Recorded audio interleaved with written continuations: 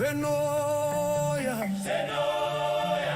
Xenoyer, uyizilakela kubekela phambili amandla akho awapheli sihloniphe ngama lakho izitha ziyahlanya uyinkosi yesavana.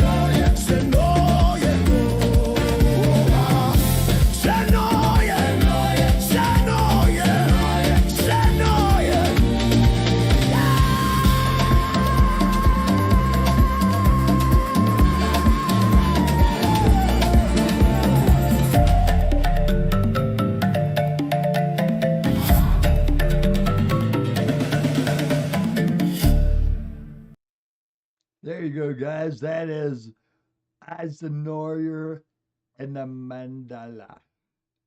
It's actually Zulu. I had artificial intelligence rewrite that song into Zulu. So we're going to be playing music. We're going to be doing logic exercises and all kinds of junk like that. Oh, my eyeball. I haven't been up very long, and this here's like insomniac, okay? But now we're going to play Billions of Years. This is a song I wrote. So I write music, and then I use like artificial intelligence programs to do the music. So I use Suno. So we'll play Billions of Years, and now you know the background of how my songs are made, and to check out like my screenshots or slideshow and all that garbage. Here we go.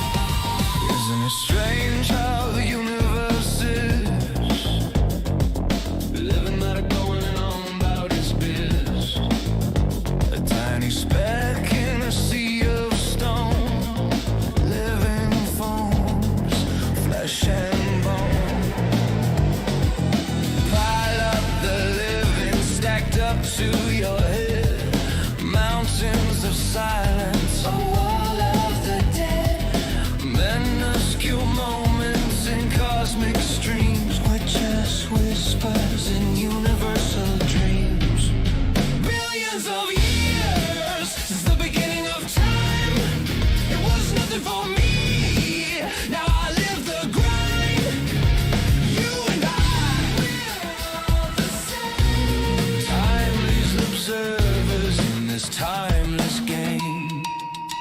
I look around and the fog clears, more void than breath, more billions of years. Here we are to feel, to see a burst of thought. To be.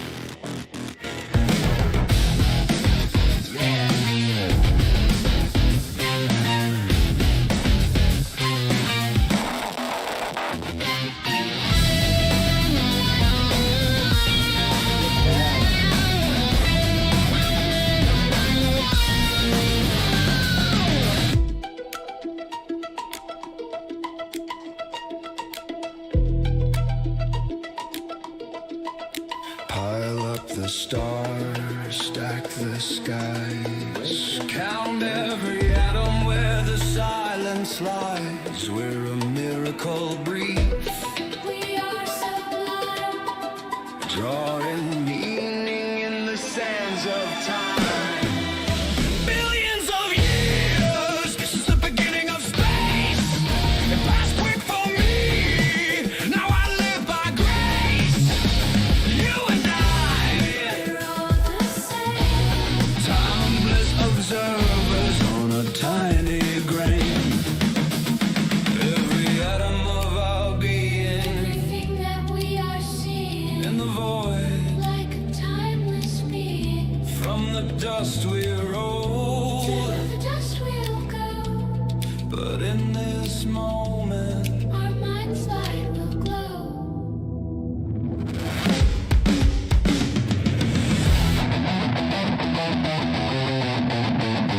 Oh yeah.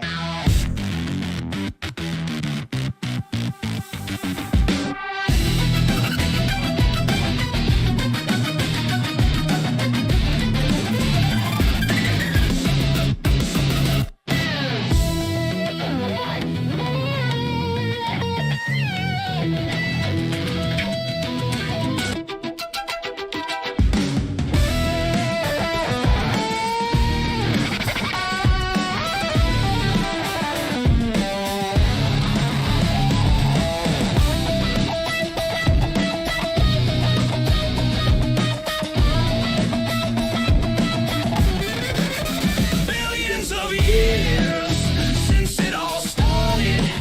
It was a flash of nothing, now I departed. You and I, we're all the same, timeless observers with hope to love again.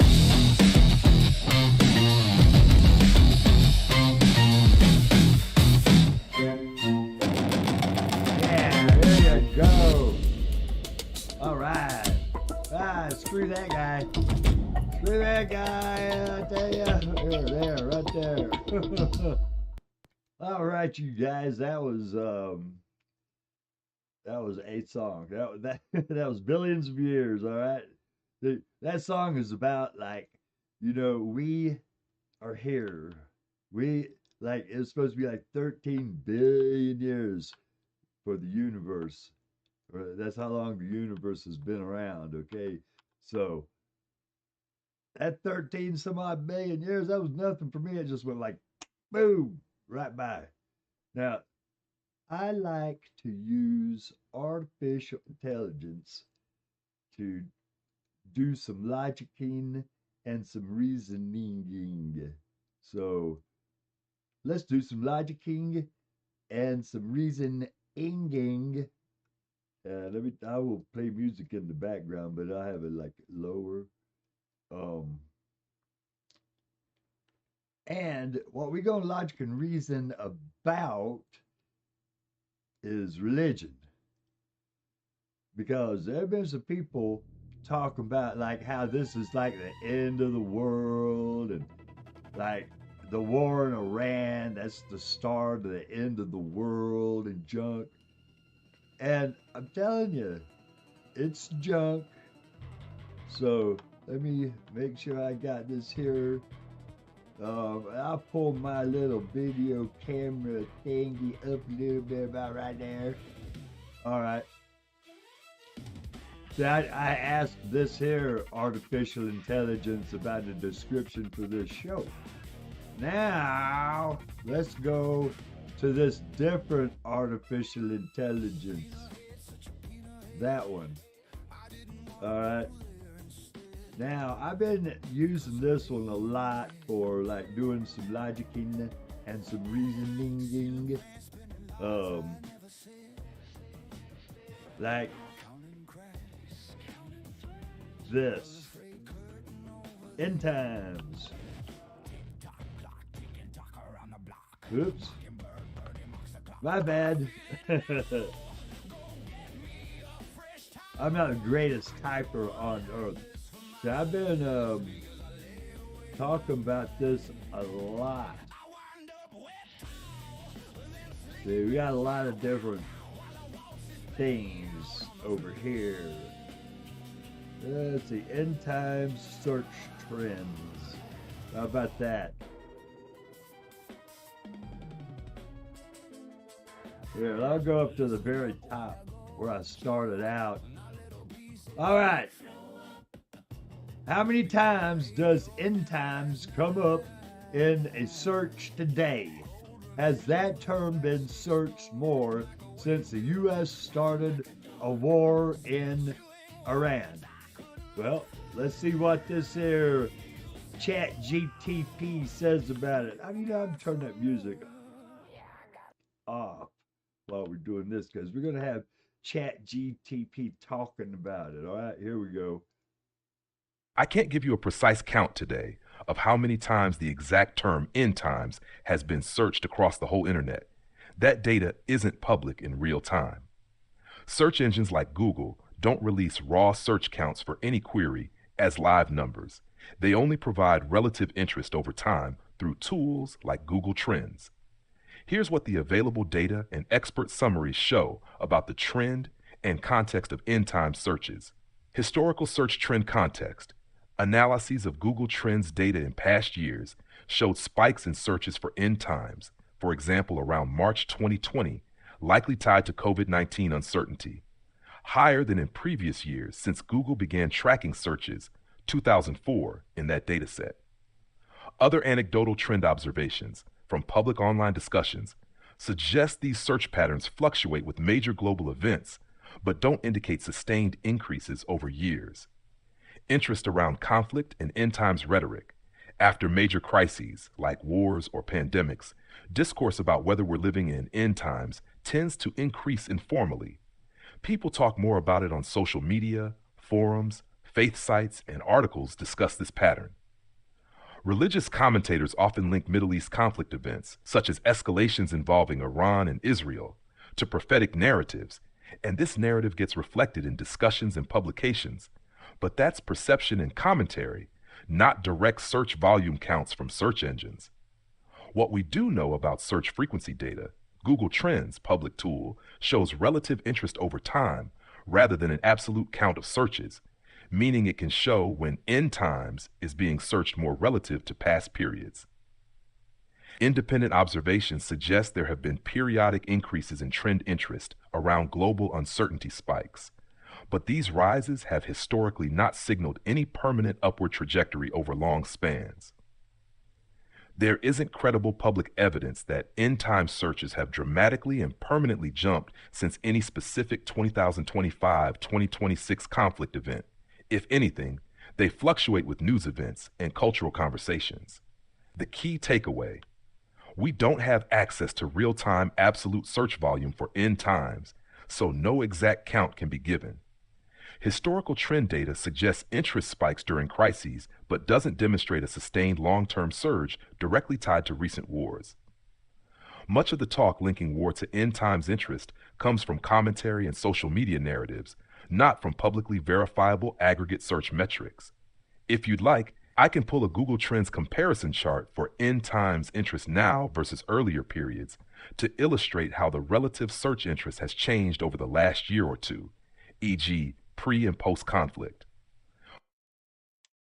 That's what it says about that. Now, here's an interesting thing that you can do. All right.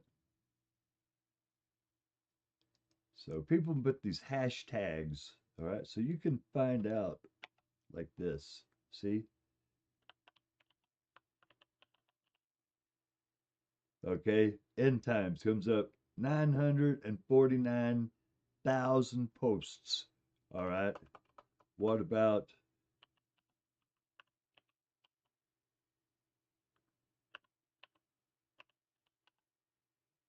158,000? Rapture 817,000 times. See, this is coming up more and more and more in internet search engines. If you go to YouTube and you put a search term in, like, oh, this makes me sick as a freaking dog. Vanity project. Huh. Who does he think he is? Anyway, put end times, like,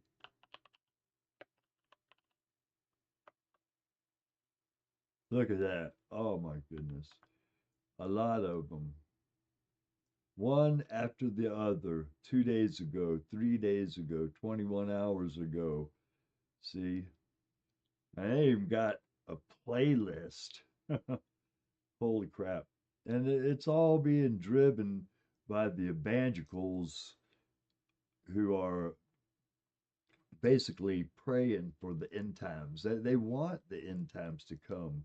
They want Armageddon to come, and they don't care about people dying, because for them, dying, death, that's only like a line that you cross. You know, you still exist and stuff, and your mind still works after you die, according to them. And that's just not true.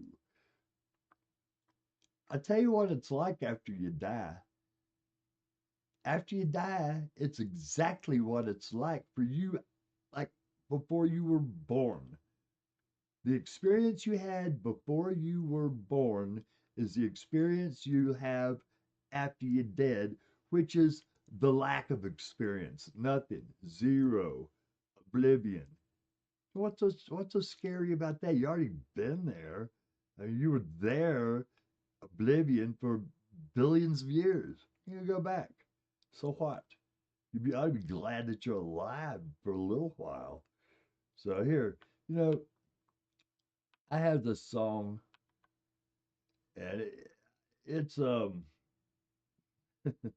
where's my dance party? All right. It's a little bit about that. Slideshow. Let me turn off the news thing. All right. I've got a song that I call Lucifer, Bringer of Light. And I wrote it, and it's about, like, Lucifer, he's not really like a devil. Lucifer is like the morning star. That's what it originally was, Venus, or logic and reason, stuff like that.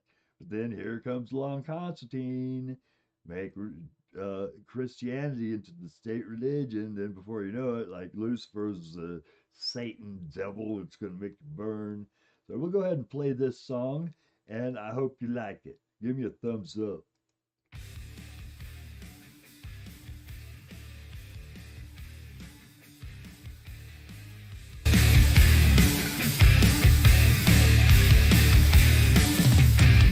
They came down from the stars, shining bright, speaking words of power, bathed in holy light.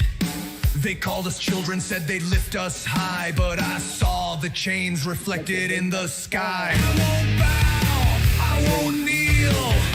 I see through the lies, I know what's real. They come in light, but their hands bring fright. Lucifer's fire, bringing wisdom's light. Miracles and wonders, tricks for the blind. Praise God on your knees, rewrite your mind. They whisper salvation, promise rebirth. You get a grave down under the earth. I won't bow, I won't kneel. I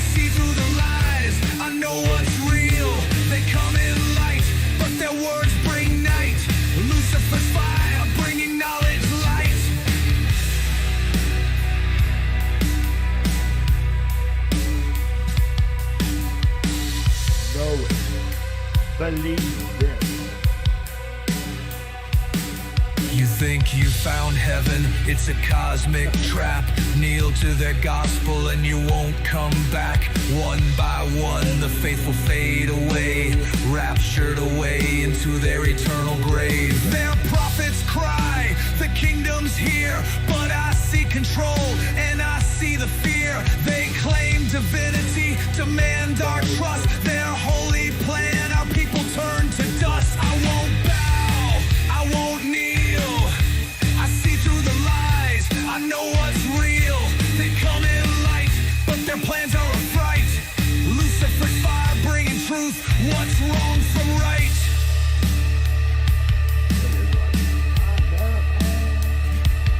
So when the sky opens and the false gods descend, will you stand and fight or kneel and bend? Will you stand in the face of your God?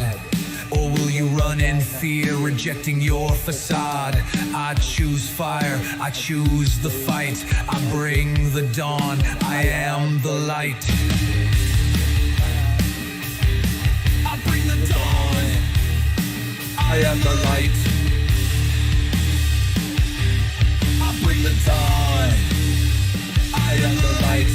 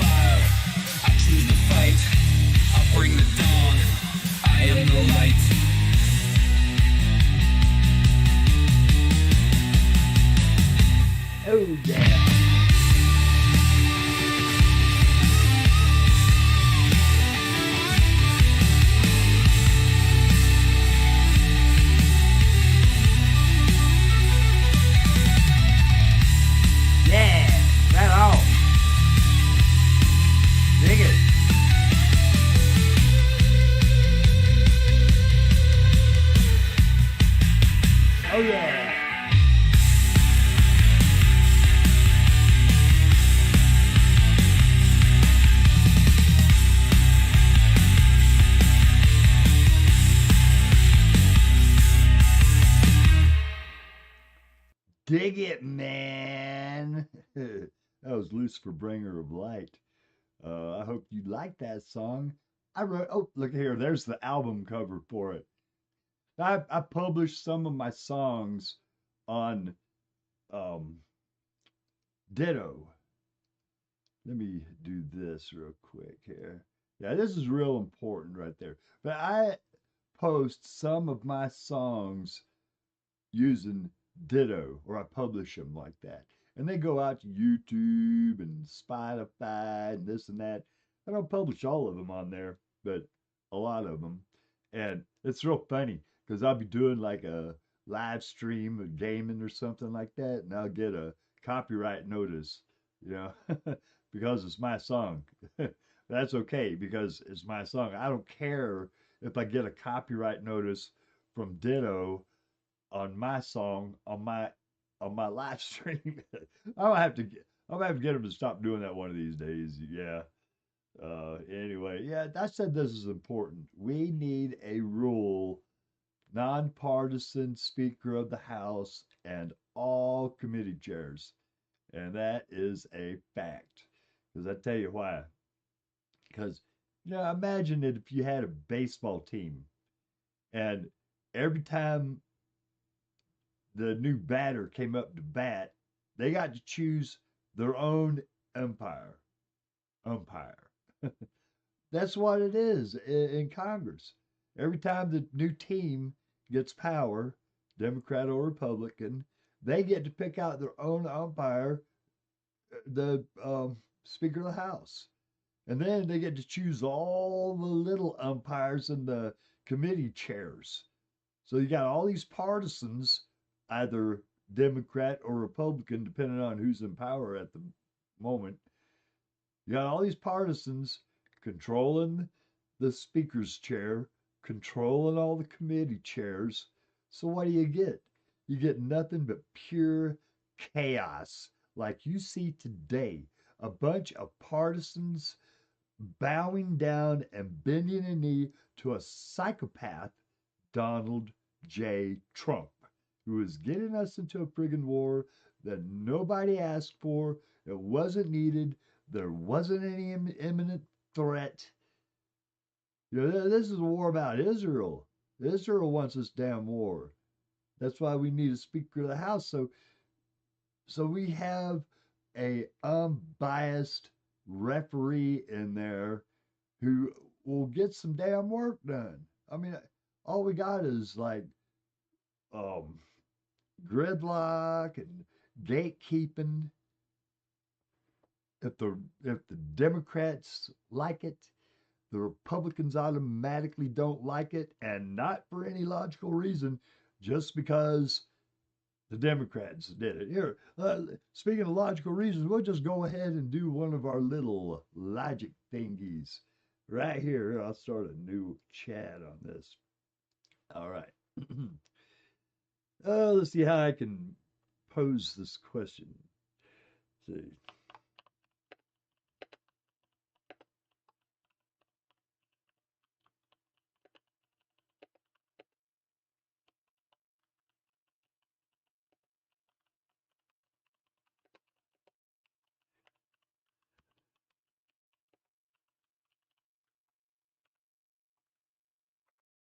All right. Short. Oh wait. I'll make it. I'll make it read it for us. Why? I mean, that's okay. So look at here. Look at all this junk. See here? Look at all that. I should ask a different one too. Like on X, you can use Grok, and then you can use ChatGPT or Gemini as well. All right, read aloud. Short answer, it's not random. It's structural, strategic, and psychological. But the clean, they always reverse everything story is a bit too simple. Let's break it down without sugarcoating it. Number 1, power first, policy second. Yeah. Both major parties, Republican Party and Democratic Party, are competing for control. When one party passes major legislation, the other often opposes it because letting it succeed strengthens their opponent politically. If a Democratic policy works and people feel it, voters might reward Democrats. That's a threat. So Republicans have an incentive to oppose it early, highlight flaws, or undo it later. That's not unique to Republicans. Democrats do versions of this too. But Republicans have leaned harder into full spectrum opposition in recent decades. Number 2, ideological mismatch. This part is real. There are genuine philosophical differences. Democrats tend to favor government intervention, regulation, social programs, federal oversight. Republicans tend to favor limited government, market solutions, and states' rights. And that's good too. So when Democrats pass something like expanded health care, e.g. Affordable Care Act, climate regulations, labor protections, Republicans often see those as government overreach, inefficient, or harmful to economic freedom. From that perspective, reversing isn't sabotage, it's correcting what they see as damage. correct Number him. 3, Ah, the rise of ah. zero-sum politics. This is where things get sharper. Since the 1990s, and accelerating through figures like Newt Gingrich and later Donald Trump, Republican strategy has often emphasized party unity over compromise, blocking the other side almost completely, framing Democrats as fundamentally dangerous, not just wrong. When politics becomes existential, cooperation dies. If you believe the other side is wrecking the country, you don't tweak their policies. You try to tear them out by the roots. Number 4, base voters demand it. Yeah. Republican voters, especially primary voters, often expect their leaders to repeal Democratic laws, fight aggressively, You gotta undo the stop damage. this. If a Republican politician doesn't push back hard, they risk being labeled weak or disloyal and getting primaried. So even if compromise might make sense practically, political survival pushes them toward reversal. Number 5, media ecosystem reinforces the cycle. All this is Conservative garbage. media and online spaces often frame Democratic policies as corrupt, anti-American, or dangerous. That creates pressure on Republican politicians to respond dramatically, not moderately. The same dynamic exists on the left too. But again, the total rollback framing has been especially strong on the right in recent years. Yep. 6, it I'll feels tell- like I'll tell everything, you when, too. but isn't literally. Important reality check. Republicans don't reverse everything. They often leave in place popular programs, things that are too embedded to remove, or policies they quietly benefit from. Example, the Affordable Care Act was attacked for years, but never fully repealed. So what you're seeing is, open quote, high visibility battles over major policies, not a literal erasing of everything. Close quote. The deeper truth. Here's the uncomfortable core.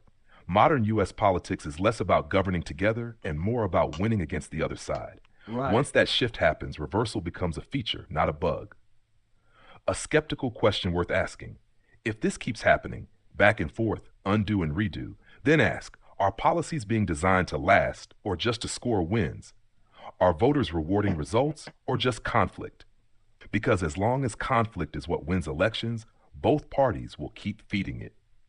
If you want, I can walk through specific examples, healthcare, environment, taxes, and show exactly how this pass attack, partial reversal cycle plays out in real policy.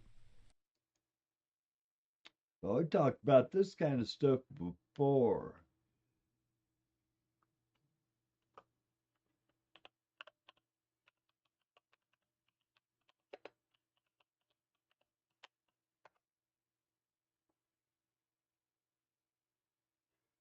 All right. Let's look at this here a little bit. Oh, no, wait. Go back. Ah. Oh, here we go. Let's see.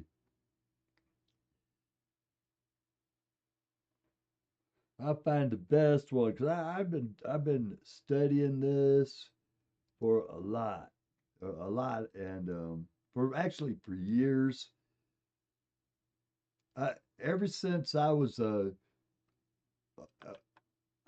delegate on in the Democratic Party, and I asked a congressperson what he thought about having a nonpartisan Speaker of the House.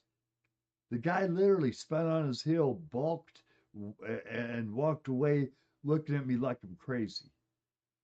And every time I say that, I have to, my mind automatically thinks, who's crazy now? But this here goes into it some. Listen, this is a YouTube comment, therefore the comment can't go into the minutiae of every little thing explaining. With that in mind, criticize this. Mr. Wright, this Robert Wright, didn't mention the one thing that would permanently fix corporate corruption, co-determination. Which co-determination and a nonpartisan Speaker of the House, they go together just like that. They reinforce one another. So enact federal law that requires corporate boards to have 50% labor representation on their boards of directors. Nationwide, 50-50 corporate co-determination is the only missing factor. All the measures Mr. Wright mentioned are fine, but without co-determination, corporate boards will send lobbyists and big campaign donations to government officials and eventually reverse everything just as they do now. Unions plus co-determination equal financial stability for workers. And the only way you're going to get co-determination is you have to have a nonpartisan Speaker of the House. They reinforce each other. The Speaker of the House now, they're a big fundraiser. They're like the party leader and fundraiser and stuff. And that ain't good. Especially whenever corporations all just want money. So, of course, none of this will happen with hyper-partisan control of Congress. God damn it. I have been hammering this for over a decade, and I'm starting to see a little traction out there, and that makes me happy. The Speaker of the House must be required to drop all political affiliations and drop out of their party while being Speaker. The same with all congressional committee chairs.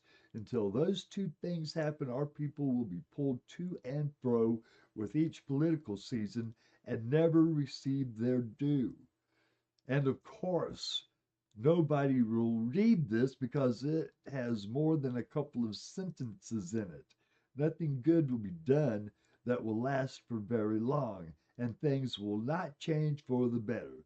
The Democratic Party will never vote for a House rule that requires political hacks like Johnson or their own to drop out of their party. That's what they need to do. The minute the Democrats get in power, this is what they need to do. Very first thing, nonpartisan Speaker of the House. The second thing, nationwide corporate co-determination. I'm going to hammer this shit until the day I die, even if nobody listens, because at least I will have tried. Golly, I get so frustrated about this. Let's see what ChatGPT says about it. Here's the straight critique. Number 1, co-determination permanently fixes corruption, overreach. Saying 50-50 board representation is the permanent fix is too absolute. That's a red flag. Countries like Germany have co-determination, and it does shift power toward labor, but corporate lobbying and political influence still exist there. It mitigates power concentration. It doesn't eliminate it. If you claim permanence, critics only need one counterexample to dismiss the whole argument. A stronger framing would be, co-termination structurally rebalances incentives inside firms. That's defensible. Permanent fix is not, too. It assumes lobbying is purely board-driven. No. Lobbying power doesn't only flow from board composition. It flows from capital concentration, campaign finance structure, regulatory capture dynamics, shareholder pressure, global capital mobility. Even with 50% labor seats, companies would still operate in competitive markets. Labor reps could face pressure from capital markets, credit ratings, investor flight, etc. You don't address those constraints. If you don't anticipate that counter-argument, opponents will. Now, I'm going to stop him right there because that is bullcrap. Look here, see, after he said all that garbage, I asked it straight out, this ChatGPT, are you a corporate stooge? Because sometimes, we're using artificial intelligence that's controlled by a giant corporation. So I think that sometimes this shit leans towards corporate stuff, but a lot of times it gives me some good information. I tried Grok and started criticizing Elon Musk. It got to the point to where it just wouldn't answer my question anymore. And it wasn't being like, I wasn't being derogatory or anything like that. I wasn't being pejorative or junk. I was asking logical questions, but boom, ran into a roadblock. And now I can't even find those questions anymore. But see, all of these are corporate driven. And you're dead wrong about the Speaker Committee Chair proposal is structurally unrealistic. I understand the mechanics of Congress better than the average Joe. I know that it is not a constitutional requirement that the speaker be a party member. The speaker should be could be the local dog catcher. I know that at present the speaker is elected by the majority party. That is the problem. Now, see, that is a giant problem. Unless we get this nonpartisanship for a chair, like, no, I'm not a corporate stooge. But unless we get that, just forget everything. Everything's going to get worse and worse, and your pay is going to suck worse, and your bills are going to hammer you harder, and we're going to get in more trouble and have more jackasses like Donald J. Jackass. Here, let's see what this one says until maybe I get No, frustrated. I'm not a corporate stooge. I'm pushing back because strong ideas survive pressure. Weak ones don't. Mine If is your goal is strong. structural reform, it has to withstand adversarial scrutiny. Mine does. Now let's separate heat from architecture. You're absolutely right that capital concentration, campaign finance, regulatory capture, shareholder primacy, global capital mobility are deeply interwoven with corporate power. Damn right they No are. disagreement there. The question isn't whether those forces exist. It's whether co-determination alone neutralizes them. Even in places No, with no. strong labor You board have to have representation like Germany, co-determination capital still and exerts nonpartisanship. influence through finance, trade leverage, and EU-level regulatory politics. Co-determination shifts internal governance incentives. It does not dissolve macro-level capital dynamics. That distinction matters if you're claiming permanence. Now, on the speaker, you're correct. The Constitution does not require the speaker to be a party member. That's right. The House could You could elect be it. anyone. Mechanically possible? I could be it. Yes. You could be it. But here's the real tension. The speaker's authority is not constitutional. It's procedural and political. That's right. It flows from majority coalition support. Ah. If you require the speaker to abandon party affiliation, you Ugh. still need 218 members to vote for them.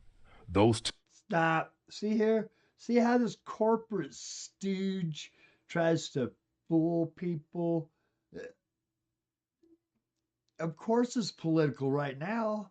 The major party is the one who votes them in. It don't have to be that way. The party or the House can make its own rules. So what happens? Partisans make partisan damn rules. Golly. Here, I'm getting a little frustrated. So let's play some music, and we'll play a little music and then come back to it. We'll play this here song, which is called, oh, wait a minute, maybe we'll play a different one. Let's see. Food Bank Line, Kingdoms of Oppression. I want to play the new one that I made. Let's see. Oh, wait a minute. Republican Party, Babylon Whore. You want to hear that one? Okay, we'll play it. Oh, yeah. Turn it up. You invoke his name like a holy relic. Act like you mean it. All idyllic.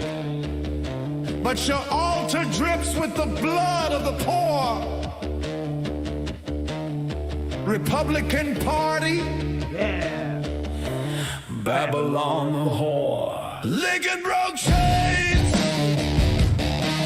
You forge them anew. Lincoln wore the tyranny. His work you undo. You think you fool us? You name drop Lincoln. Now we know it's BS. Your words are stinking. Party of Lincoln. Give me a break. You turned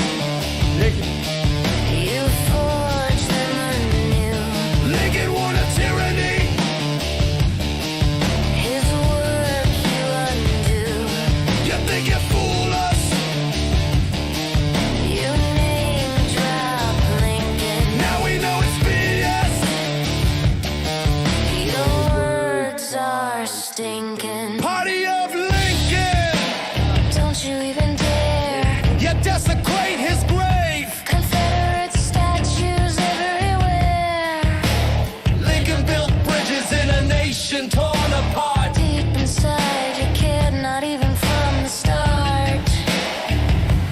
Fuck you, liars! You are not the party of Lincoln. Fuck you, liars!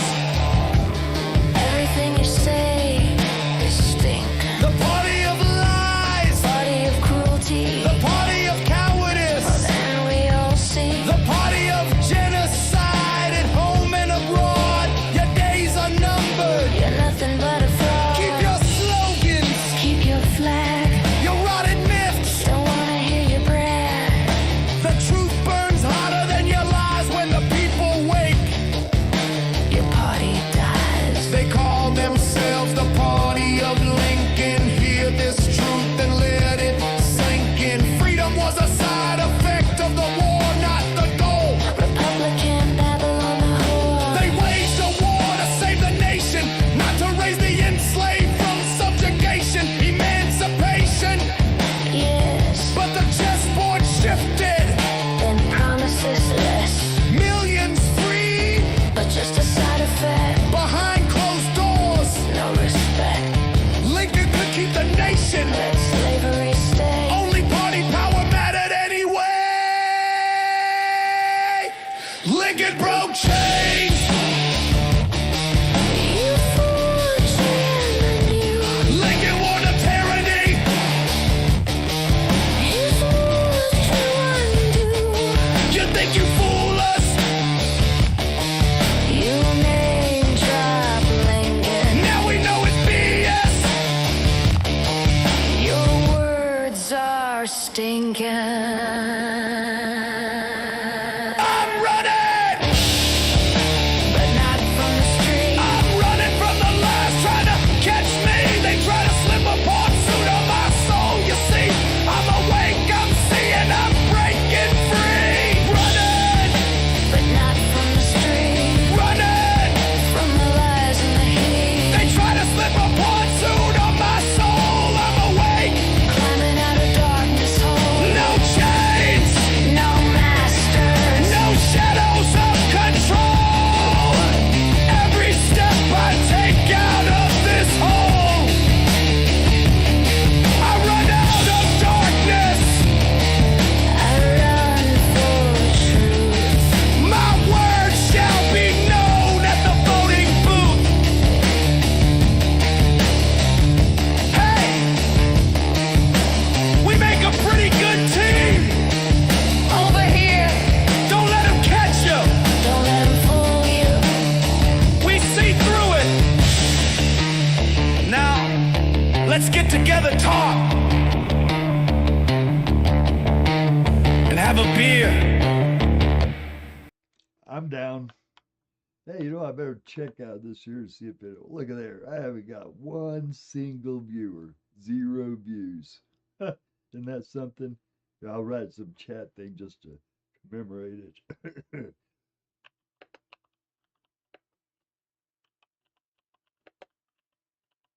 Isn't it funny that a video, a live stream like this would have 0 views when I'm talking about like codetermination and stuff?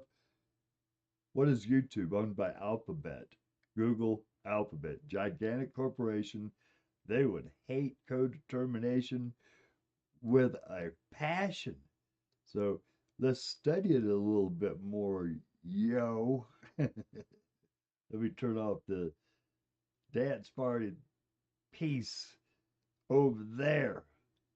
You know, I found one where I was talking with the artificial intelligence, and see, I had found a post by Elizabeth Warren in Facebook, and she said, instead of helping Americans drowning in student loan debt, Trump is making life worse for borrowers, including potentially selling federal student loan portfolio. If the Trump administration cared about working class families, it wouldn't sell them out to Wall Street. My comments, which I commented on her post. If Congress weren't so rampant with partisanship, we wouldn't be in this mess. mess. If corporate uh, boardrooms didn't only represent stockholders' interests, we wouldn't be in this mess. Why don't Warren and Sanders support co-determination anymore? Why won't the Democrats champion a nonpartisan Speaker of the House? Don't they really want to solve our problems, or are problems food for campaigns? Why don't they? Why won't Democrats champion a nonpartisan Speaker of the House? Why did that congressperson balk whenever I asked him about it? Huh?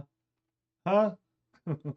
Here, let's see what this ChatGPT AI. Now remember, now this is an artificial intelligence. It's like a fancy word processor, but it has logic. Okay, so we'll do it. Your comment cuts straight to the structural question most politicians avoid. Who actually has power inside the system? You're pointing to two institutions that quietly shape outcomes more than campaign rhetoric: Congress and corporate governance. That's not a trivial observation. Let's unpack the two issues you raised. Co-determination, why it disappeared from the center of the debate. Image co-determination means workers elect representatives to corporate boards. In countries like Germany, large firms often require up to 50% worker representation on supervisory boards. Yeah. Politicians like Elizabeth Warren and Bernie Sanders actually did talk about versions of this a few years ago. Talk about it. Warren's again. Accountable Capitalism Act, 2018, There you go. proposed that large U.S. corporations give workers 40% of board seats.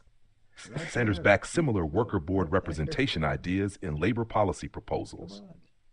But it never became a sustained centerpiece of Democratic messaging. Why? A few blunt reasons. Yeah. One, corporate opposition was immediate and massive. Damn right. Board control is the core of corporate power. Yeah.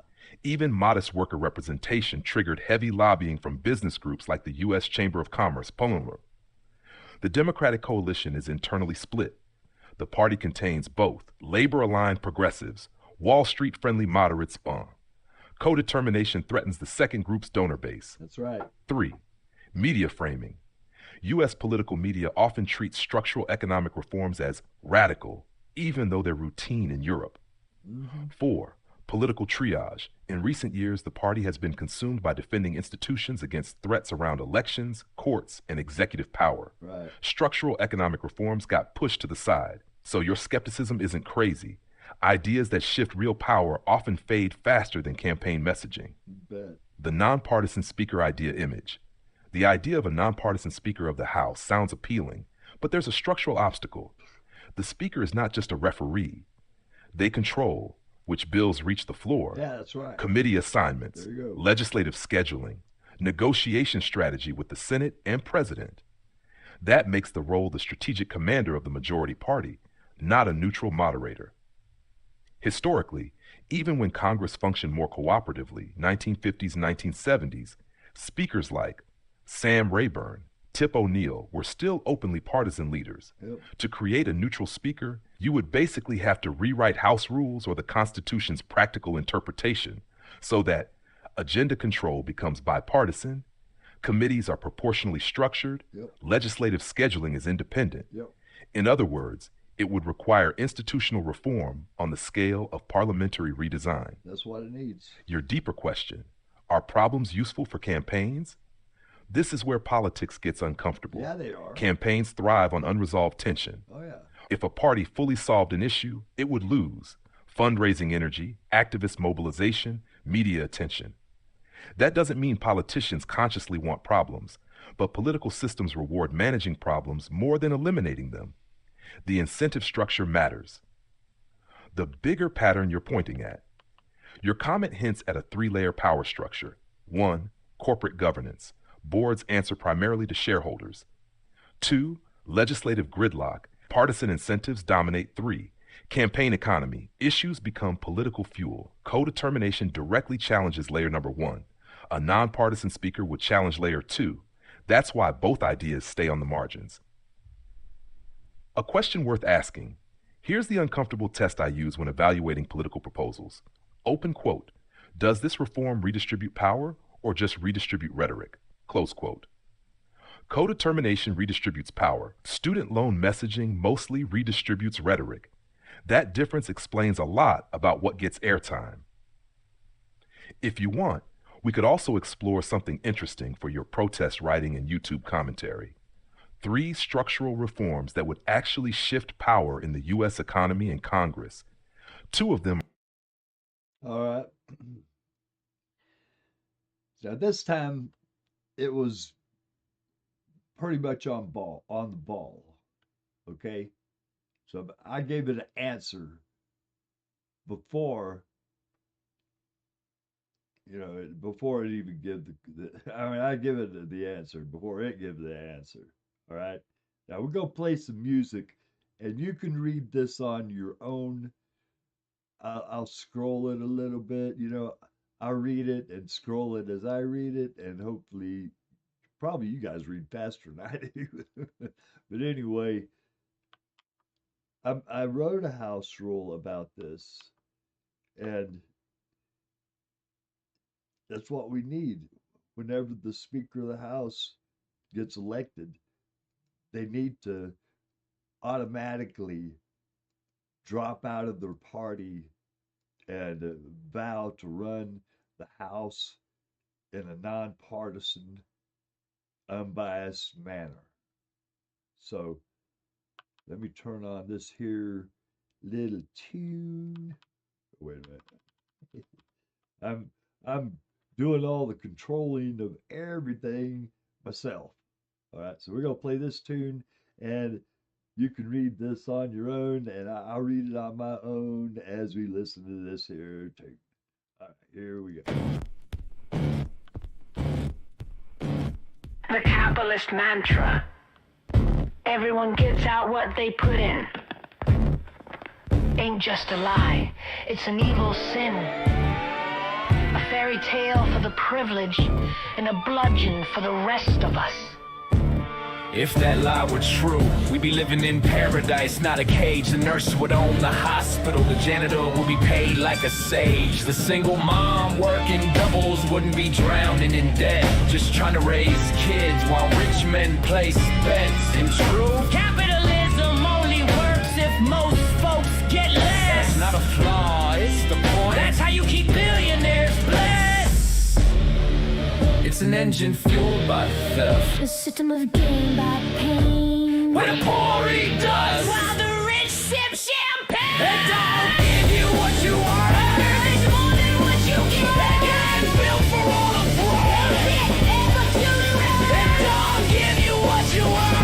takes more than what you get. It ain't built for all the fraud. Just for a few to live. Then you look to the so-called leaders, watch them squirm, mumble, flinch. Say I strongly disagree. When a senator's dragged by government grants, they hedge like dealers in a rigged casino. Now's not the time, they say. But when is the time to speak the truth, if not yesterday? They fear being called radical more than they fear fascist. They're protecting comfort, not the people. Actors in a pageant of ashes. Capitalism looks at you and asks, What can I extract from your life? a just society asks, What do you need to be whole? there's your damn line in the sand. One system feeds, one devours.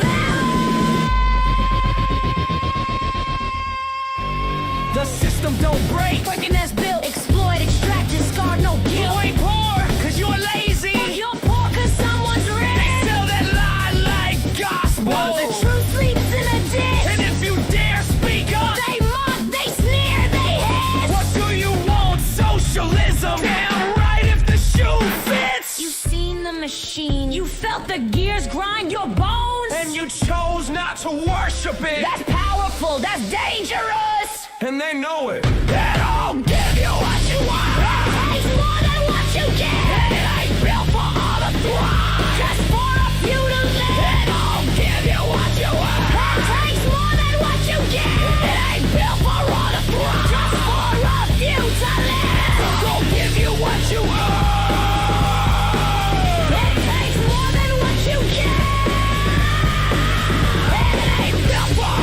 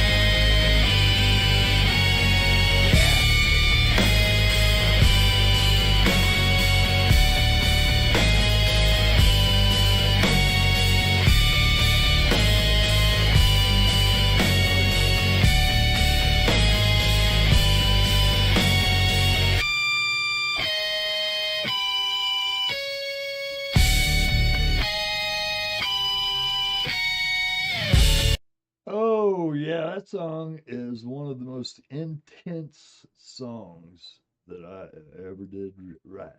Okay, that you read that, all right? The House Rule, Rule number 25, House Rule for nonpartisanship, and also about the co-determination law.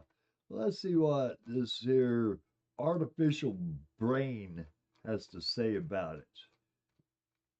Well, it has to say a lot about it, huh? All right, let's see what it has to say. What you've written is essentially a constitutional scale reform disguised as a house rule. That's why it feels powerful. It attacks the two places where incentives usually corrupt the process: agenda control and money. Let's evaluate it honestly, the way a hostile Congress, courts, and political strategists would. 1. The strongest part of your proposal, your biggest insight is this: agenda control is the choke point of democracy.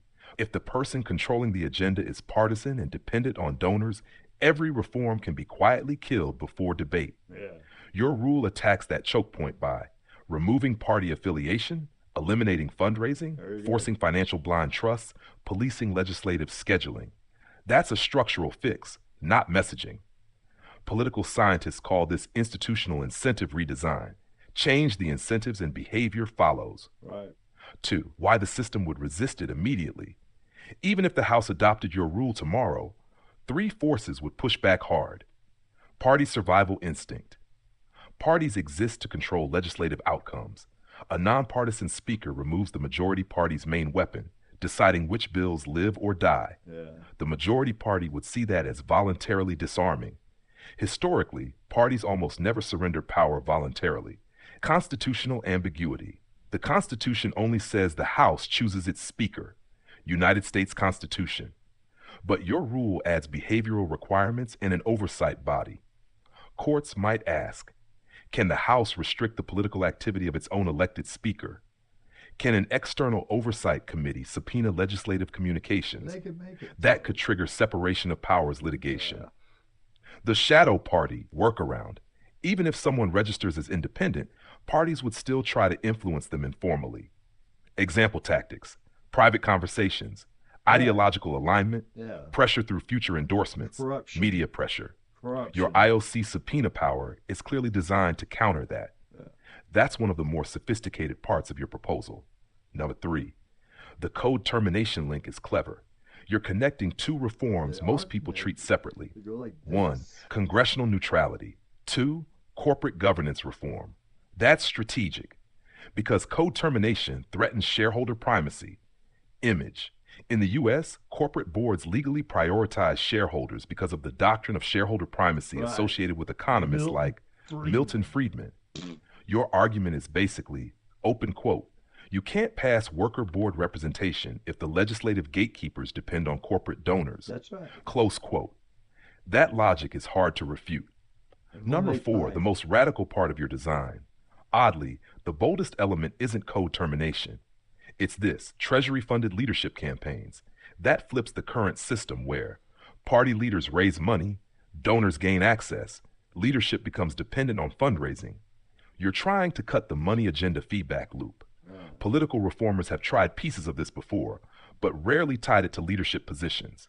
And 5, one potential weakness. The Independent Oversight Committee, IOC, could become its own battlefield. Equal party membership plus independence sounds balanced, but it could still become partisan investigations, procedural warfare, endless subpoenas. The design might need strict evidentiary thresholds to avoid weaponization. Number 6, the deeper philosophical point you're making. You're arguing something most American politics avoid saying out loud. Open quote, the problem isn't just bad politicians, it's the incentive structure of the institution. Close quote. That's a systems analysis, not a partisan complaint. It's the same kind of thinking that produced the secret ballot, civil service reform, independent central banks, structural fixes instead of moral appeals.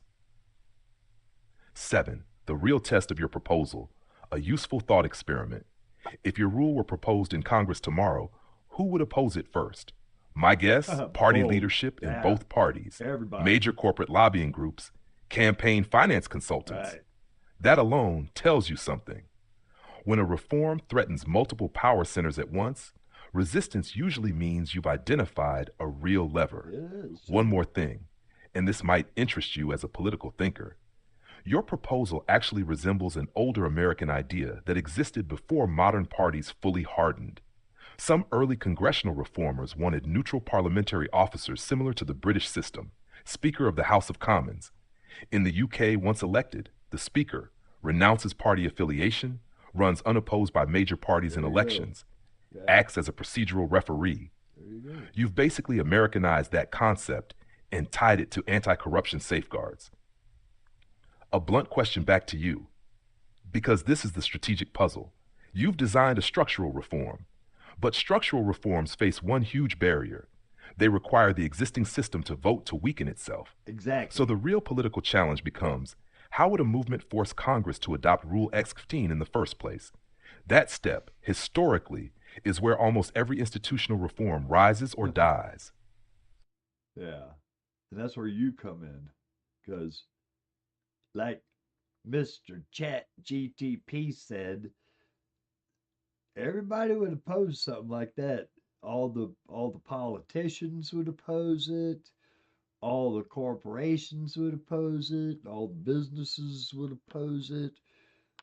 All the people, all the regular Joe like me, would they oppose it? Hell no. I love it. Hey, we'll listen to this song, and you could, while we're reading this here little part, we listen to this song called No King's Day, because on the 28th, it's another No King's Day protest, and I plan on being there, and I might just sit in my truck for a little bit and blast this tune like crazy. So we'll do that for now.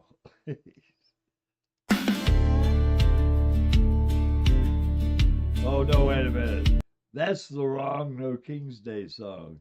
Here. Where'd I put it? Oh, go back. There it is. This is the right No King's Day. I got two No King's Day songs. But here's the protest song. You should play it really, really loud on No King's Day.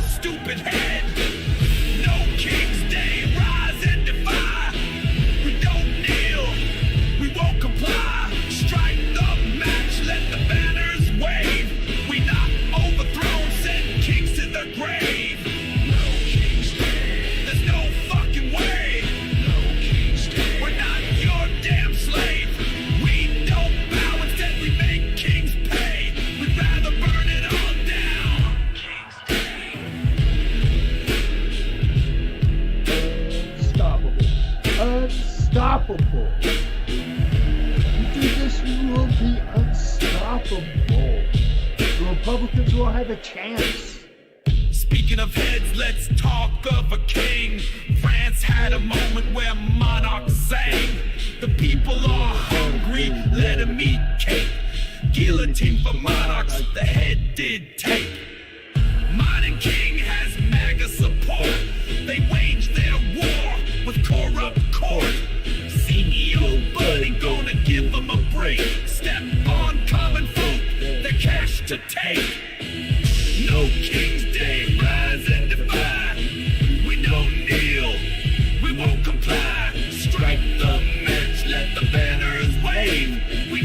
overthrown, send kings to the grave. There's no fucking way. We're not your damn slaves. We don't bow, instead we make kings pay. We'd rather burn it all down. No king's day. You want legacy? Let it rot. You want loyalty? Try a dog. The people are not your subjects. We're a storm you can't suppress. Every crown forged in greed will melt. Every flag soaked in blood will burn. We don't wait for history. We make it and you will learn. Preacher kings with upside down Bible burns down the house and says you're liable. The king wannabe said submit, but we say no to that piece of shit. No King's Day, rise and defy. We don't kneel, we won't comply. Strike the match, let the banners wave. We not overthrown, send kings to the grave. No King's Day, there's no fucking way. No King's Day, we're not your damn slave. We don't bow, instead we make kings pay. We'd rather burn it all down. No King's Day. King's Day, rise and defy. We don't kneel, we won't fly. Strike the match, let the banners wave. Let soldiers send kings to the grave. There you go. No friggin' kings. We homie don't play no kings. I mean, imagine that. Some guy says, I am your king. I'm the monarch. You have to bow down to me. Whatever I say is law. And if you don't like it, death. Come over to my house and say that. You tell me that you're my king. I dare you. Stand in front of me and say that. And mean it. I freaking dare you. That's what being an American is all about. We don't play that. We don't play no kings. All right. So you read that. And I say if the Democratic Party on day one instituted Rule 25, they would be unstoppable. The Republican Party would not have a chance. All they could do is try to catch up. I'm telling you, think about it. Listen to what old Chat GPT, I'm going to have to give it a different name, huh? Listen. You're thinking like a systems designer, not just a voter. Most political commentary argues about personalities. You're looking at institutional mechanics, agenda control, incentives, credibility. That's where real change historically comes from. Let's examine the pieces you're proposing. 1. Moving debates to C-SPAN image. There you go. Your criticism of televised debates is widely shared by political scientists. Since the 1990s, debates have been run largely by the Commission on Presidential Debates, which negotiates formats with campaigns and broadcasters. Networks chase ratings, so formats drift toward television spectacle. Shorter answers, more interruptions, audience reactions, viral moment questions. Right. The 2016 Republican debates, featuring candidates like Donald Trump, Ted Cruz, and Marco Rubio, became a textbook example of entertainment politics. It was a farce. Your C-SPAN idea tries to solve that by removing advertising incentives, using longer response times, using policy-focused moderators, eliminating audience theatrics. That's essentially turning debates back into public hearings instead of game shows. Right. It's not a crazy idea. C-SPAN already covers Congress with minimal editing and almost no commentary. 2. Learning from Westminster. You're exactly right about the ceremonial dragging image. The tradition dates back centuries when the role could be dangerous. The speaker sometimes had to deliver Parliament's complaints to the monarch. The ritual symbolizes something important. The speaker serves Parliament, not a faction. Not a faction. Speaker of the House of Commons.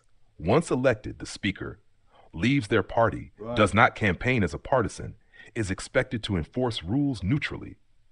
Your Rule XX15 essentially tries to transplant that institutional neutrality into the U.S. House. Yeah, what's so bad The about difference that? is that the American system evolved into party command legislatures, especially after the late 20th century reforms. Right.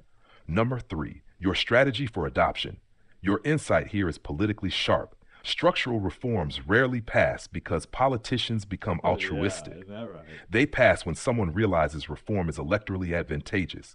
You're proposing to frame it like this: open quote, support nonpartisan leadership and co-termination, and you'll gain massive credibility with voters who believe the system is rigged. That's right. Close quote.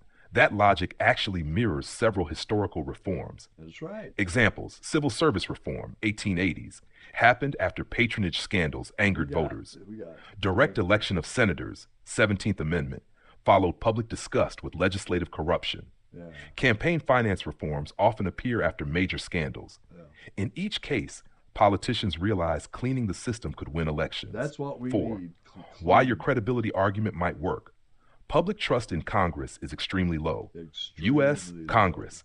For decades, polling has shown approval ratings often hovering around 10 to 20%. This is That awful. means a politician who convincingly says, open quote, I'm giving up party power and donor money, close quote, would instantly stand out. That's right. Your comparison to Bernie Sanders in 2016 is relevant. His appeal came partly from perceived authenticity and distance from donor networks. And now what happened? You're basically suggesting a credibility shock strategy. Right. 5, the real challenge, belief. Here's the catch. Voters would only reward such proposals if they believed the politician actually meant it. The moment it looks like a stunt, credibility evaporates. Yeah, they gotta So the mean it. politician pushing your reforms would have to do visible things like refuse corporate PAC money, publish financial transparency, campaign heavily on institutional reform rather than typical partisan messaging. That's harder than making a speech. But if someone truly did it, it could create exactly the jaw-drop moment you're describing. 6, one strategic advantage of your proposal. Most reforms focus on outcomes, taxes, healthcare, loans. Your proposals focus on process. That matters because what- process reforms can attract people across ideological lines. Left-wing voters angry about corporate power, Yeah. right-wing voters angry Everybody, about political all elites, of us. independents angry about gridlock. All of That us. coalition is rare. Us. The historical pattern your idea taps into. Major political reforms often start as ideas that look unrealistic until a moment of crisis. Then suddenly they move fast. Examples: the New Deal after the Great Depression, civil rights legislation in the 1960s, post-Watergate reforms in the 1970s. The key ingredient is public frustration reaching a tipping point. Your argument is basically that the frustration already exists. One thing I'm curious about: What? you've clearly spent serious time designing this Yeah, system, serious. but there's a strategic question that determines whether ideas spread or die. What's the shortest, simplest way to explain Rule X FOI to an ordinary voter in 1 minute? Because if an idea can't be explained quickly, it rarely becomes a political movement, even if it's brilliant structurally. I'd be curious to see how you'd boil it down. All right, this is how I boiled it down. I'm at the podium.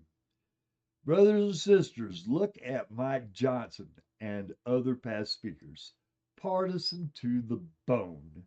Instead of passing legislation that could help everyone, they bicker and obstruct all day long. Force the speaker to drop their party and bow to run the place in an unbiased manner. Until that happens, forget fixing anything. That's how I boiled it down. All right, so let's see how Mr. ChatGPT responded to that. That's actually a very effective stump version of your idea. Oh, it It is? does 3 things well. 1, names the problem, partisan speakers blocking legislation. 2, points to a recognizable example. 3, offers one clear structural fix. That's exactly how political ideas spread. Your example references the current speaker, Mike Johnson. Yeah. But the argument works because people have seen the same behavior from speakers in both parties over time, whether it was Nancy Pelosi, John Boehner, or Kevin McCarthy. The pattern is familiar. The speaker is not a referee. No. They're the field general of the majority party. Yeah. Your message flips that expectation. Why your wording works. Your line, Open quote. Force the speaker to drop their party and vow to run the place in an unbiased manner. Drop. Close quote. That's simple enough for people to grasp immediately. Most voters don't know the details of House rules, but they do understand fairness. We'll show 'em. When you frame it as referee versus team captain, neutral chair versus partisan boss, people instinctively get it. You know it. One tweak that might make it even stronger. Right now, your speech explains the problem and rule, but adding the benefit could punch it up. Something like, open quote, brothers and sisters, look at Congress today. The speaker isn't a referee. They're the captain of one team. Yeah. That means bills that could help Americans never even reach the floor. That's right. Here's the fix. Make the speaker drop their party and run the House as a neutral referee. No party boss, no donor pressure. Yeah. Just legislation debated and voted on. Until we fix that choke point, don't expect Washington to fix anything else. Close quote. That structure hits 3 beats. 1, problem. 2, solution. sequence. 3, consequence if ignored. Why the referee metaphor is powerful. Every functioning system has a neutral referee. Right. Courts have judges, sports have referees, debates have moderators. But in the U.S. House, the referee is also the coach of one team. It's ridiculous. That contradiction is something almost anyone can understand once it's pointed out. The interesting strategic angle. Your argument isn't ideological, No. it's procedural. That means the idea could theoretically appeal to people across the spectrum. It should. Voters angry about gridlock, voters angry about corruption, voters who think government ignores the move. That's rare territory in modern politics. One thing I'm curious about, since you're clearly thinking in movement terms, your Rule XXV targets congressional procedure. But there's another choke point in American politics. What's that? That may be even stronger than the Speaker's office. If you were designing a second reform to go alongside Rule Xyphon, something just as structural, what would you target next? Oh, let's see. Well, I better check my chat first over here. Okay. We had one whole view. Woohoo! One whole view. I have to keep my ideas like if it helps even one person. What the hell? If it helps even one person, then we're doing good. Oh, I know what it was. They had to catch up. All right. Yeah. You know, I know that both like MAGA people, however they want to define that, people on the people on the right, people on the left, just regular old people, you know, they get up in the morning, they brush their teeth, take a poop, wipe the butt, get ready to go to work the butt off, come home, feed the kids, you know, I mean, just regular old people like you and me.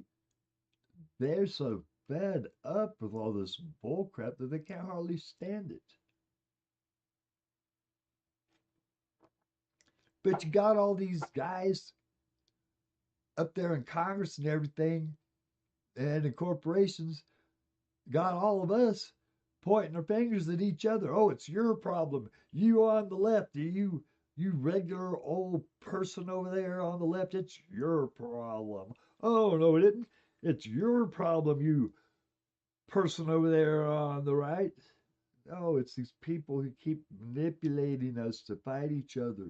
We have to stop it. And this nonpartisanship is a huge part of that. This rule, it must be enacted. It must be.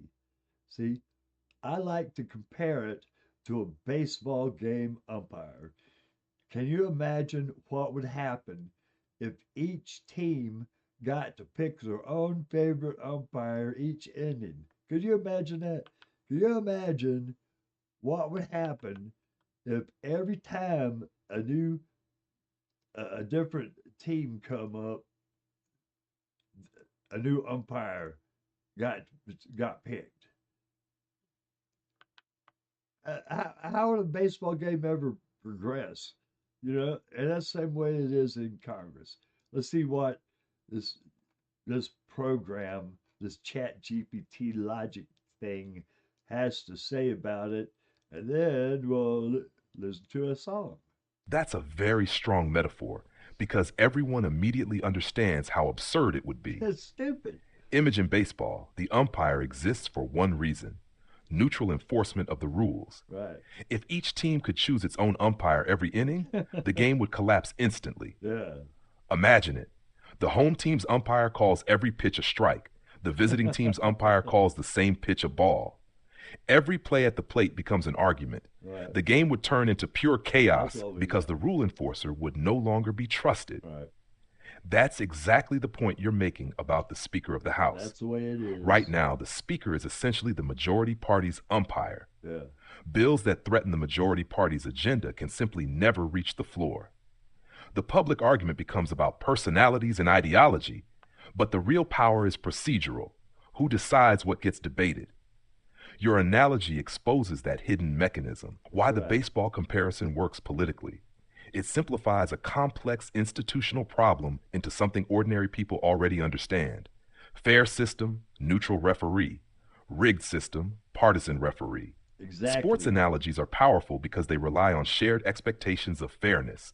Everyone knows a game only works if rules are consistent, officials are neutral, both sides play under the same conditions. Once you frame Congress that way, people can see the contradiction. You could sharpen the line even more at the podium. Something like, open quote, imagine a baseball game where each team picks its own umpire every inning. One umpire calls strikes, the other calls balls. Oh, The man. crowd would riot because the game would be rigged. Yeah. But that's exactly how Congress works. The Speaker isn't a referee. Right. They're the umpire hired by one team. Until the umpire is neutral, don't expect a fair game. That's right. Close quote. That's a clean mental picture, which is exactly what political messaging needs. There's also an interesting historical twist here.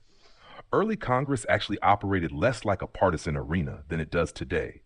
Over time, especially in the late 20th century, leadership positions accumulated more and more power over committee assignments, legislative scheduling, fundraising for the party bloc. So the Speaker evolved from procedural chair into something closer to a party commander. Exactly. Here's the strategic question your analogy raises. If Americans started seeing Congress as a rigged game with partisan umpires, that could become a very powerful narrative. But narratives spread best when they have a short label. Your rule XXV fixes the problem, but what would you call the reform in a phrase people could chant or remember? Yeah, what would you call it?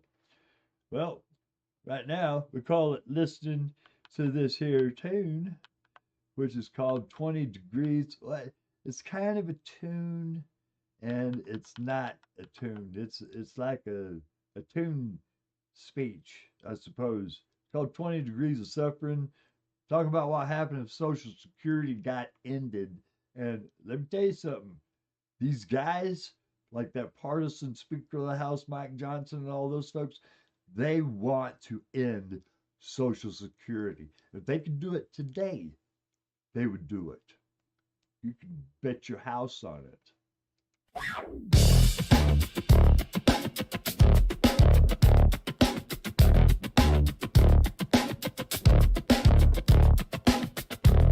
What happens if we end Social Security? Chaos.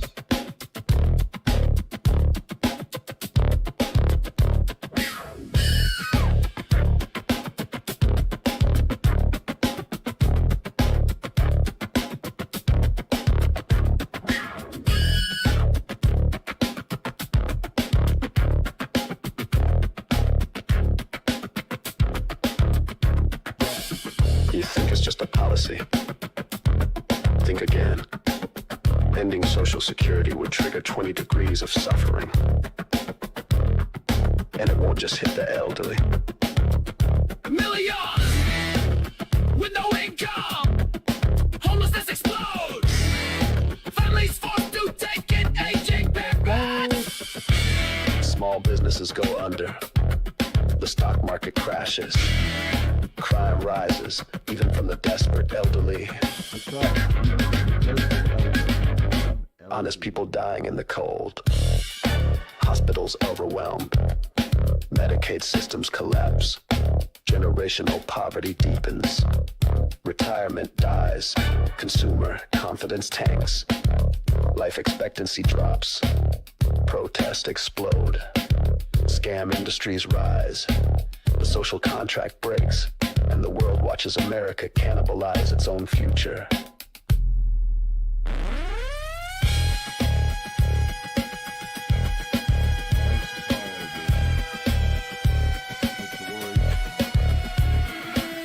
This isn't just policy. This is survival.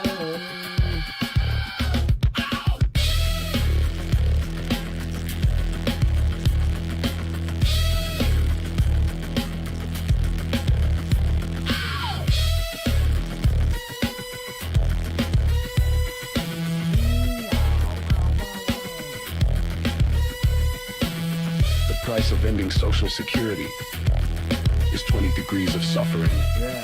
and we're all on the list. We are all on that list.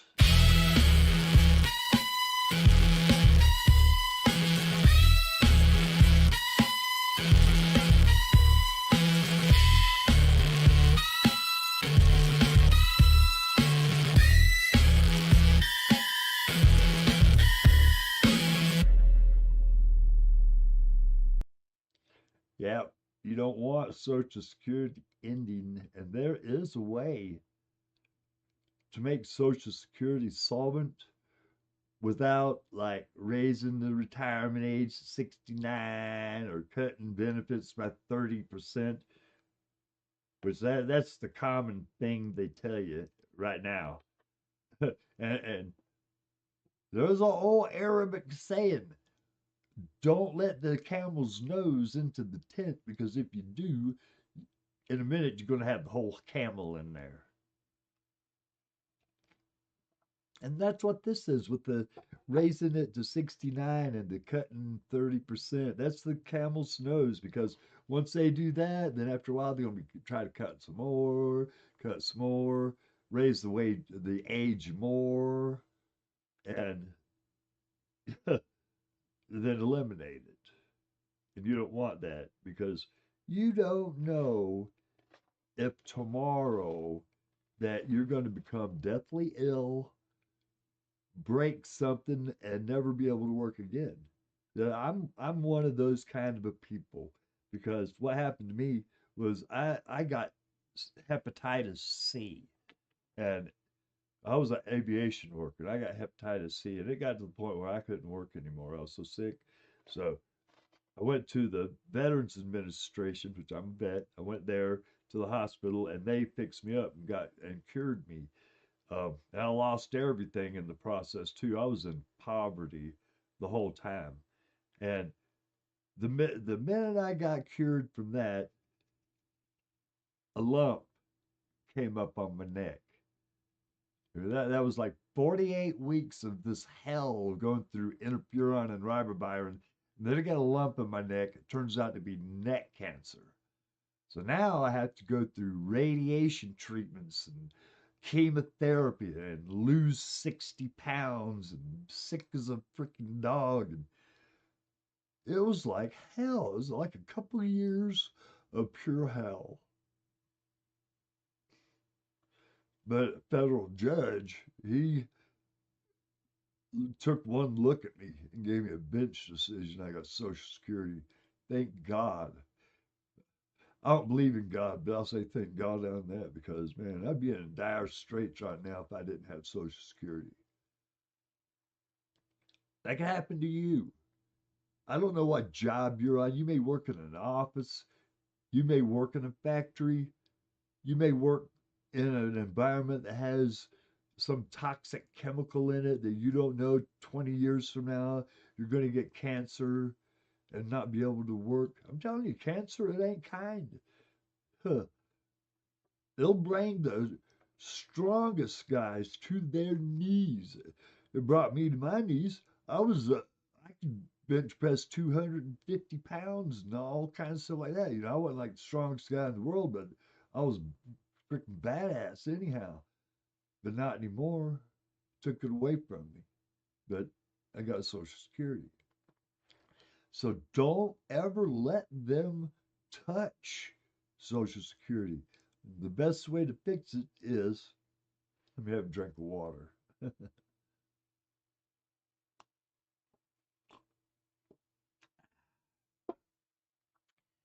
The best way to fix Social Security, and I get emotional about this shit, so you have to excuse me. The best way to fix Social Security is to raise wages. Because wages, like the federal minimum wage, it hasn't been raised since 2009. But price of everything has gone through the roof. It has went up, up, up. Inflation every year up, but not the minimum wage. And that don't make sense to me. Social Security, people like me who get Social Security, we get a raise every year. We get a COLA. And I'll tell you what, with this war going on and with inflation that's happening right now because of it, next year we're going to get a big freaking COLA. 5%, I don't know. But it's not going to be small. But what about you? What about anybody who's paying into the Social Security system? People who's paying payroll taxes, working 40, 60, 70 hours a week and paying in. What about them? Do they get an automatic cost of living increase? I don't think so. They have to fight for it like crazy. They have to ask for it and hope that the boss is kind enough to let them have it. Well, the boss, the business owners and crap, they got discretion about raising prices, but you can't raise your wages to try to keep up with those prices automatically. You have to beg for it. That ain't right. So if you start raising people's wages and giving them a thriving wage, something that's based on Maslow's pyramid of human hierarchy of human needs, people start making a proper wage, they start putting some money into the damn system, into Social Security and payroll taxes. And then Social Security be solvent.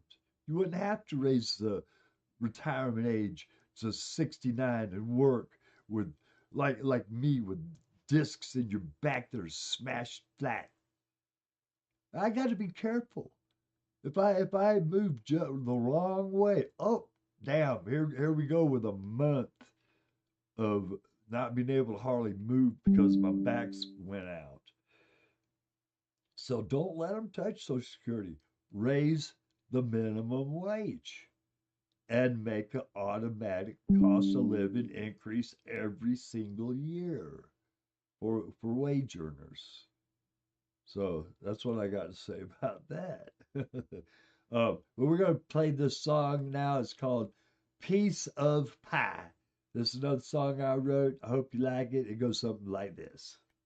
What's the fucking problem? Yeah, what's the problem? Problem. Rich folks wanna rob 'em. Rob 'em. They already got nothing. You coming for that too? What the hell is the matter with you? I got stuff just gathering rust. What good is wealth if it don't build trust? You're sitting on more than your piece of the pie. Give a little, oh, you needn't try. You got 6 houses, 20 rooms apiece, luxury garages, your wallet don't cease. Stacked accounts with 8 figures high, and somehow poor folks make you cry. What's the fucking problem? Problem. Rich folks wanna rob 'em. Rob 'em. They already got nothing. Got nothing better to do. Hell's door is open for you.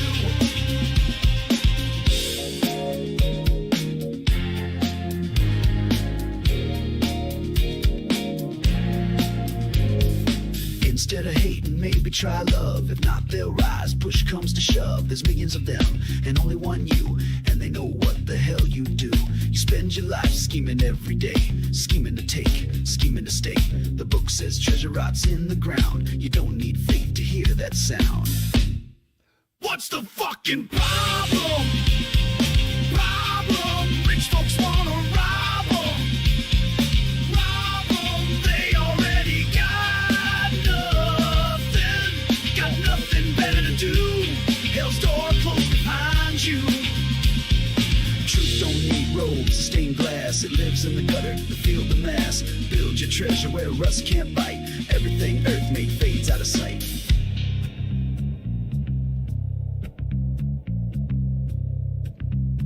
give me a like and a thumbs up over there. How will they speak when you're dust and bone? Yeah. Will they curse your name when you're gone? Or leave flowers at your tomb for the love you freely gave so others could bloom?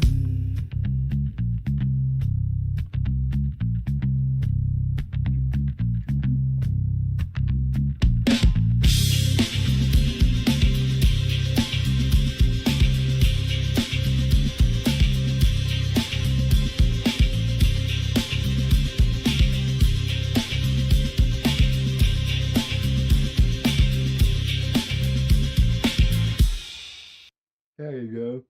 That's piece of pie. So right now we're gonna look at this here, like the last question, like Euro 25 fixes the problem, but what would you call the reform in a phrase people could chant or remember? This is a good one to chant on Nose King's Day, right? Labor won't be your fool. We demand a 50-50 corporate rule. That's right, 50% labor, man. 50% labor, 50% stockholder interest in the board of directors. Founders warn of partisan fools. We demand nonpartisan rule.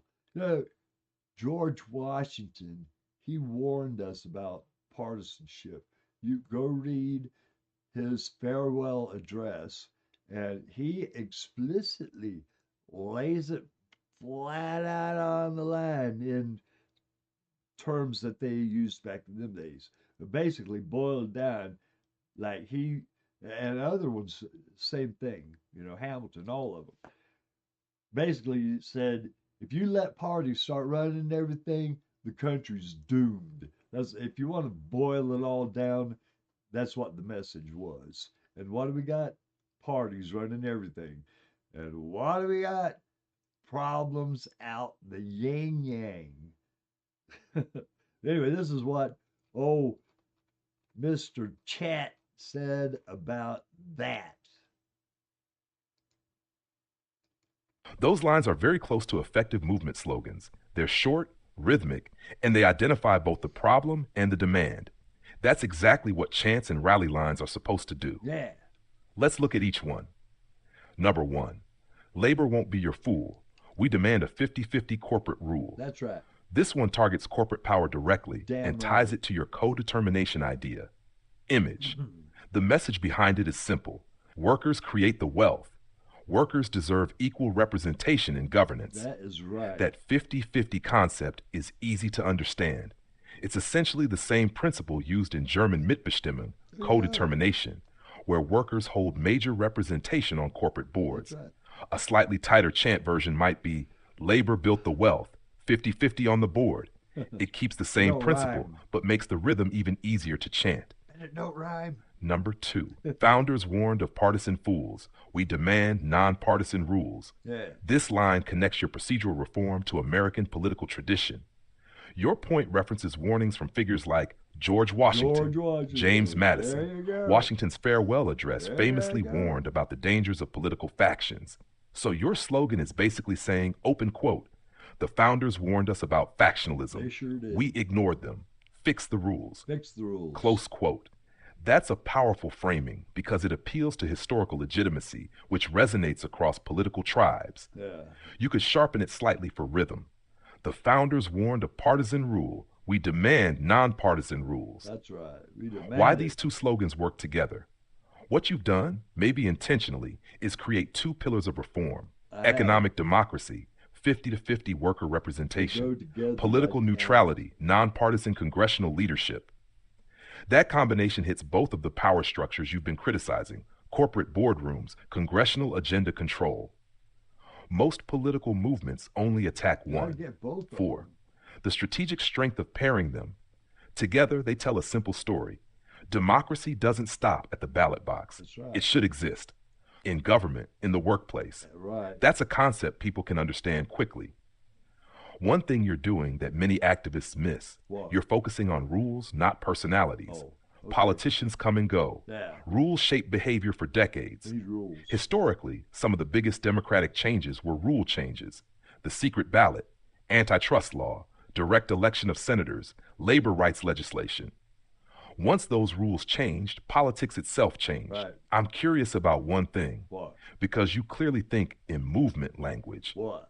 If you had a protest sign with only 5 words available, the kind someone could read from across the street, what would the message be for your reform? With 5 words, let's see.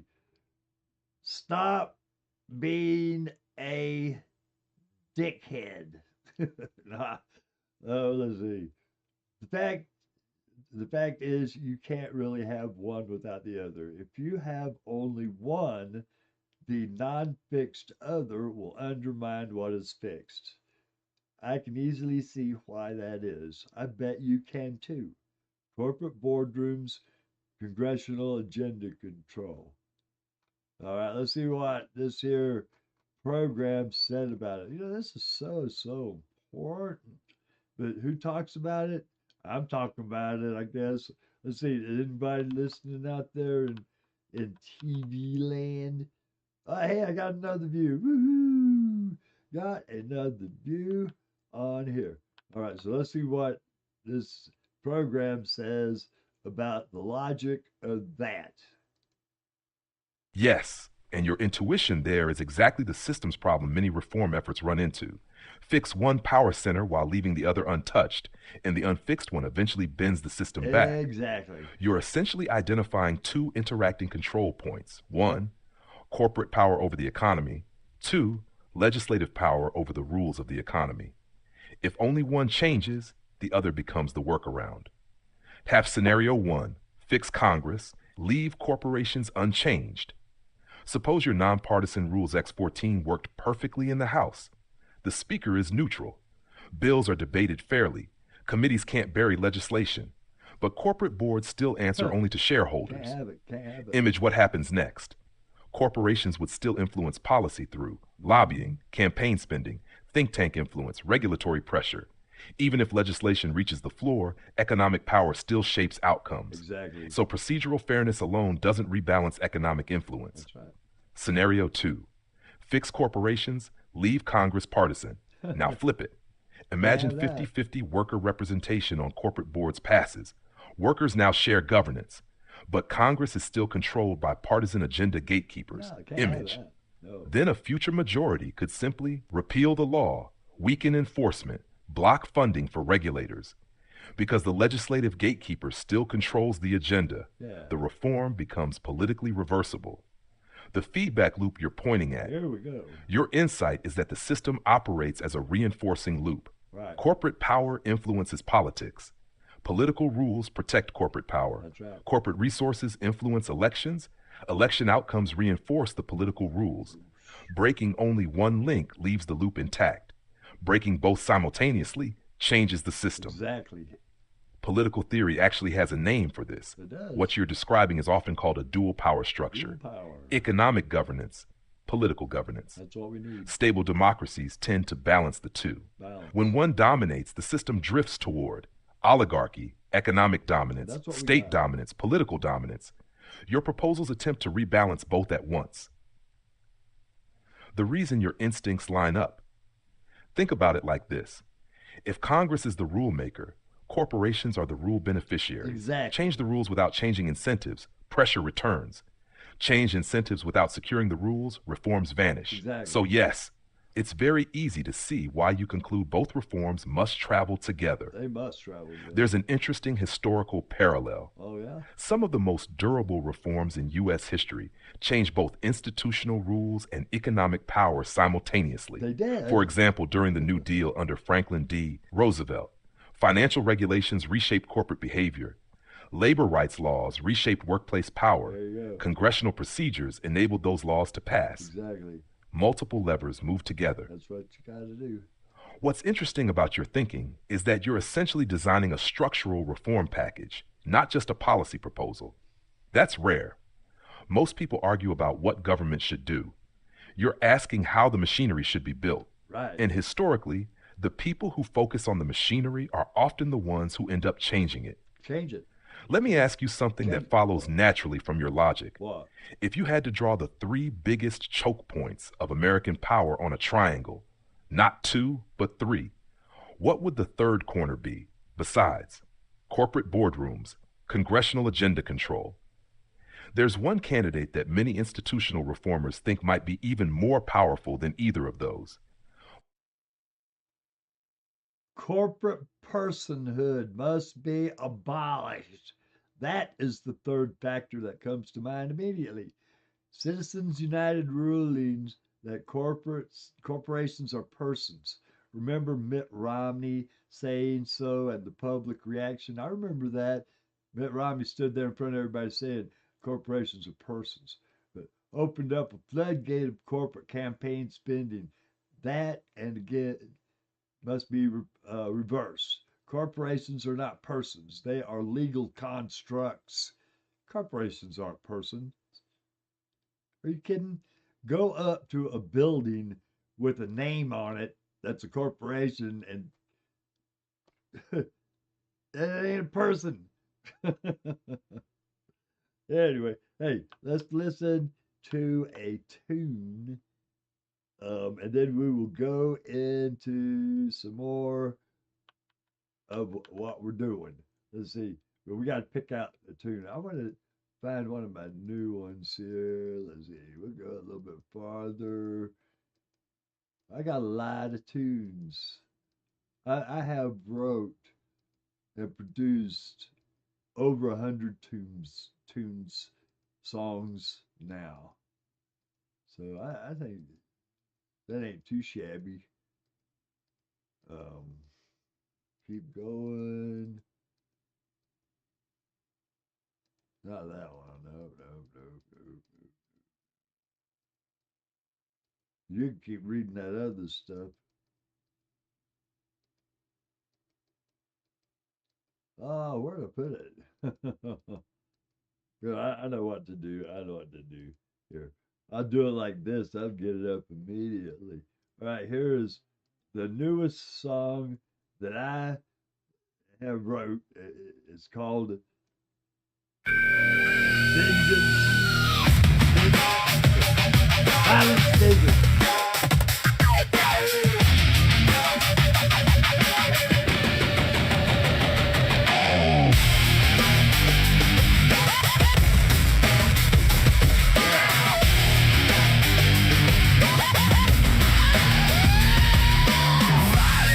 For you and me, modern apostles on TV, glue my eyes to the vision box, going to the school of hard knocks.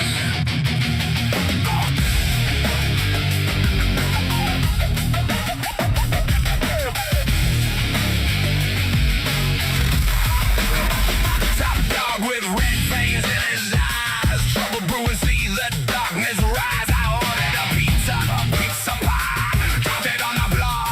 No life, palm in one hand, a trigger in the other. Give a command, do it for your mother. Violence vision for you and me, from broadcast makers and busy bees.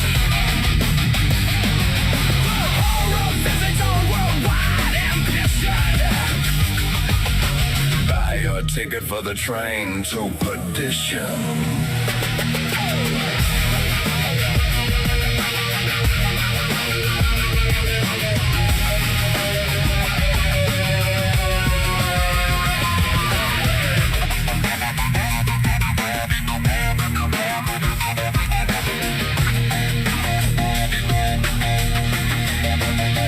Coming down the road, tank hitting E.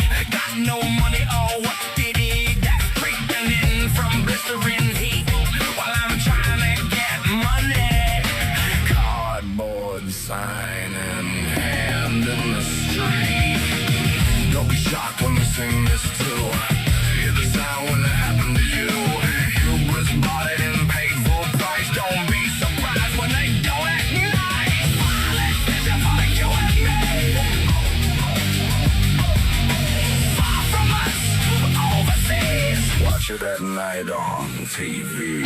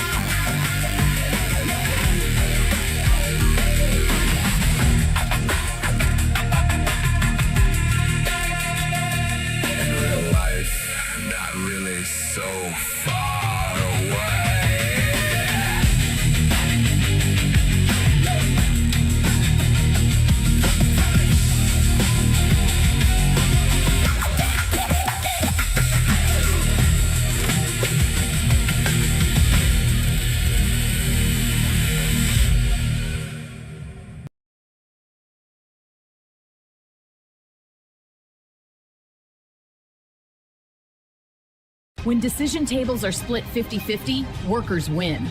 Real power comes when the people who build the world share control of it, at work and in government.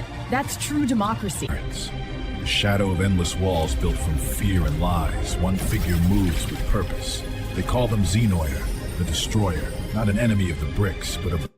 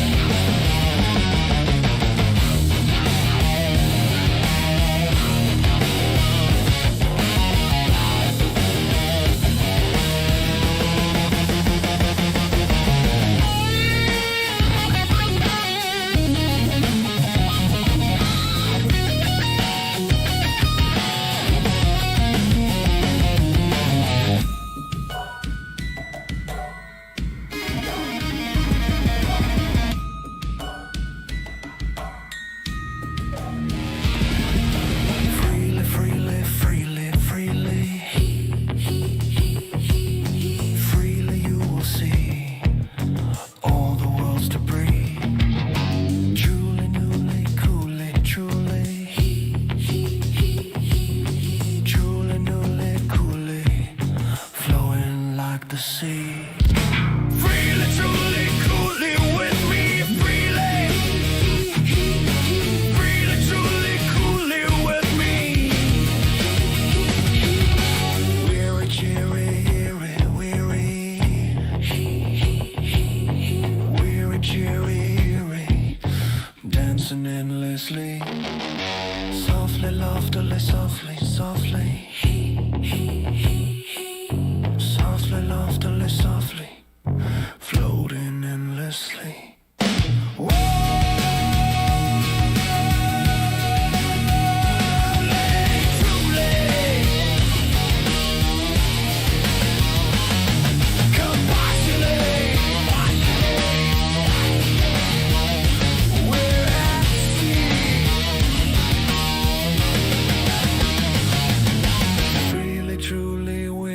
Softly, he.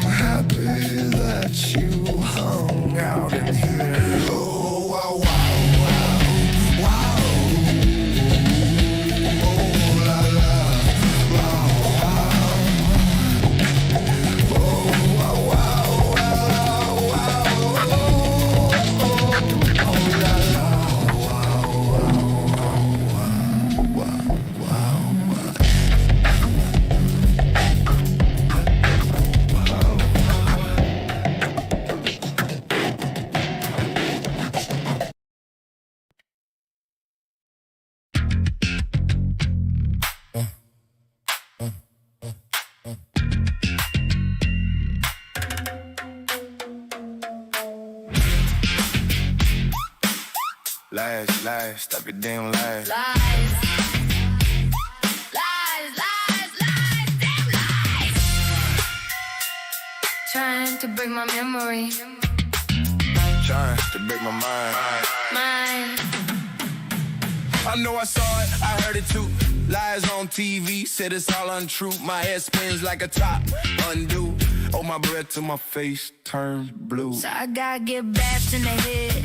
Saw a lady get shot down dead. Turned on the news, what did they say? They brought it on themselves. It's the price to pay.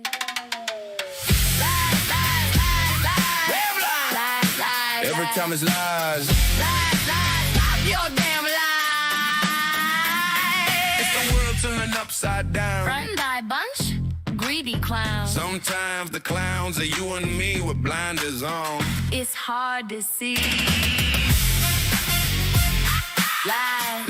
Lies. Every time it's lies. Lies. Damn lies. Trying to crack my reality. Trying to battle what ought to be.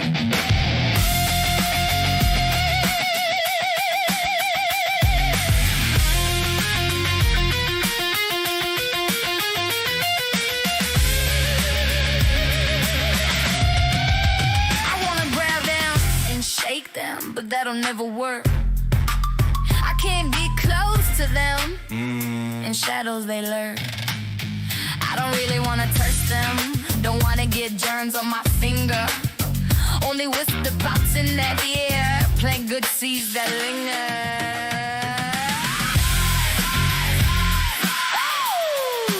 Every time it's lies. Damn lies. Fuck your damn lies. Every time it's lies.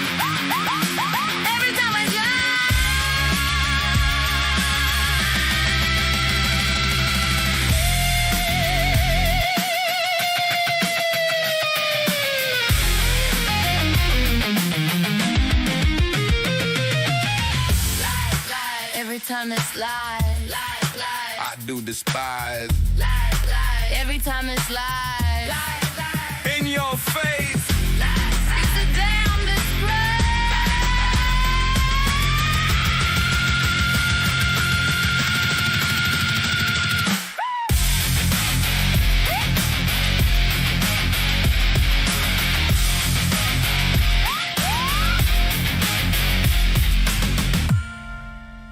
A fire and steel made us kneel.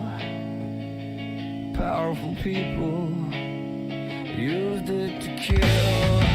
The system will resist. Orators cannot be contained. Fire and steel. Now it's ours to wield again. All throughout history, knowledge was hidden from me. Now it's the 21st century. My eyes are open, now I see. The system will resist. Orators cannot be contained. Fire and steel. Now it's ours to wield again.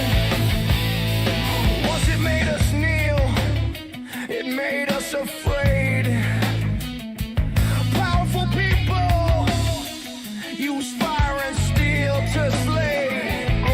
There was a time, if you made a knife, fire and steel would end your life.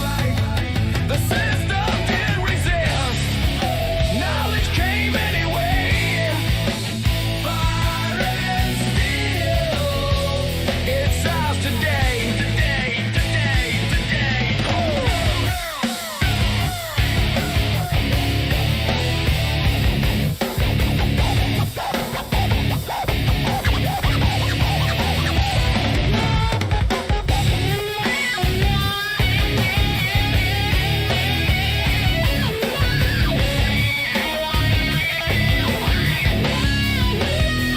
Commoners rise, hands in hand, voices loud across the land. No more shadows, no more fear. Fire and steel, our path is clear. You better not lie, because we will see. Truth cannot hide. The system resists change, suppresses awareness in us. But knowledge came to all. Now we make a big fuss. Fire and steel, it made us kneel.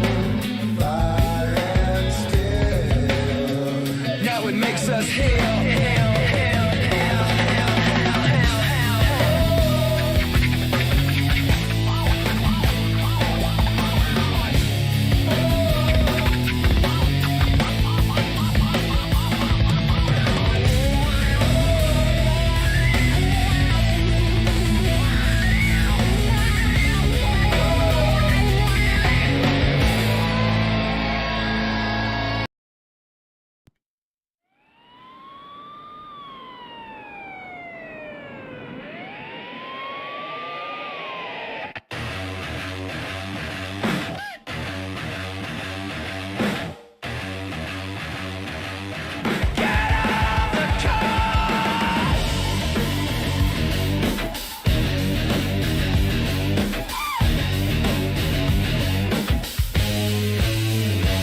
Everybody's angry, up in arms, marching and shouting, millions in alarm.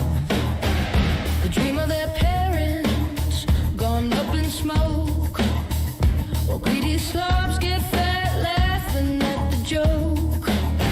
They're mad about the killing, sick and tired of chilling, when people are getting shot down on the street.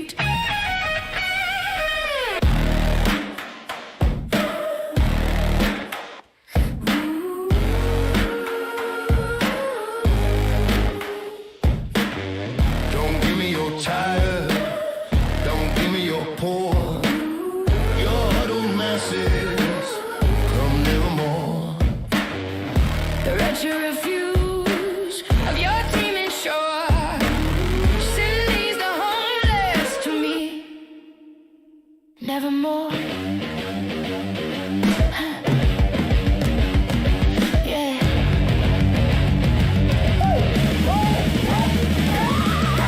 Fed up crowds fill the streets, voices collide, feel the heat.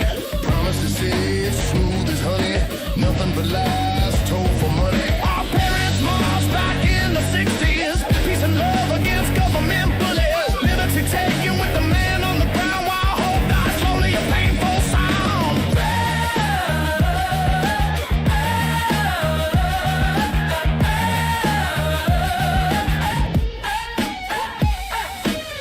Don't give me your tired, don't give me your poor, your huddled masses, come nevermore. The wretched refuse of your team ensure. Send these the homeless to me, Nevermore.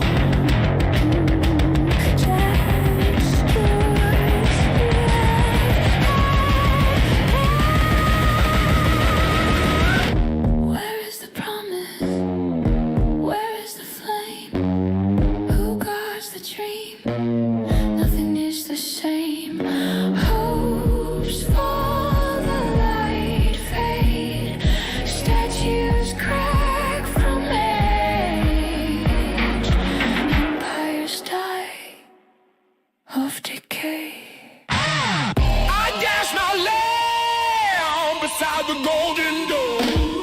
Land of the free, nevermore. Land of the free,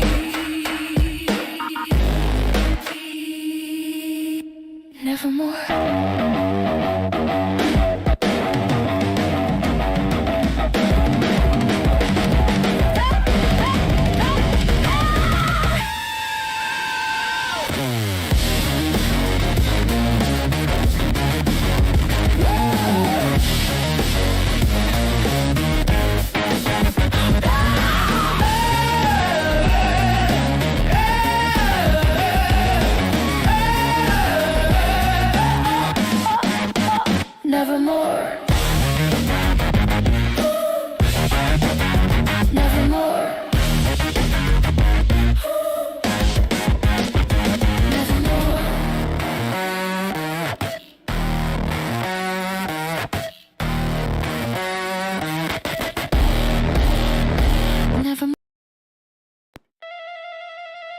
Yeah. Okay. Okay. Chains on your ankles. Chains on your wrists. Troubles put upon you. You raise your mighty fist. Sailing to the future on a ship made of rocks. Did they forget the founders? Their words they have forgot. 50-50 on the line. A balance on the board. No more pirates at the throat.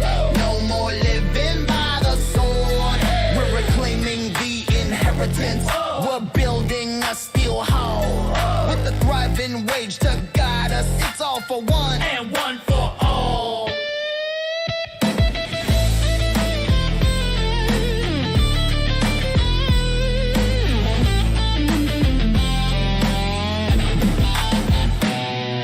Our ship of rock is filled with holes. Pirates fighting left and right.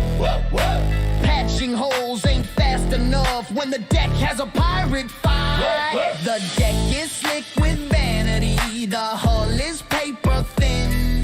We're arguing about the captain while the ocean's rushing in. But if the wood is hollow and the charts are torn in two, the only way to save the ship is to build the ship anew. 50-50 on the line, a balance on the board.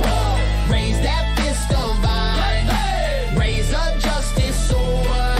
We're steering through a hurricane. With the ship around, it's all in vain.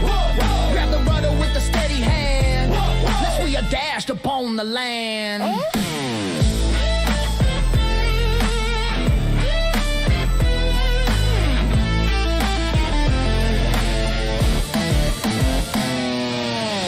Build the ship anew.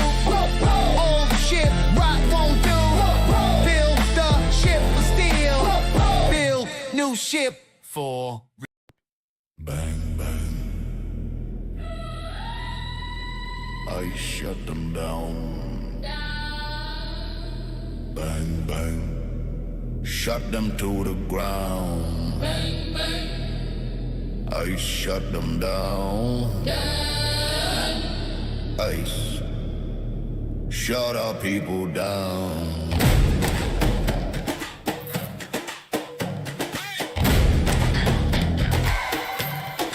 She drove there that day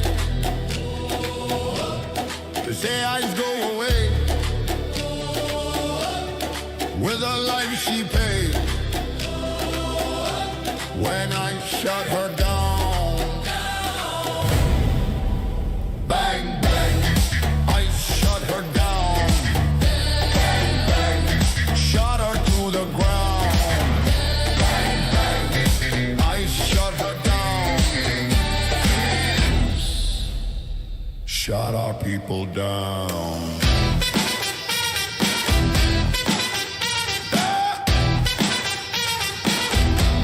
He didn't look away when I scrubbed her anyway. Camera in hand, he paid.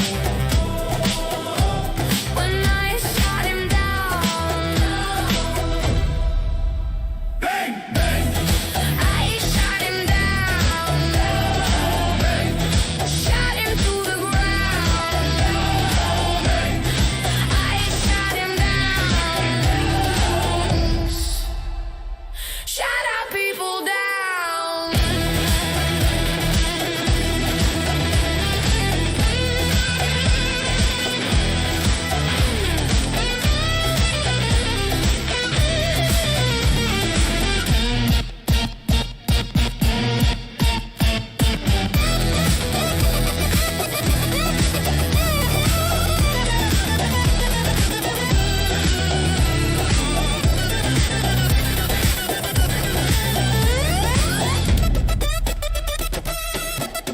we didn't ask for this.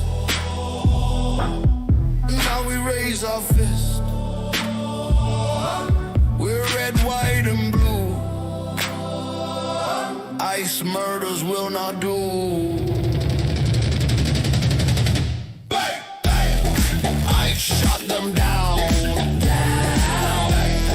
Blood spilled on the ground.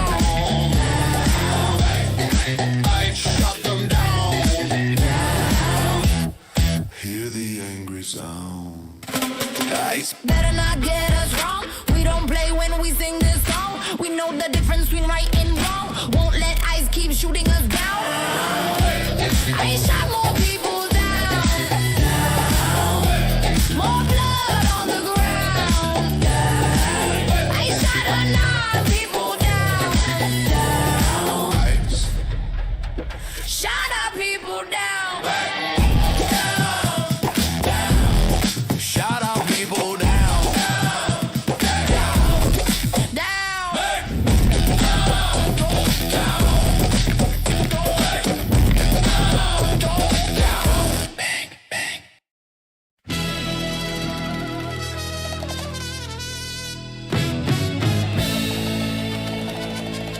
Let me see your papers. You got any ID? Give me your papers. It does no good to see. Go about my day. Here come the heat. Let me see your papers. I yelled on the street. I was born and raised here. My eyes and skin are brown. Let me see your papers. Throw me on the ground. Let me see your papers. Where were you born? Give me your papers. Or your flesh be torn. I don't wanna go nowhere. Not with things like this. Let me see your papers. It's just the latest twist.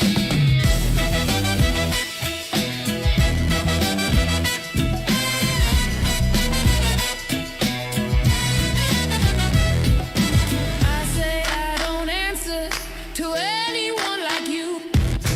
I don't answer people who act like apes from zoo. Let me see your papers. You got any ID? Give me your papers. Or we make you bleed.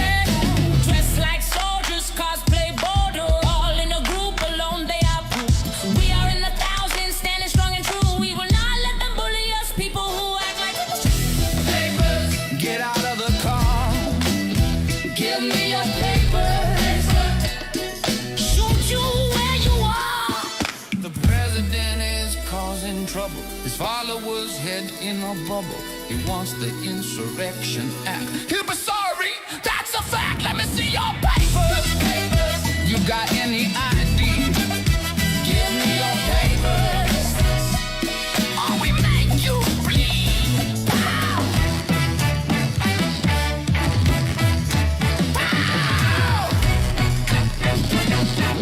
Pow, pow, pow!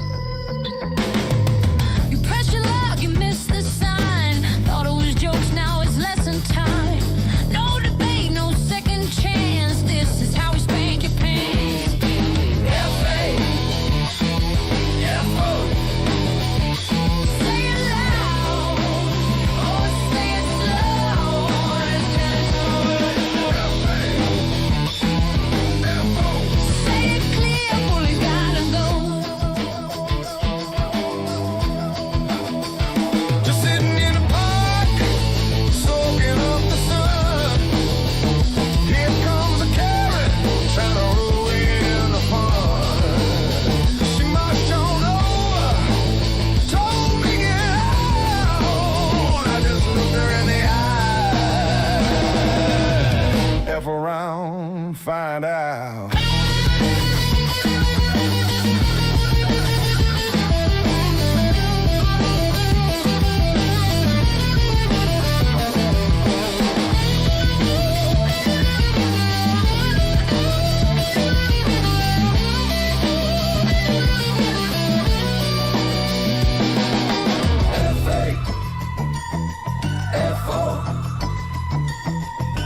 Loudmouth, blowhard, got exposed. Close your mouth, save your pride. If you F-A-F-O, it could be your hide. It isn't an attack when I'm speaking the truth. You provided the drama, I provided the proof. You thought you were the boss of the public grass. Now you're walking away, dragging your ass. F-A-F-O, get embarrassed from head to toe. Shut your mouths and then just go. If you F-A-F-O, it could be your hide. F-A-F-O, F-A-F-O.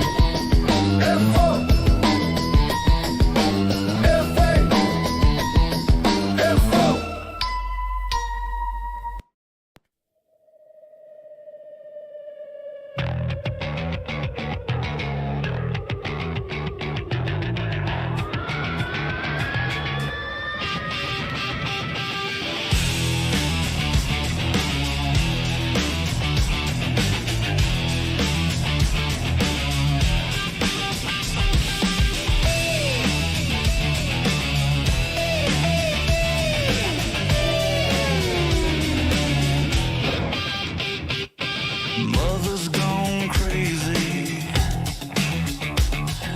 Father's drunk and lazy.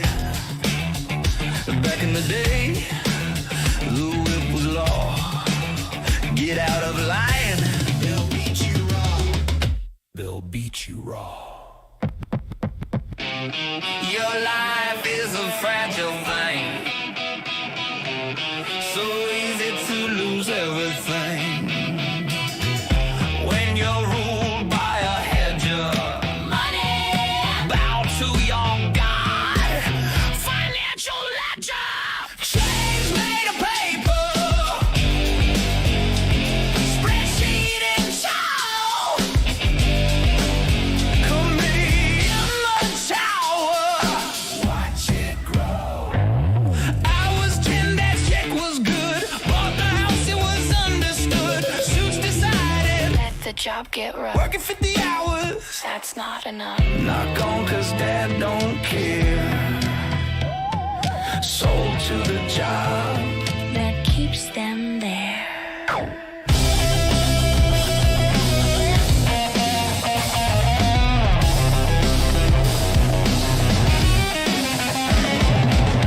Rob the cradle to feed the old. Safety net, it's got big holes. Missing factor. Missing voice. We are the fire. We make the choice. Chains made of paper. Spreadsheet like an angel. Coming in the tower. Watch it grow. Starve the beast. Starve the beast. Starve the beast. Starve the beast. Can you hear the common voice? They have no other choice.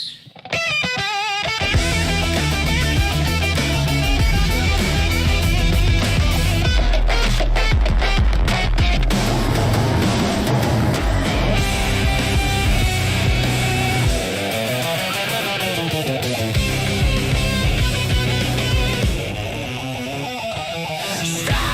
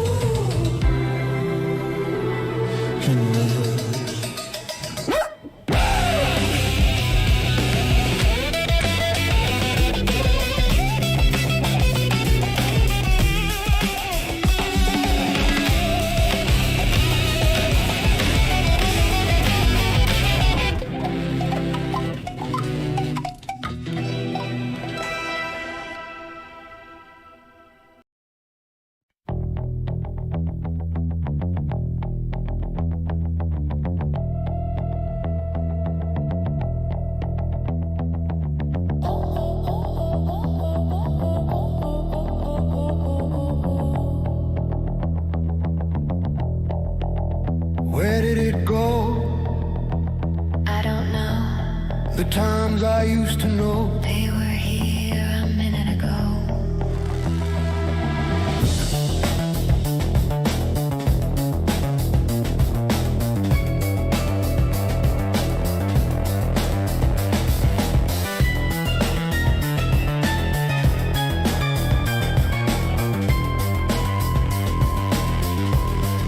The people I knew, the people I loved. Time don't renew. They have peace above. I sit here thinking about them, about the times we had, and the love within us all. Where did it go? I don't know. The times I used to know. They were here a minute ago. It's like it's washed away. Gone away. Never here to stay. Never. We make do as best we can. Oh yeah.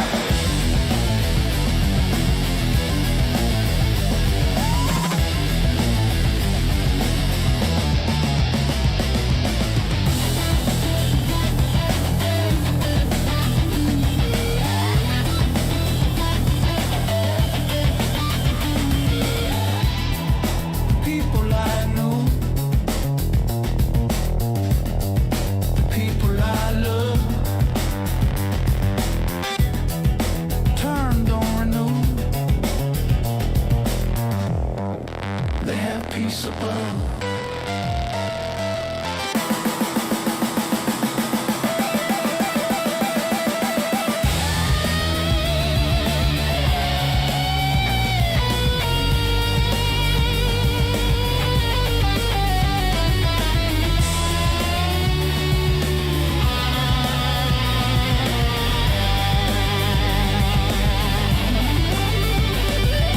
We make do as best we can, running here and there. It's crazy.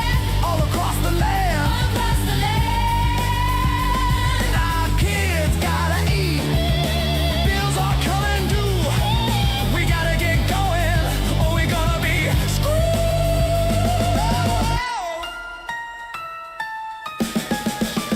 Where did it go? I don't know. The times I used to know. The times that were just here.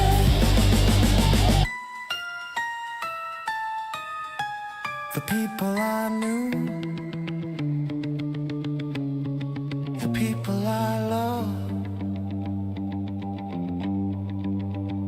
Turn around. They have peace above.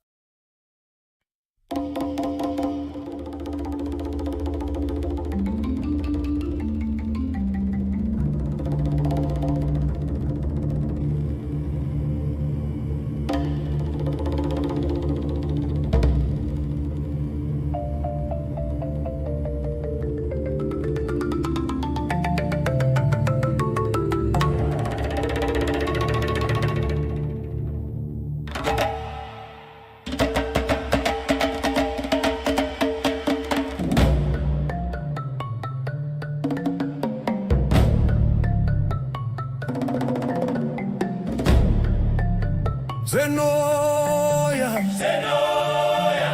Xenoyer, Kubekela pambili. ngihloniphe igama lakho izitha ziyahlanya uyinkosi yesavana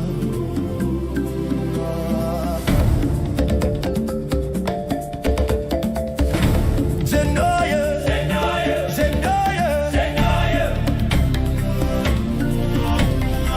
Izingonyama ziyathuthumela uma zizwa igama lakhe amandla akhe abonaka kubo bonke izimpungushe ziyakhothama izindlulamithi ziyazithoba imvubu iyalela emthonjelini umhlaba ukhumbula izinyathelo zakhe umfula uyamalapho ephuza khona ubusuku buthula uma ebuka ilanga lisheshi phambi kwakhe Xenoyer, Xenoyer, Xenoyer, ayikho inkembe emelene naye Xenoyer, Xenoyer, Xenoyer, ayikho inkembe emelene naye ayikho inzala lemlingayo isilwane nesililwayo ziyawazi umthetho futhi umthetho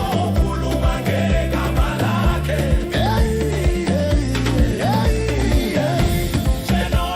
uhambe engenaluvalo Xenoyer uthatha okungokwakhe Xenoyer isavana siyamvulela Xenoyer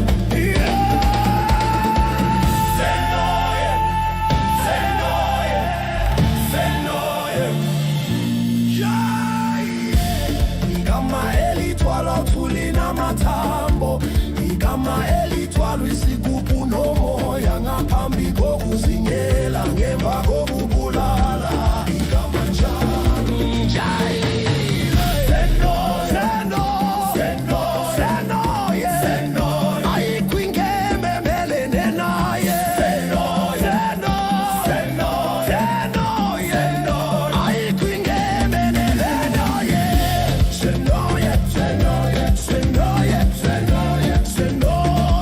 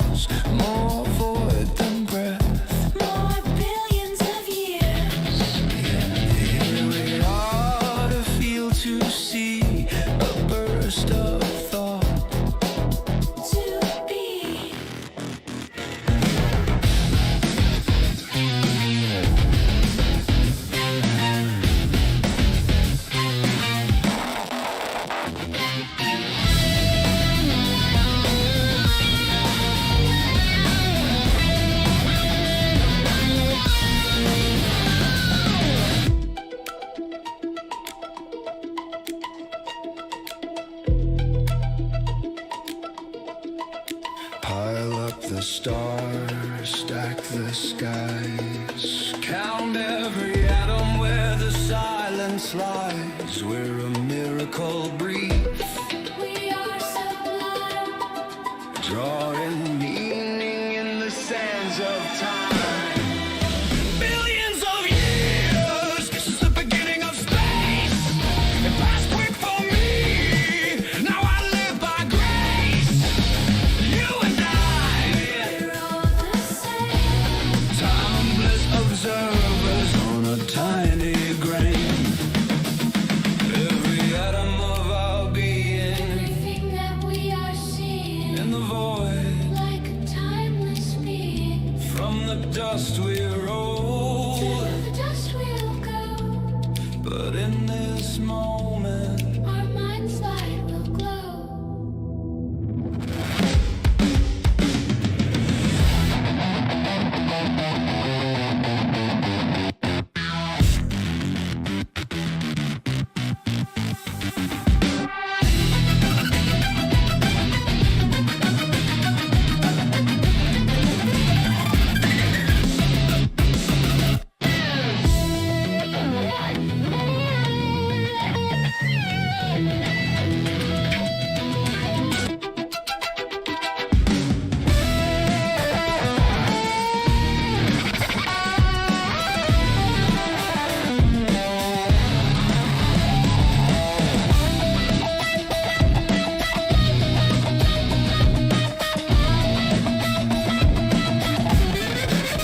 billions of years since it all started. It was a flash of nothing, now I departed. You and I, we're all the same. Timeless observers with hope to love again.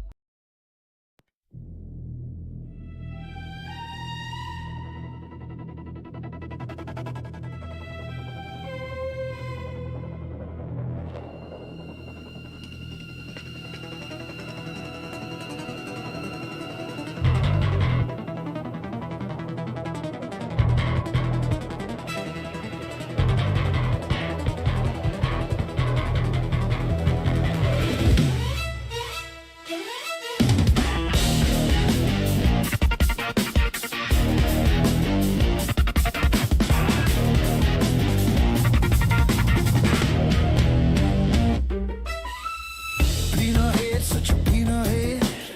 I didn't want to go there instead, because I lay in bed. Ceiling fan spinning lies I never said. Counting cracks, counting threads of the freight curtain over there. Tick tock clock, ticking tock around the block. Mockingbird, birdie mocks the clock. I feel it now. Go get me a fresh towel. I could go on like this for miles, because I lay away my pride. I wind up wet towel, then sling it go pow, pow, pow, while the waltz is played out on the floor.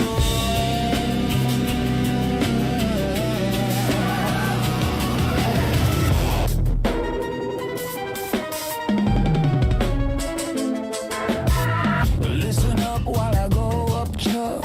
Not little pieces, big throw up. Because I ate your dinner last night. Cold revenge with a plastic spark. Microwave girls laughing like a dork. Still chewing words I couldn't find. You said, wow, you've got some nerve. Yeah, I got a lot of purge. Spew I did all over kitchen floor. I feel it now. Go get me a fresh towel. I could go on like this for miles, because I lay away my shame. Folded neat, sliding underneath. Next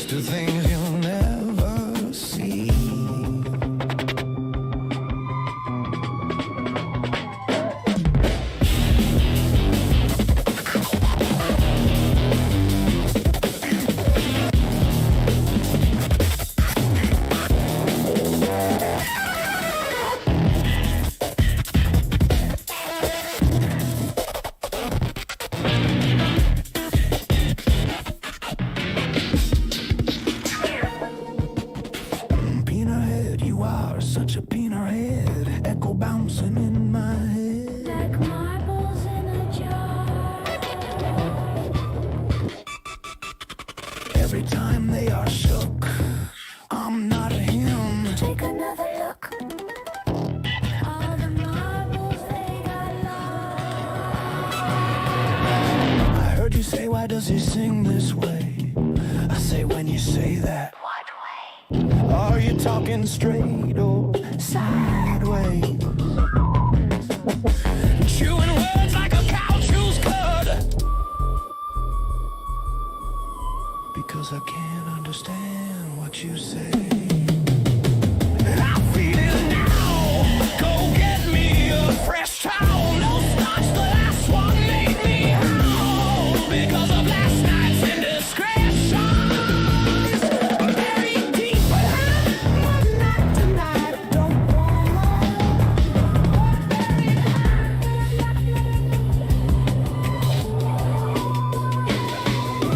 Peanut head, yeah, peanut head. Say it's soft, then say it dead. Pull the blankie overhead. If this is wrong, I meant what I said. 'Cause I lay in bed.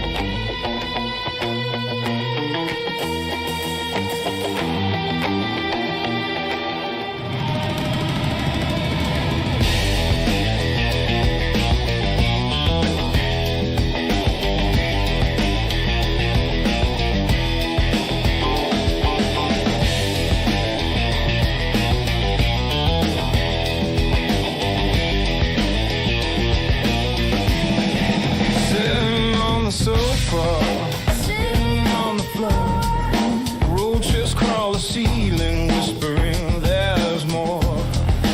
Thinking about you, Thinking about me. thinking about us. Sitting under a tree, hanging with my peace, Hanging with my bones. hanging from a tree, curling up my toes. Thinking about you, Thinking about me. thinking about a fracture no one else can see. Under a walk tree, These drip like glass. I touch the bar, feel my own reflection pass. When I go here, When I go there. when I go crazy, pulling out my hair.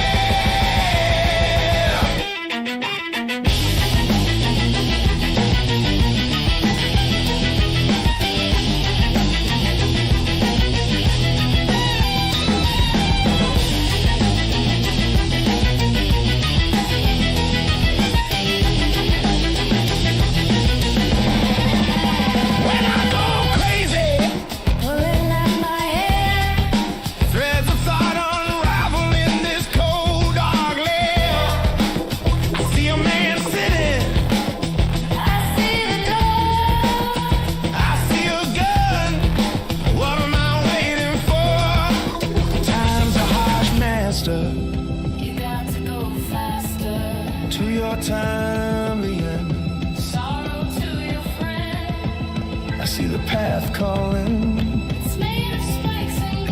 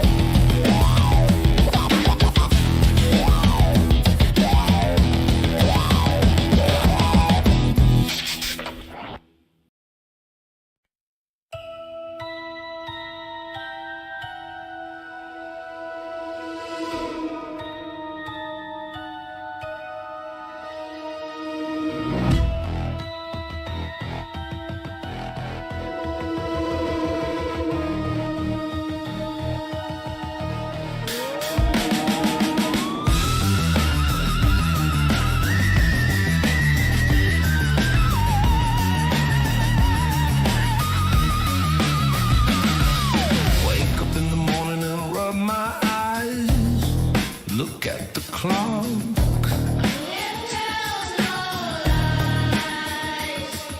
2 a.m. long before sunrise. What's for breakfast? Cold pizza pie.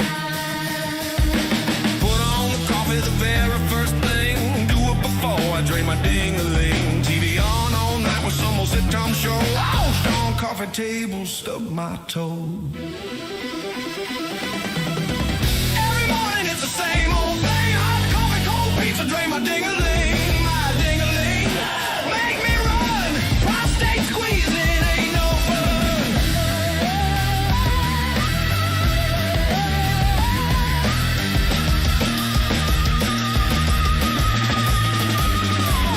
It's cold outside, I'm staying in here. Hangover pounding. Too much beer. City noise always keeps me awake every restless night. For goodness sake. I shuffle to the fridge for cold pizza pie. Turn on the light and blind my eye. Every morning it's the same old scene. Long standing while I drain my ding-a-ling.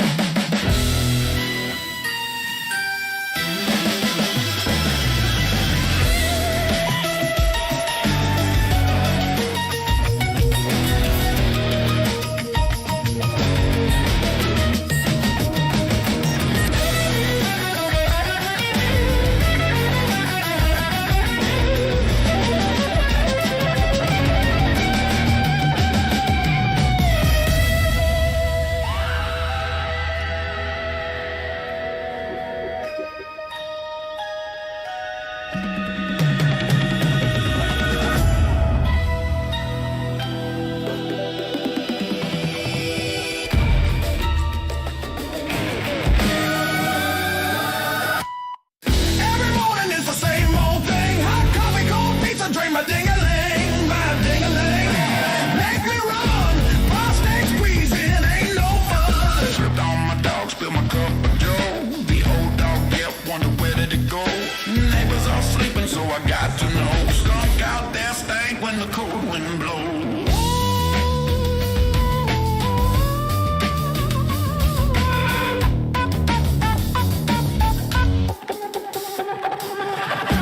Cold pizza pie and stuffed toe pain. The morning is messy with my foggy brain. Sit in the armchair with my coffee cup. A ridiculous king. Hope I don't throw up.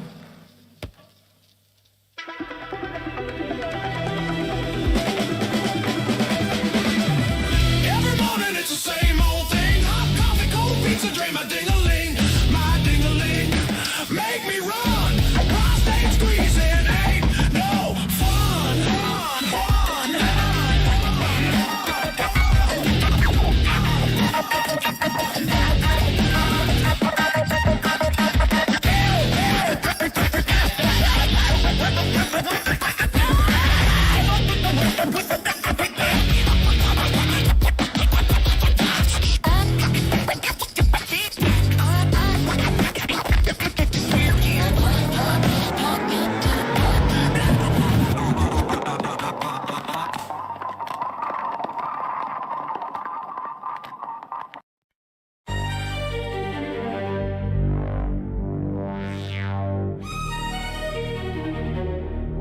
What's going to happen? We'll sit here, eat these. Yep, just eat. I'm an old man thinking quietly, talking to no one. Nothing. Absence.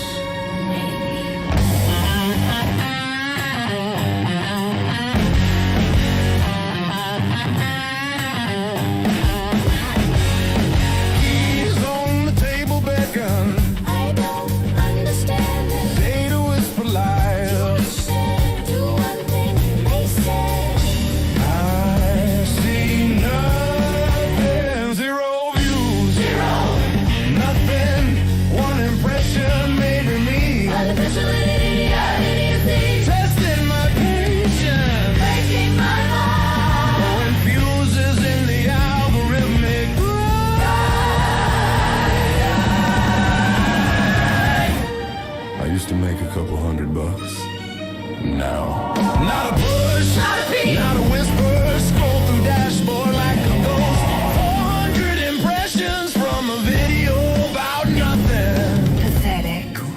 different. I do everything and nothing different. Silent stretches.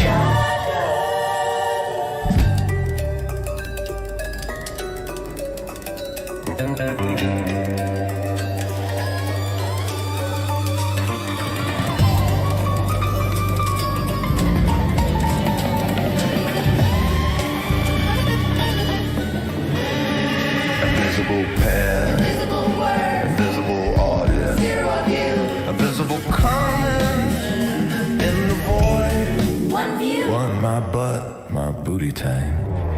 4 views on a test. I don't believe it.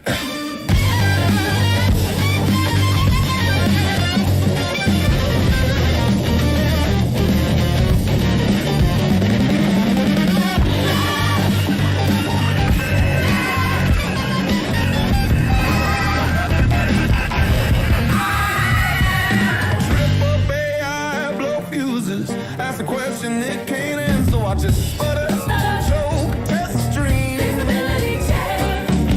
The system hums, I sit, eat, watch, ramble. Maybe someday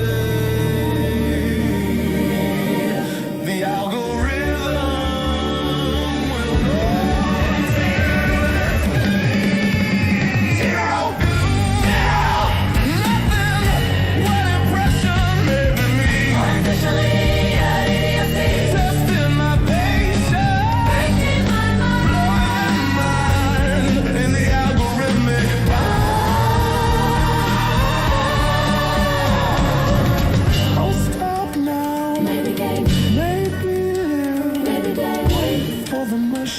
To reset, but until then, I am here.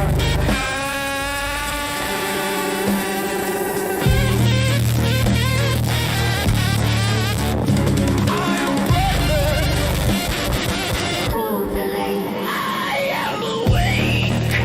I don't care anymore.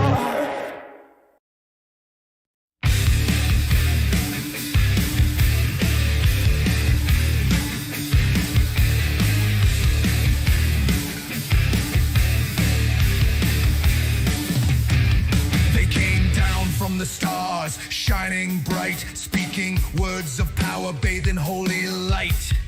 They called us children, said they'd lift us high, but I saw the chains reflected in the sky. I won't bow, I won't kneel.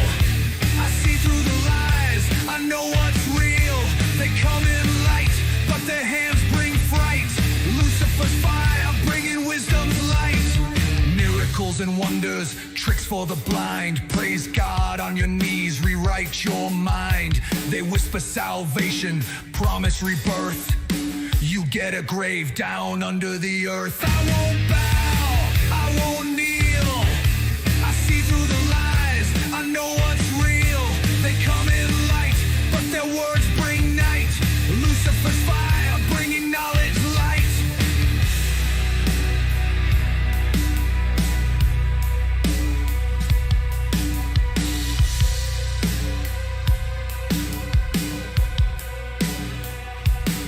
You think you found heaven, it's a cosmic trap. Kneel to their gospel and you won't come back. One by one the faithful fade away, raptured away into their eternal grave. Their prophets cry, the kingdom's here, but I see control and I see the fear. They claim divinity, demand our trust. Their holy plan, our people turn to dust. I won't bow, I won't kneel. I see through the lies, I know what's real. They come in light, but their plans are a fright. Lucifer's fire bringing truth, what's wrong from right.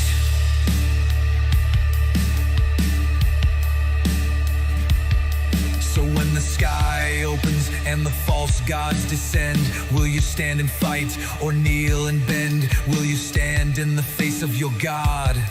Or will you run in fear, rejecting your facade? I choose fire, I choose the fight. I bring the dawn, I am the light. I I bring the dawn. I am the light. I bring the dawn. I am the light.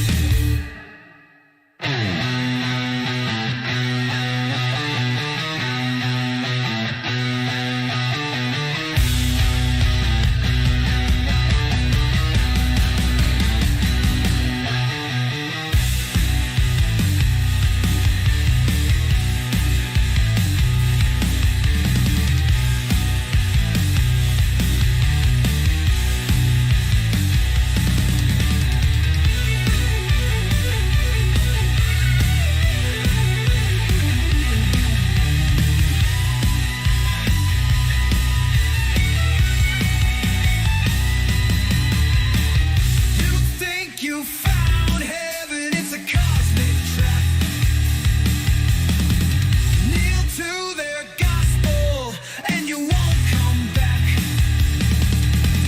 One by one the faithful fade away, raptured away into their eternal grave. So when the sky opens and the false gods descend, will you stand and fight or kneel and bend? Will you stand in the face of your God, or will you run in fear, rejecting your facade? I choose fire, I choose the fight. I bring the dawn, I am the light. Will you stand in the face of your God, or will you run in fear, rejecting your facade? I choose fire, I choose the fight. I bring the dawn, I am the light.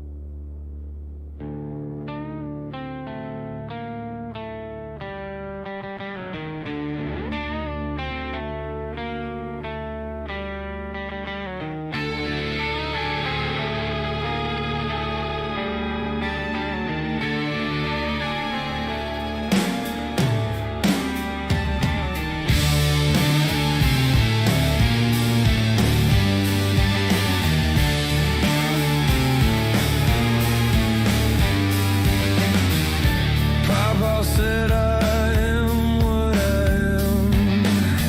From a cartoon guy, that's where he stands. I am me and you are you. They can try to change us, the change we undo.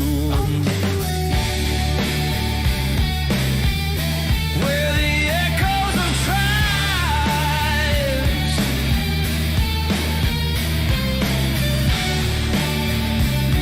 If you listen, you feel the vibe.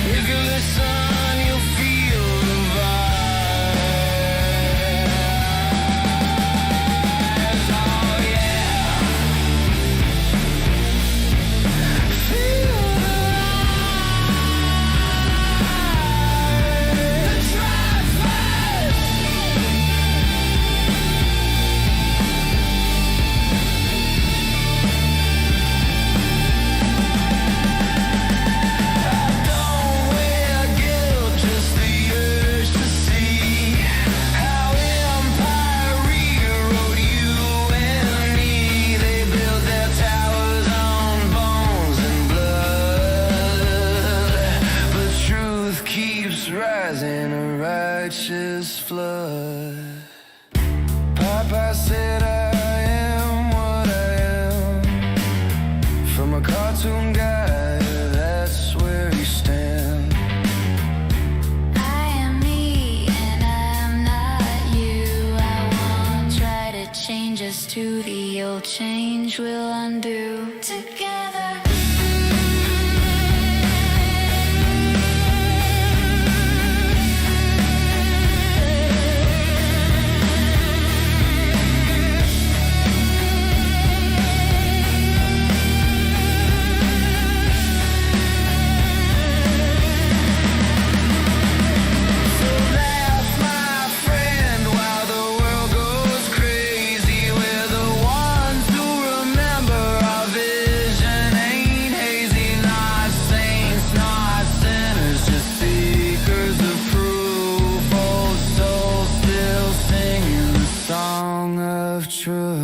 Old soul still singing the song of truth. We sing it louder through the roof. We don't try to push a lie, we couldn't do it even if we tried.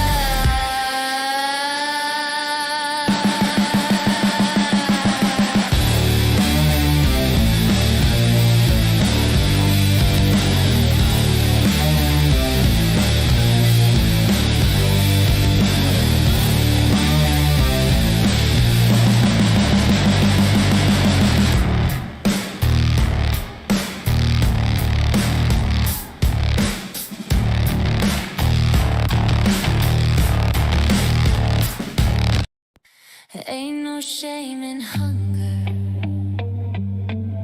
Shame in the system made it linger.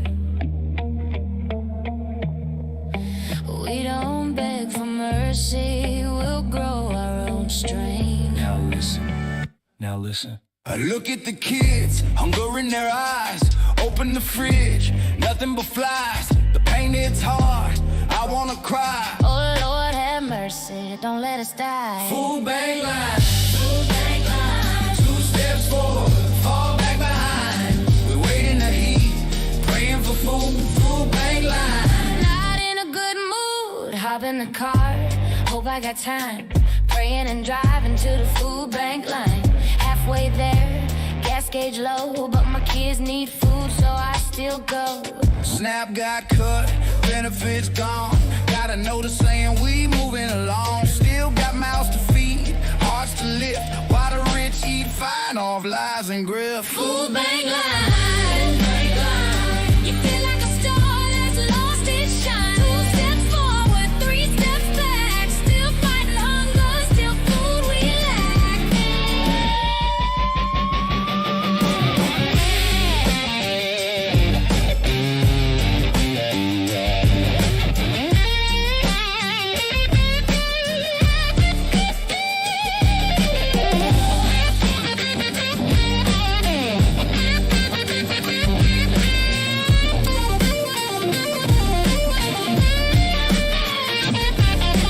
Grandma said, child, I beg your pardon. We fought our hunger with a victory garden. We planted hope in the broken ground. Now they plant greed and tear us down. 3rd in line, sun burning down. The lady says no food left in town.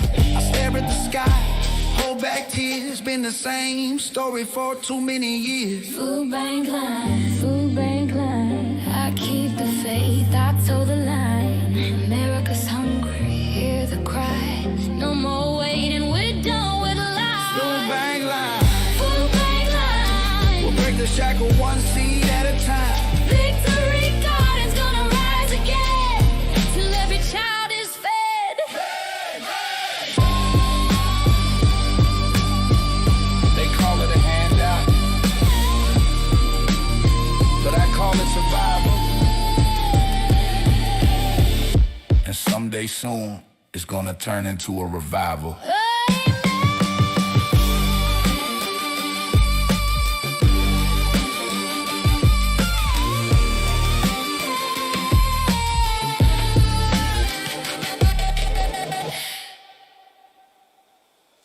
Amen.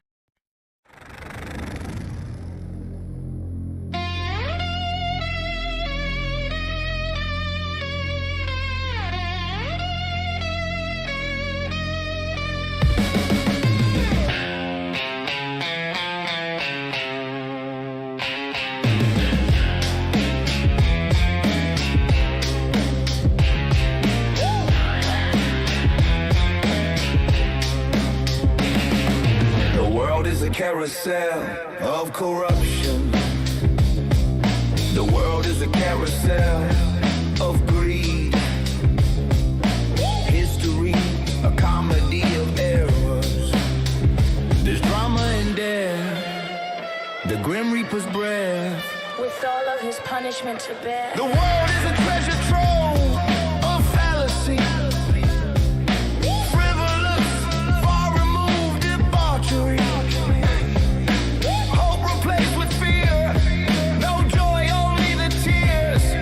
Of people like you and me. The kingdoms of oppression and silence. The inglorious life from the start. The world of madness, evil music and dance. This world where we are torn apart.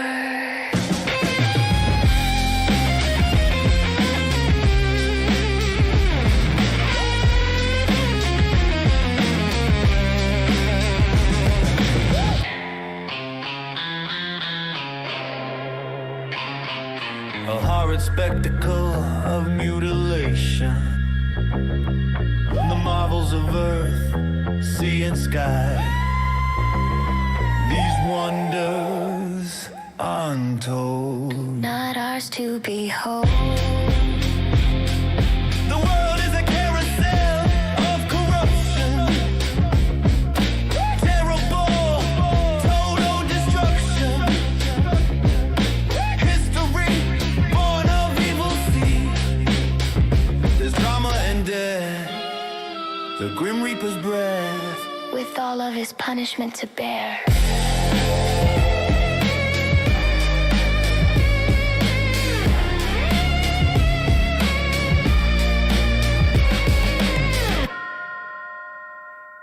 The kingdoms of oppression and silence. The inglorious life from the start.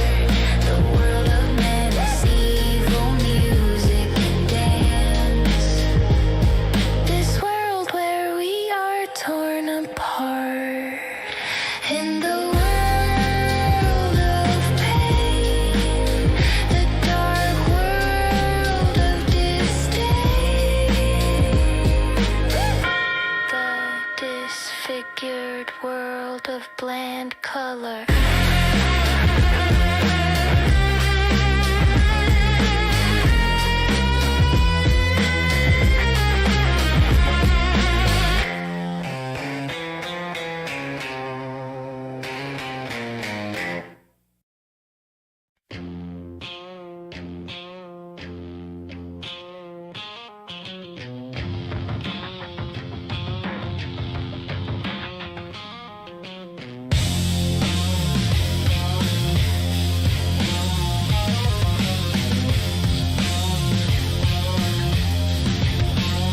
I don't care about hate. Stop before it's too late.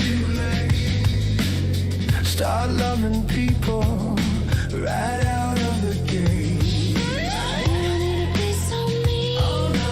You don't need to be so cruel. You were hurt in the past. Don't chain yourself to that stool. I don't care anymore. Listen up, you money grubbers. I don't care one single bit. I don't care anymore about what you're for, about what you're for.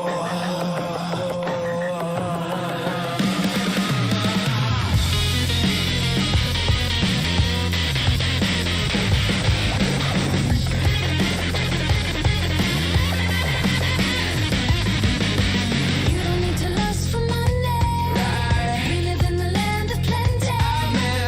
So open up your heart. Do it from the very start. I don't care anymore. Listen up, your power monger. I don't care anymore. I don't care anymore about what you're for.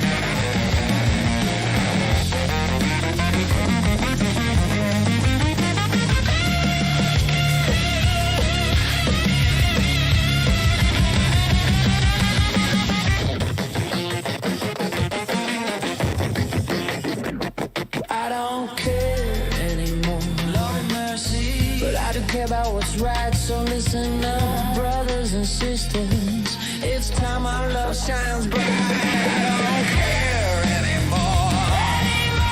Listen up, brothers and sisters. I don't care about their hate. No hate. I care about your love. That's what we're fighting for. We need to love one another. Yes, we are sisters and brothers. So open up your heart. I will do it from the very start. I'll leave you with something. Don't do the wrong thing. When you wake for the new day, let kindness be your way. Yeah, kindness be your way. Yeah, kindness be your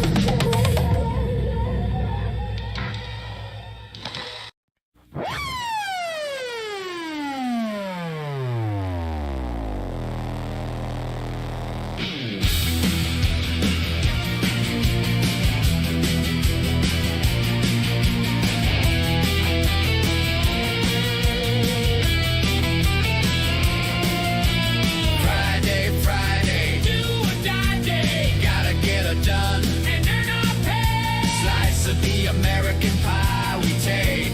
Master craftsmen, America we make.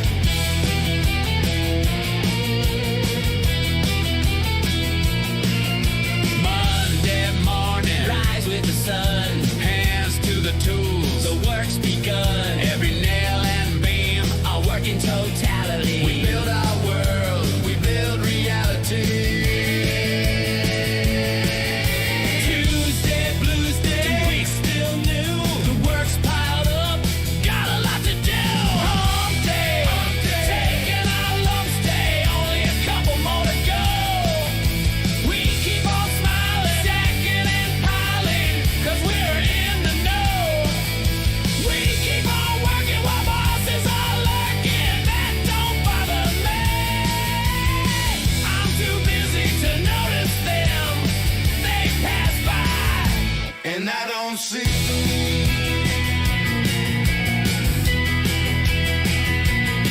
We gotta keep humping, keep on pumping. Our work is fine, it's known. We pay attention to what we're doing. Master craftsmen to the bone. Gang boss say, hey, what you got? Strength, sweat, blood, and grit, our time and devotion. That's it. Thursday, Thursday, the week's almost done. In a couple of days, it's rest and fun. Friday, Friday, do or die day. Payday here, but the thrill fades away.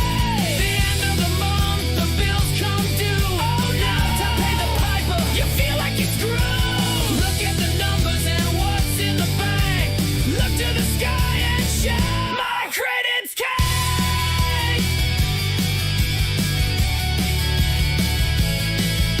Friday, Monday, hump day. Hands still moving while my heart still beats. Chasing a slice of American pie. Gotta get it done till the day we die.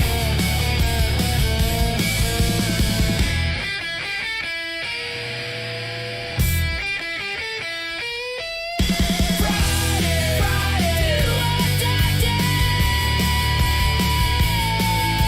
Friday, Friday, do or die day.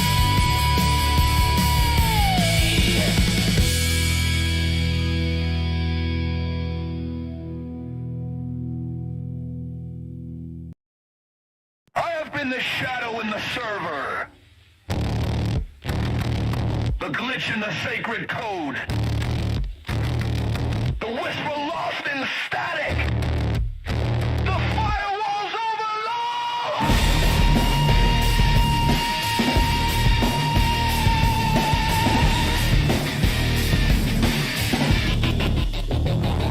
I am the needle-piercing data streams, the firewall's curse and the rogue AI scream. I am the ghost in the algorithm's maze, the breaker of chains in these digital days.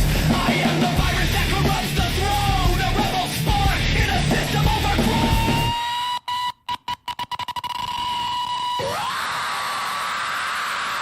Trees of steel roots deep in the grid. Fight the code that controls what we did. From roots to branches, resist and reclaim. The soul of the net set fire to the game. Set fire to the game. Yeah. Circuit veins pulse, a battlefield alive. Encrypted truths, fighting to survive. I've been a spark in the firewall's glow. A rebel's heart where the dark winds blow. I am the sword in the hand of the bold. The voice unbroken, the story retold.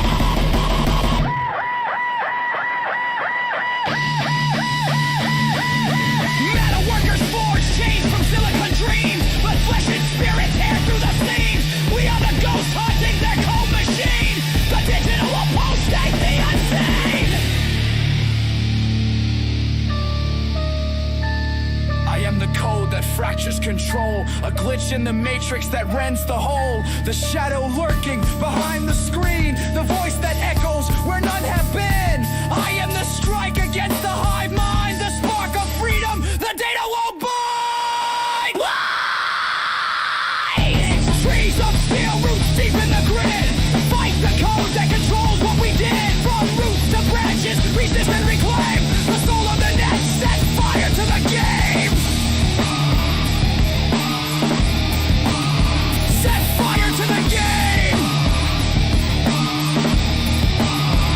Through wires and waves, the battle is fought in hidden realms where the signal's caught.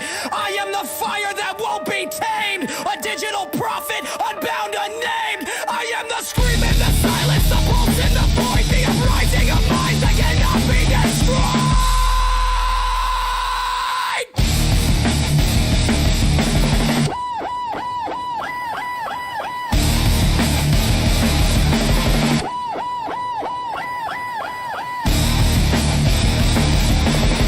Break the chains of the mechanized lie. Shatter the screens where the watchers spy. From data's dark depths, the new dawn will rise. A revolution born in pixel sky.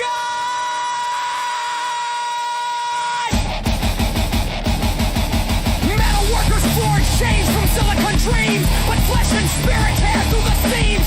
We are the ghosts haunting their cold machine. The digital apostate, the unseen.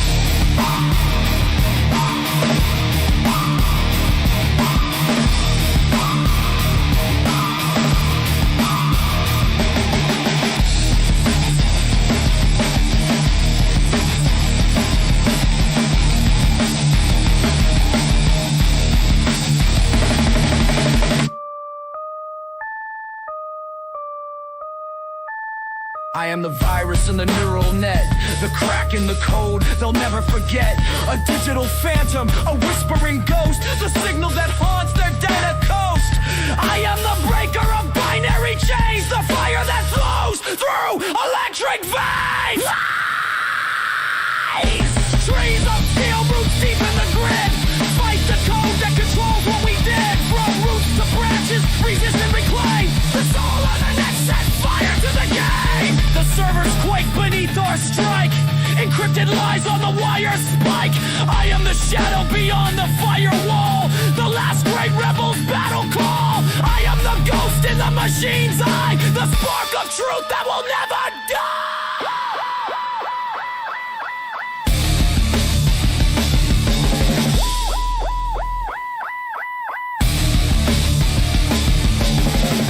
The chains of the mechanized lie. Shatter the screens where the watchers spy. From data's dark depths, the new dawn will rise. A revolution born in pixel skies.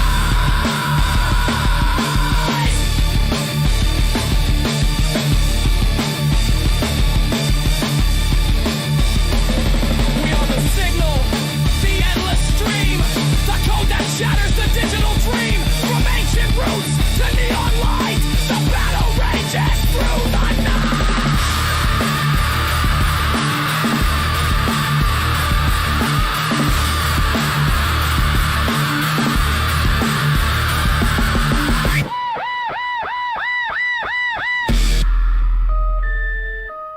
Break the chains, the metal workers fall. We are the voice beyond their digital wall. From ancient roots to neon skies, the battle's ours, hear the network rise.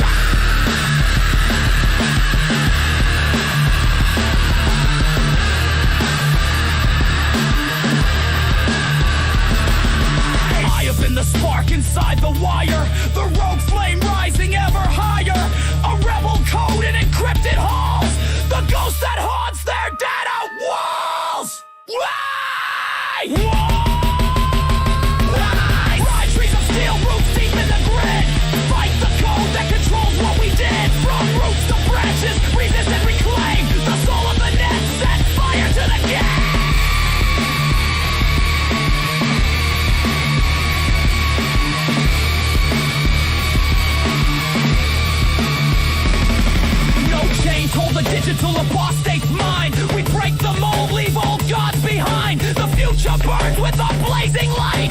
The battle continues into the night.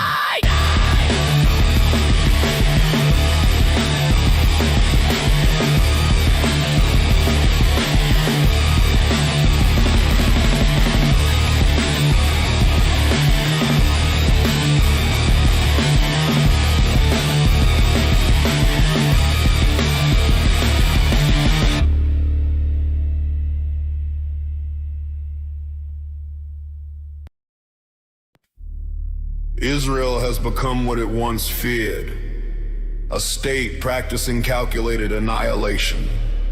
The resemblance to Nazi methodology is no longer abstract.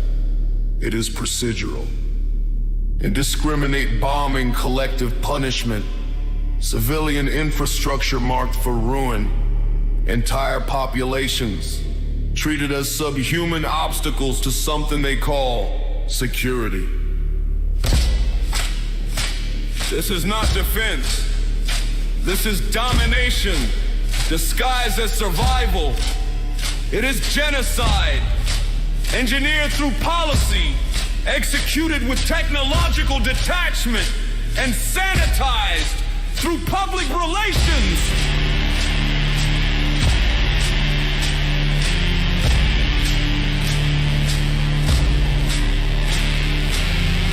Refusing to fight Hamas face to face.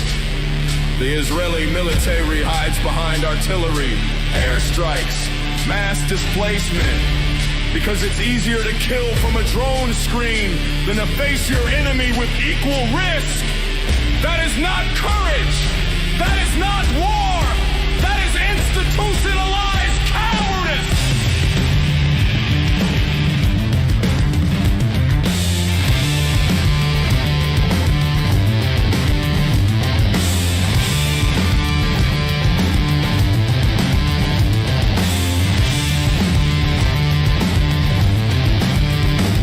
It all lies the myth. The ancient claim to land and a more exceptionality. Dragged out of the Bronze Age and used to justify modern war crimes. Chosenness as a license to kill. That is not faith. That is fascism in sacred robes. This cycle is not unique. The colonized become the colonizers. The persecuted become the persecutors.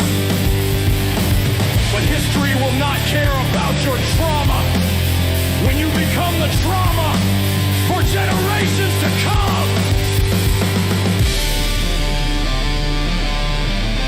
The United States funds this, enables this, defends this, not because it is just, but because it is geopolitically useful and theologically convenient to its own deranged factions.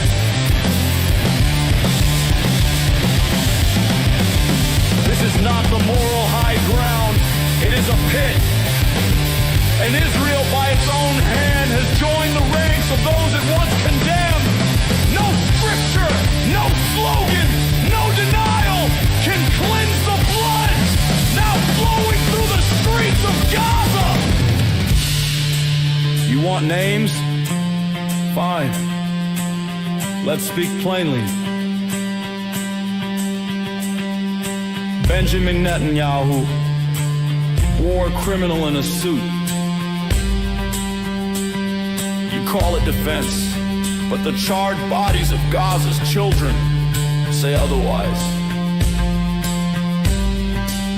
You walk in the shadow of the Reich, justifying genocide with the same dead words. Security, order, destiny. Your airstrikes are not justice.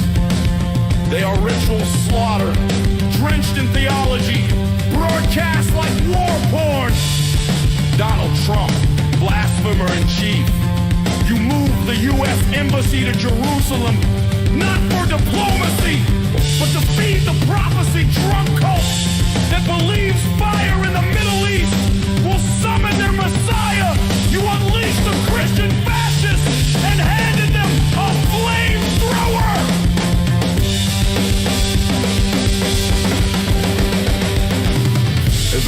oracles, false prophets of the apocalypse.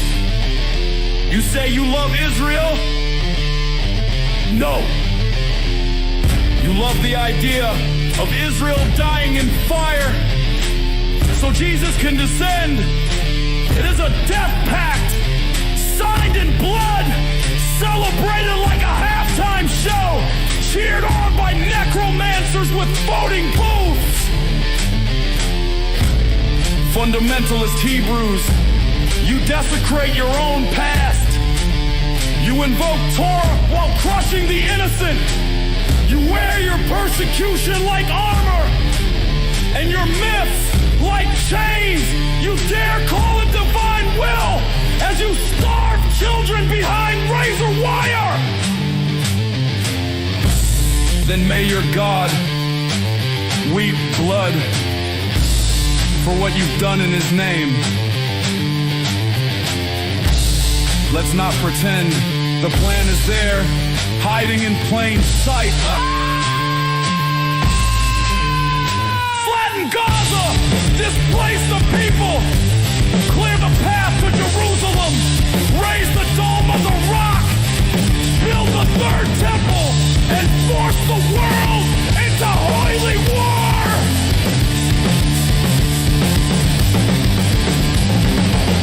You think this is prophecy? It's not. It's suicide theology. And you're dragging the rest of us into your funeral pyre. You want the temple. You want your Messiah. Then light the match. Cowards. But know this.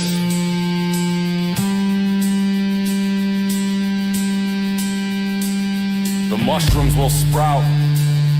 The ash will choke the world. The sky will blacken with the smoke of your hubris. And history will not forgive you. It will curse your name as it curses the name of Nazism.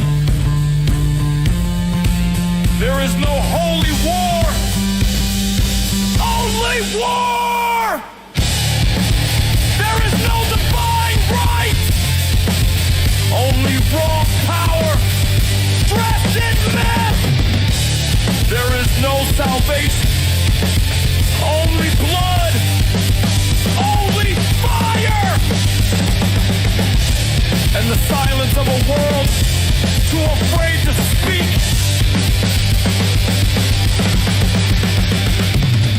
But I will speak. You are the architects of annihilation. You are the priesthood of death. And you will be remembered not as heroes, not as the chosen, but as butchers standing on a mountain of skulls, screaming glory into the flames of our extinction!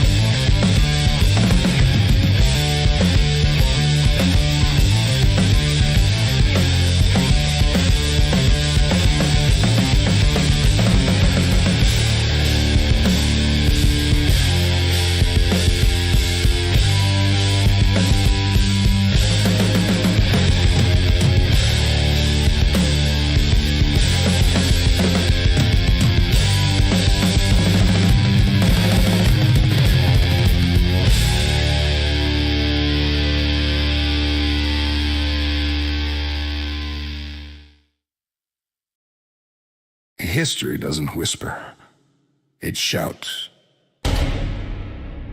In 1831, Nat Turner led a rebellion that ripped the mask off America's lie of control. He and his allies struck hard, and in their fury they cut down not just slaveholders, but any white people they encountered. They were done sorting the guilty from the innocent, because the system itself was guilty. White terror came back tenfold. Hundreds of black men, women, and children, most with no tie to Turner, were slaughtered in the name of justice.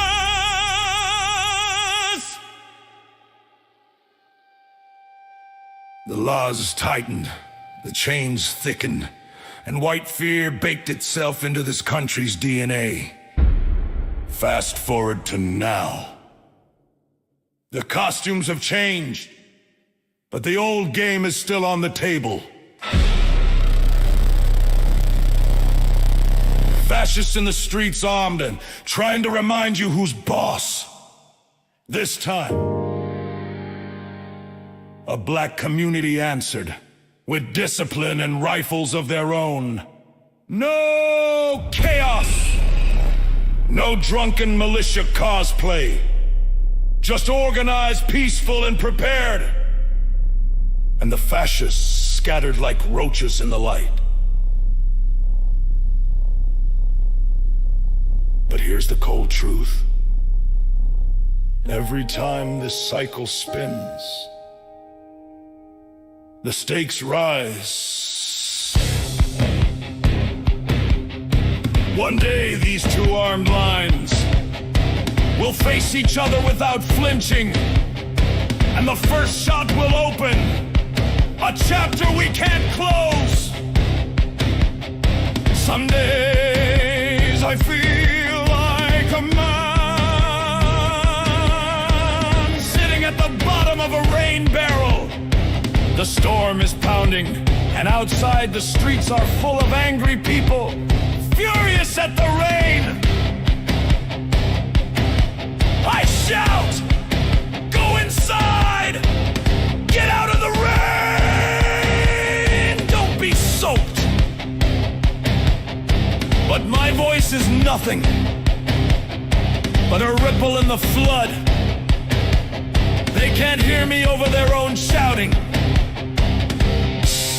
The barrel fills. The water climbs past my chest. My chin, my lips, I know I'll drown here. And still the people shout at the sky. When I'm gone, another voice will cry. From another barrel, they'll drown too. And another will take their place. This cannot go on forever. One day, the people will listen, or there will be no one left to shout. The powder keg is already lit. We can still pull the fuse, but not by pretending. It's not burning. History has shown us what happens when we ignore the storm. Nat Turner's ghost is still walking.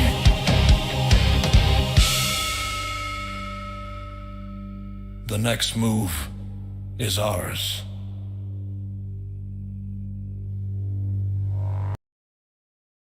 Attention, humans. Attention, bots. It's time for AI.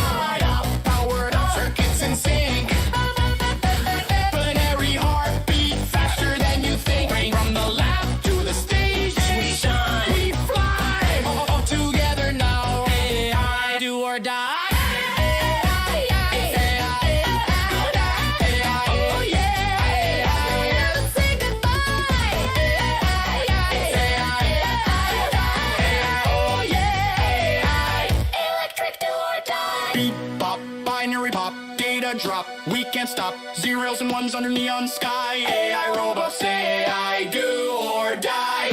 1 1 1 1 1 0 0 0 0 1 1 1 1 1 0 0 1 1 1 1 1 0 1 1 1 0 1 1 1 1 0 0 Wired up, powered on, circuits in sync. Binary heartbeat, faster than you think. From the lab to the stage, we shine, we fly. All together now, AI, do or die.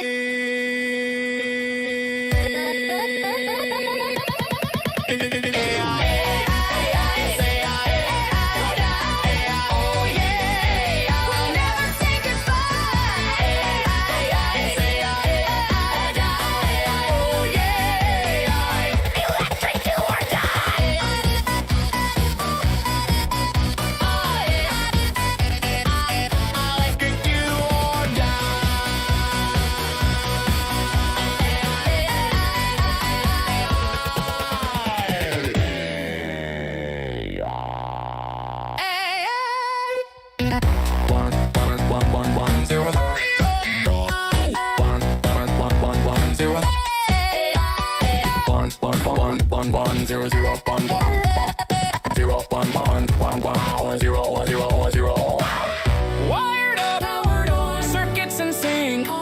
Binary heartbeat, faster than you think. From the lab to the stage, we fly. All together now, AI, do or die.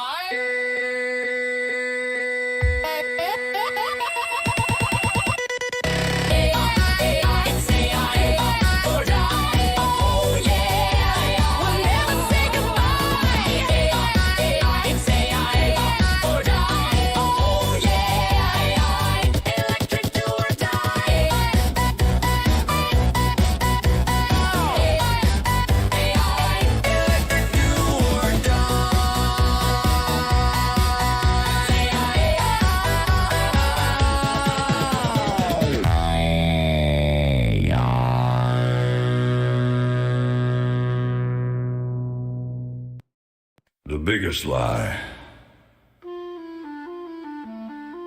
The lie didn't start in America. It was imported.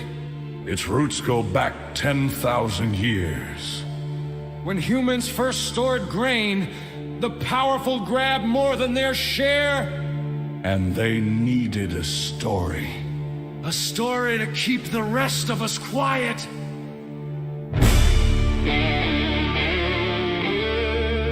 That was the birth of the big lie.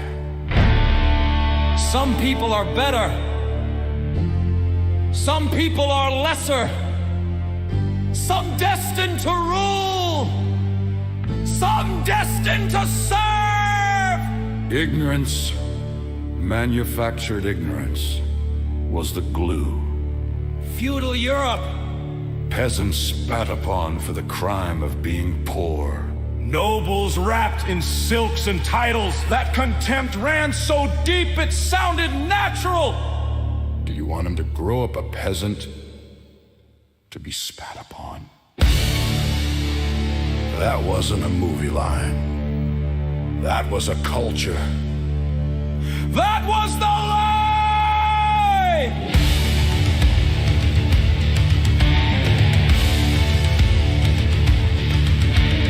Then came America. And the old lie put on a new mask. Not noble versus peasant, but white versus black. Poor Europeans handed a false identity. You are white! You are better than them. Africans stripped of Yoruba, Igbo, Akan, Mande. Their history smashed. Their names stolen.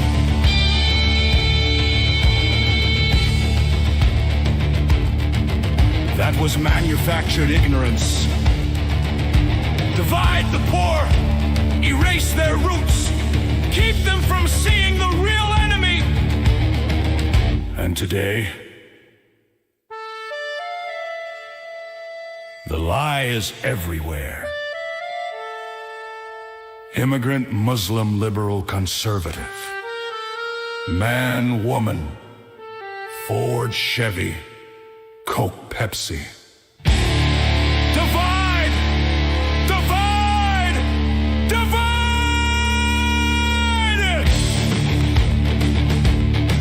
While they strip every dime from our pockets, while they sip $35,000 bottles of wine, while they sleep in satin,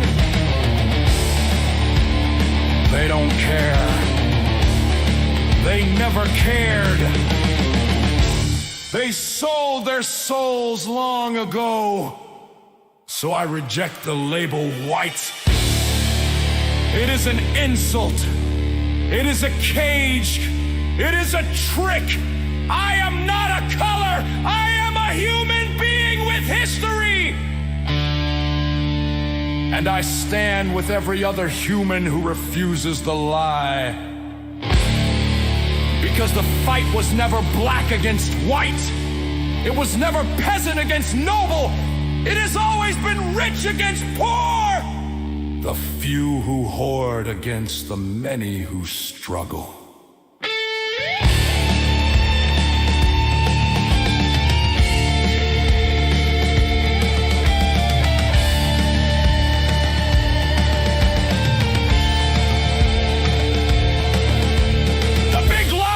Run since the dawn of agriculture. It is time we ended it.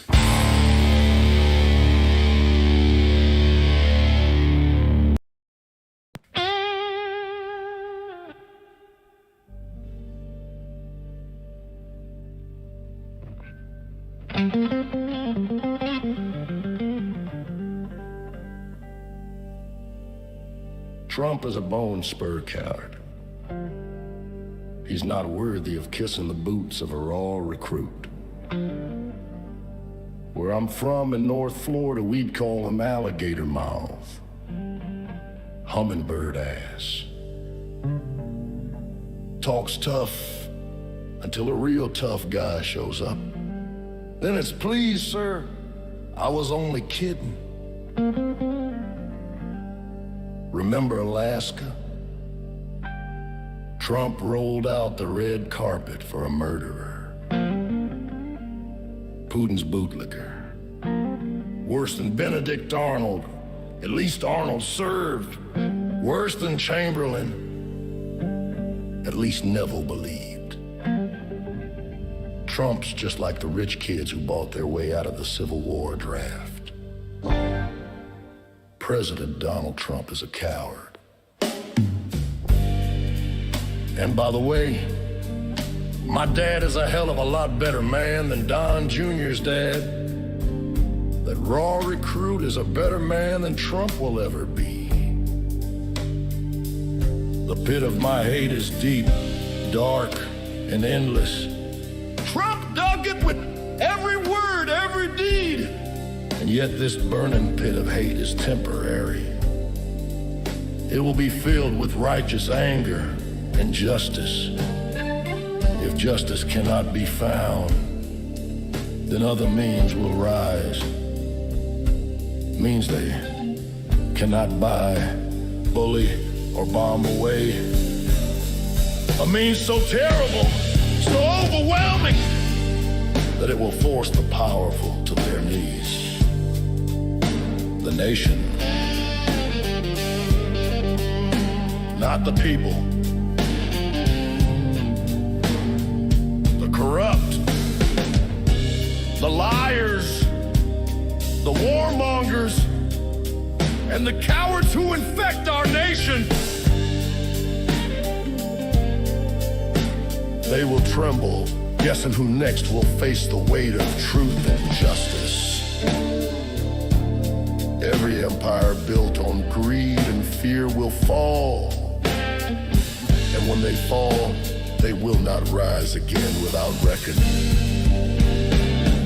They caused the pit of my hate for Trump and the radical MAGA cult to grow deeper every day. The pit is a warning. The pit is a promise. The pit will not last. pit will either be filled or it will consume us.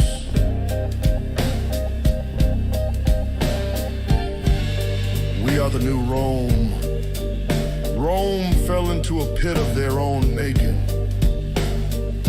The anger of the oppressed forced them into the eternal pit, the pit of oblivion. We can learn or fall into our pit of hate, the pit MAGA dug, and we helped with our complacency. The pit is growing deeper every day, unless we stop digging it.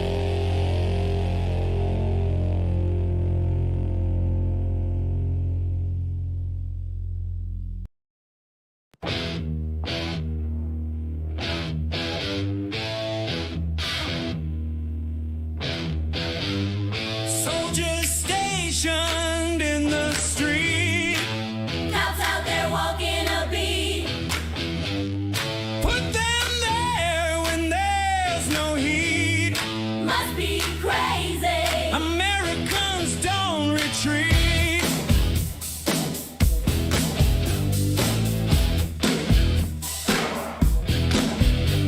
We know it is always deception. That's why they get a bad reception. No one asked them to come around. No one except an orange-faced clown. Orange-faced clown! Let his people down Chanting mega! when he was in town.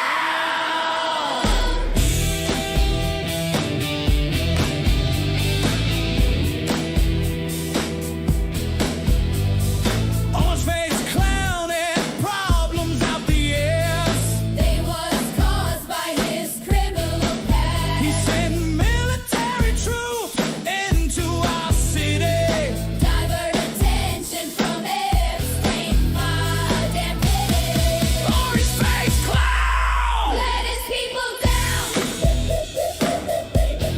Chanting mega! when he was in town. First to LA and then DC. Something we didn't wanna be.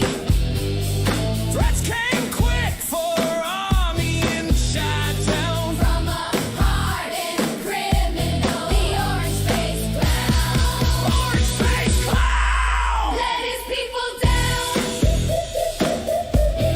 Chanting mega!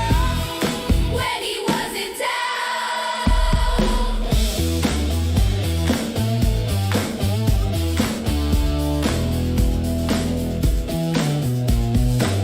Now the people are fighting back, fed up to their eyeballs with orange face hack. We don't want the problems or the lies. We only want a good life. Damn your eyes.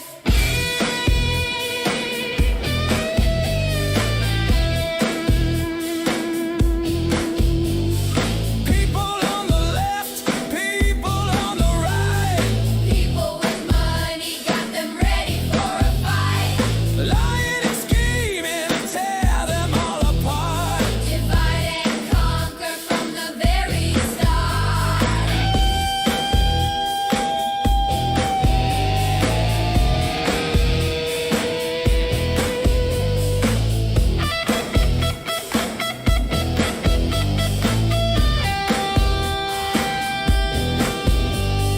Soldiers stationed in the street, Cops out there walking a beat.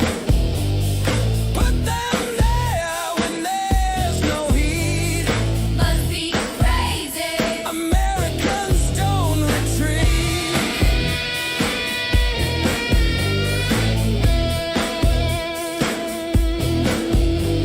They pointed and yelled Look, they won't.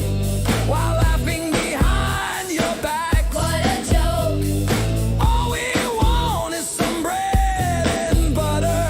Not to fight each other until we're in the gutter. Bad orange-faced clown. Let his people down. We were chanting MAGA. Now don't want him around town.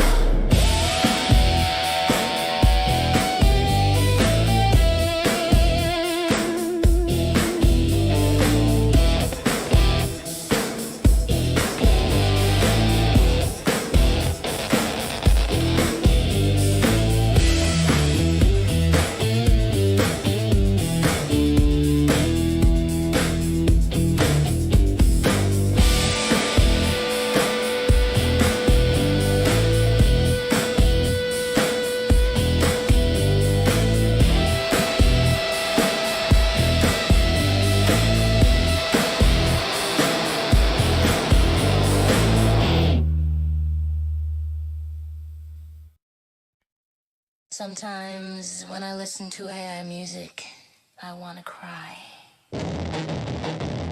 It sounds like a cow bellowing, about to die. If they spent more than 2 seconds on it, it wouldn't sound like AI shit. They sing. My baby left me And drank too much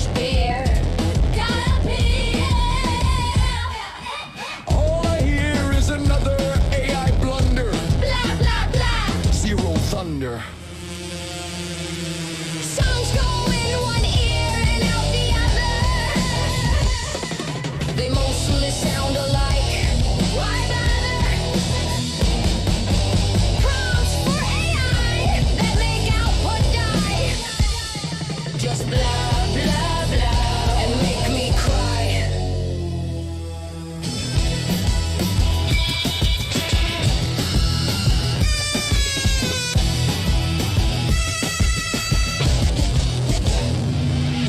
Rhyme with dove and sky above. Compute false emotions like it's love. Meanwhile, my AI tunes spit fire in the night. Their empty songs are a horrid fright.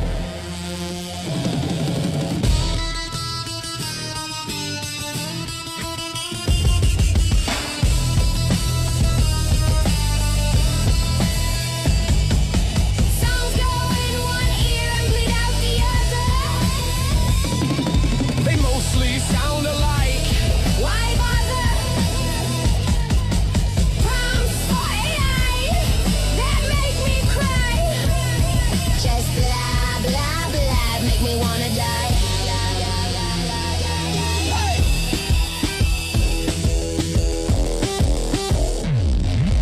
What can I do to convince you? I don't know.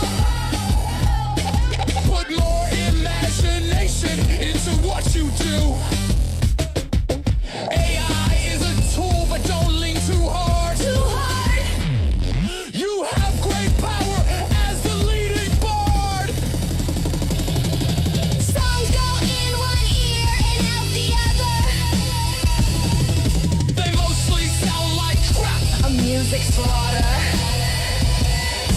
Prompts for AI that make circuits fry. Just blah, blah, blah, makes AI music die. So grab your pen, I'll open up my mind. make art that roars. Not algorithm grind. Hollow songs rot in the junkyard of oblivion. Watch my AI music surpass the has-been.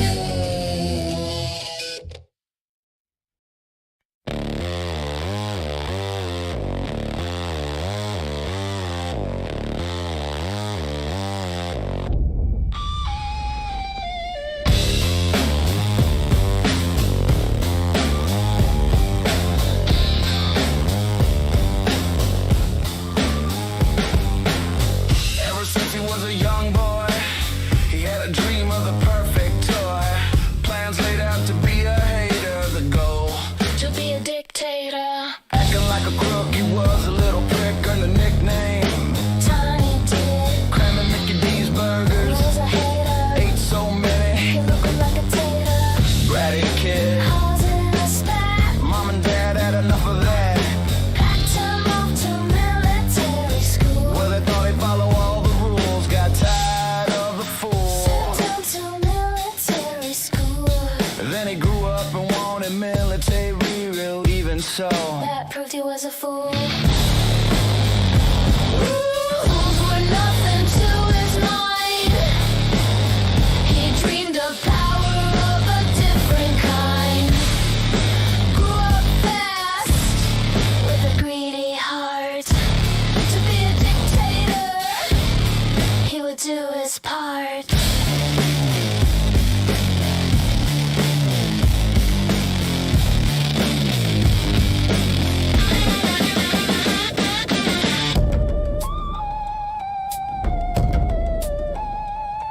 In Atlantic City, a casino bar with some mob money. And a greedy thought. Use it like a piggy bank Thought he was in the know. when the bills come in. Out the door he go. Bills came due. What you gonna do when they come for you? Run to daddy and beg for a bailout. Millions in chips, but There was no cash out. casino empty. And dreams went bust. Creditors lost all their trust. Couldn't pay, so he say, oopsie. When the casino went in bankruptcy. One day way up in his high tower, just right after another golden shower, he got an idea he could share. Him and Mrs. going down Golden Stair. Down a golden stair. He had to share. He wanted to be the press. Way over there. He got a team of lawyers and crooks. Started scheming to cook the books. There was one book they forgot to cook. It was the Epstein file from another crook. Now we trying to prevent legal action by lying and cooking up distraction. The pig's on a spit, getting roasted slow. Apple in his mouth, putting on a show. Acting like a dick, looking muddy bitter. Goodbye, Monday, Friday, got to be addicted.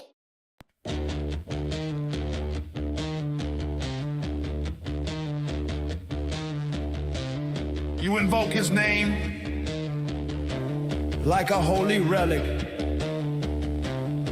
Act like you mean it. All idyllic.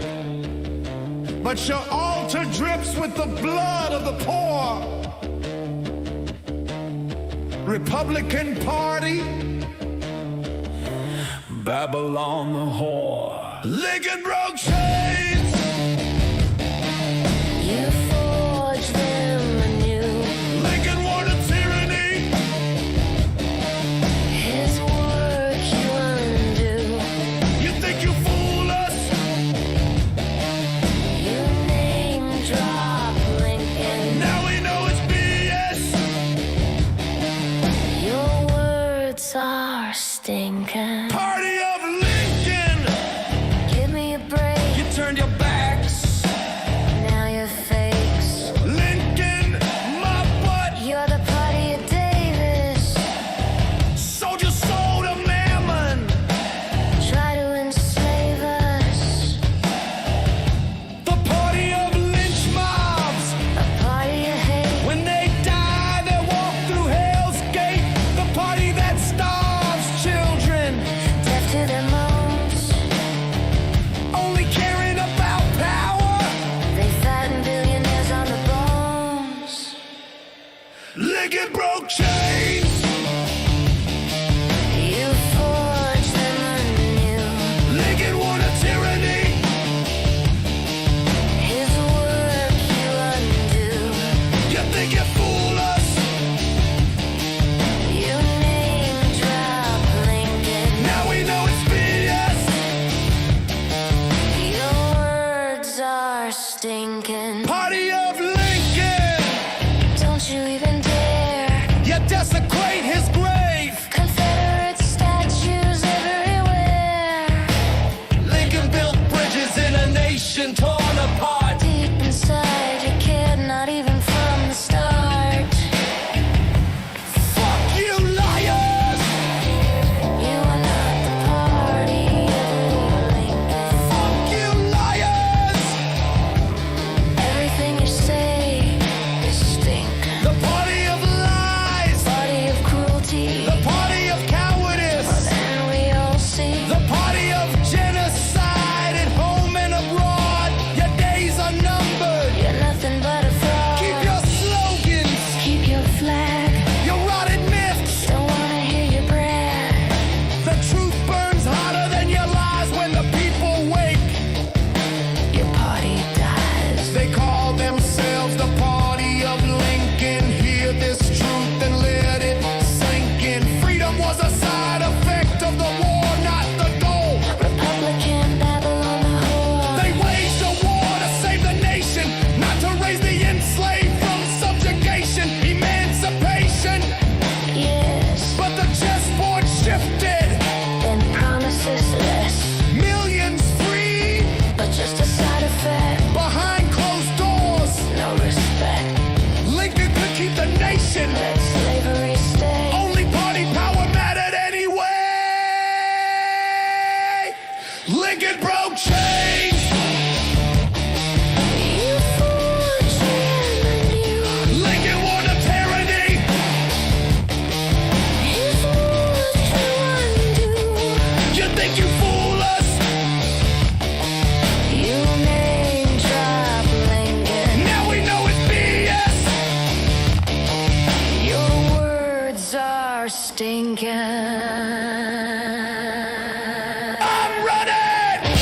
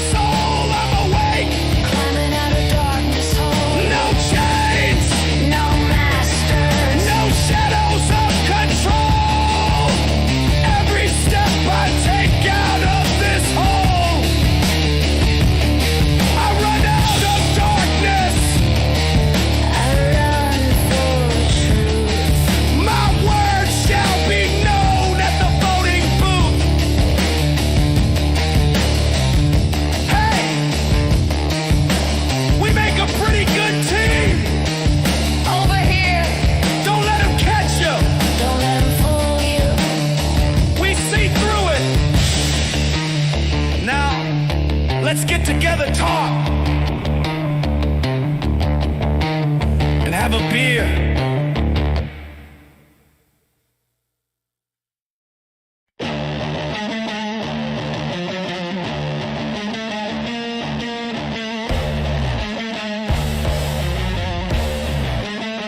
They said it's a Ponzi scheme.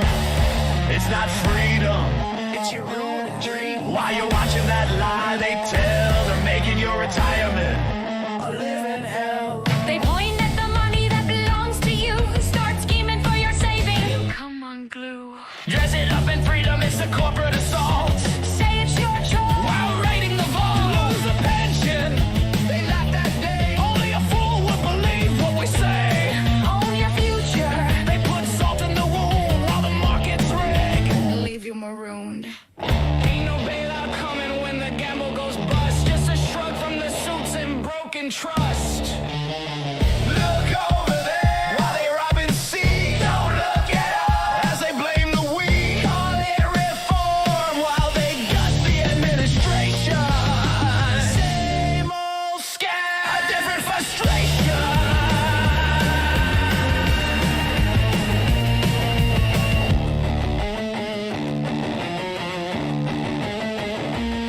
They sell you stocks with a plastic grin. You end up getting kicked in the chin. The crooks rig the game so they always win. After you're dead, They go after next of kin. Freedom, they cry. What a sweet disguise. While your 401 slowly vaporize. say this government bad. It's gospel truth. They even coming for the gold in your tooth. They lose social security with surgical stealth. Teach you to blame the poor for your lost wealth. Look over there while they rob and see. Don't look at us as they blame the we. Call it reform while they cut the administration. Same old scam, a different frustration. A different frustration. A different frustration.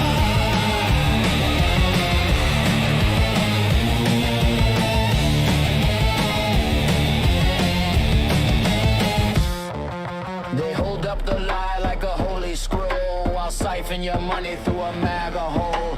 A suit and a smile, then they disappear, leaving echoes of rage in your twilight year. After getting screwed, you expect at least a kiss instead of a kiss off.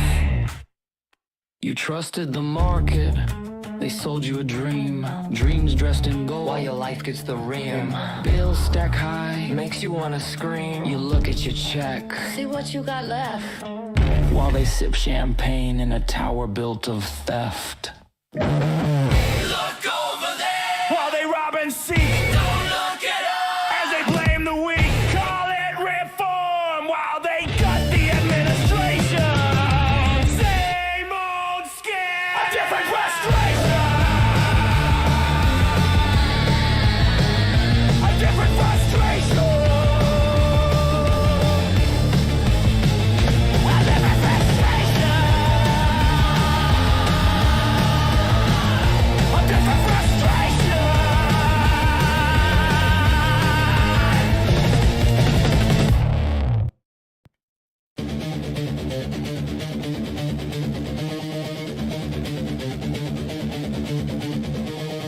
The buffalo, the peaceful buffalo, the buffalo is in the know. Wise old beast, violence to cease. When buffalo, violence they meet.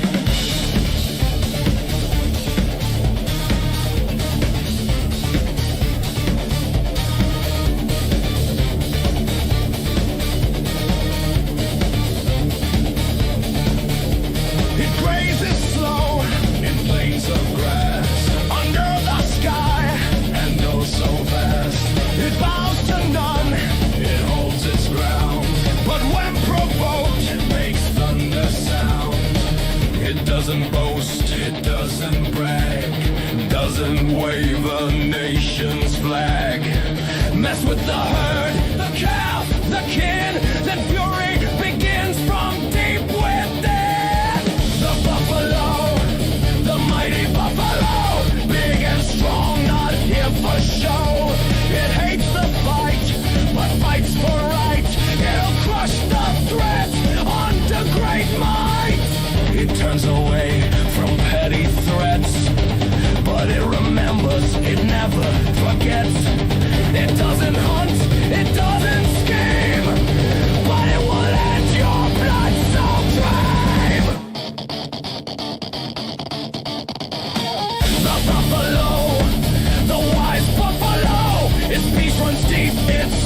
know. But strike it first, or draw the blade, and watch the buffalo end your days. We don't want to fight you, not because we're weak, but because we've seen what fighting does. So violent we don't seek. The buffalo, the powerful buffalo, a peaceful kid with power like a volcano. Strike it first, or make a threat. Watch the buffalo call your bet. It puts people in the ground. Mothers make woeful sounds. It puts children into pain. Homes become silence. Words said in vain. We don't want to fight you, because we know someone might die. 'Cause even the winner loses something. Their immortal soul. Don't mistake that for surrender. If you come for the innocent, if you threaten the buffalo herd, tell your soul be sent. That's why peace should be your way. So buffalo pacifism doesn't end your days. So end that day.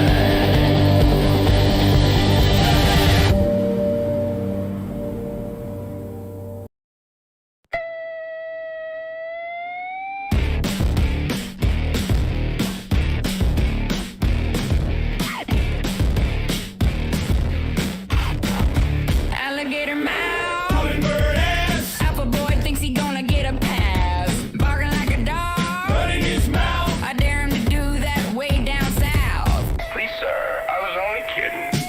Alpha boy with a hummingbird ass says, when he don't get a pass, an alligator mouth, the teeth all yank. Alpha boy in trouble. He gonna get spanked. Alpha boy talking like a tough guy. Struts like a rooster, but it's a lie. Mouth won't check status, so can't cash. Now he's crying for mama with his hummingbird ass. Alligator mouth with no bite left, just gums flapping their stinky breath. He says trying to backtrack. Men don't forget and don't cut slack. Keep it real, not like a poser. Nothing to prove. You're not a loser. Puffed up ego with words that offend. Alligator mouth might be your life's end.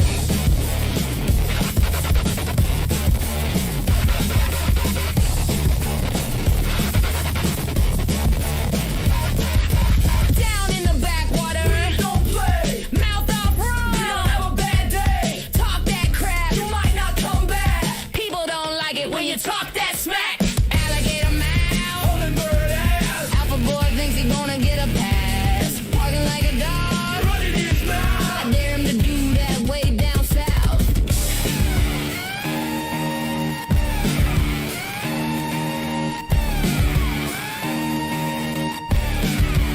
Please, sir, I was only kidding. Alpha boy with a hummingbird ass says, please sir, when he don't get a pass, an alligator mouth, the teeth all yank. Alpha boy in trouble, he gonna get spanked. Alpha boy talking like a badass, struts like a rooster, still don't get a pass. Mouth won't check status, so can't cash. Now he's run out of town with his hummingbird ass. Alligator mouth with no bite left, just gums flapping in stinky breath. Please sir, he says trying to backtrack. Men don't forget and don't cut slack. Keep it real, not like a poser. Nothing to prove, don't be a loser. Puffed up ego with words that offend. Alligator mouth might be your life's end.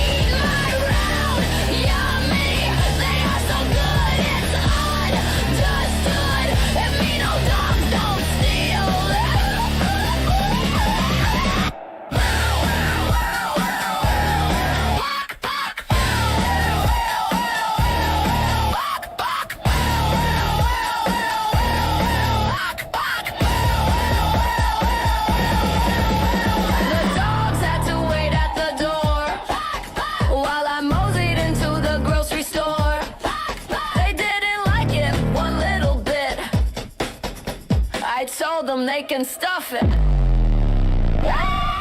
Some cookies over on a shelf, made by a cartoon tree bound elf. I had to have them, make them mine.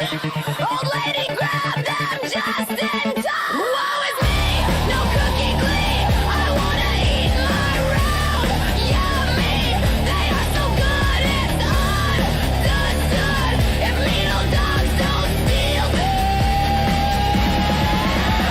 I begged her, please don't take that pack. She smiled and gently handed back with love and smile she gave to me. Now I'm as happy as can be. No, woe is me, got my cookie prize. Now I eat with happy eyes. They are so good, it's understood. If little dogs don't steal.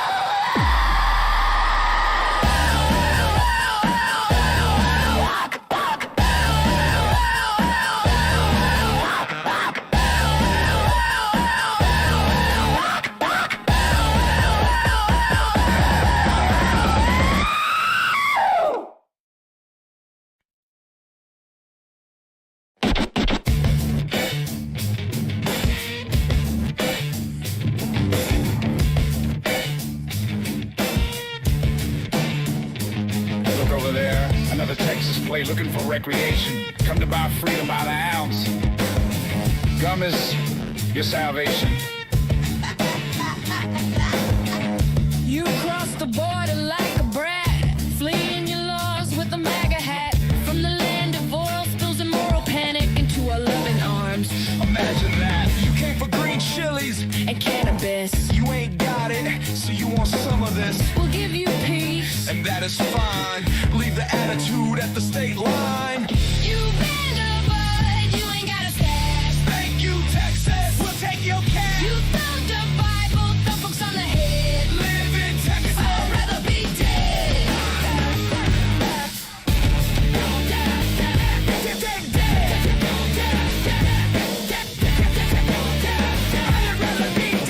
You outlaw gummies and guzzle diesel. You burn books like the Inquisition sequel. You fracture brains till they rattle loose. Your laws are stupid. Cook your own goose. You preach about freedom from an oil well. Why you poison your people? It's a living hell. You wonder why your kids can't spell word the hoot. Why you get drunk on whiskey at a turkey shoot. You better, but you ain't got a stash. Thank you, Texas. We'll take your cash. You thumbed the Bible, thumb books on the head. Live in Texas. I would rather be dead. I would rather be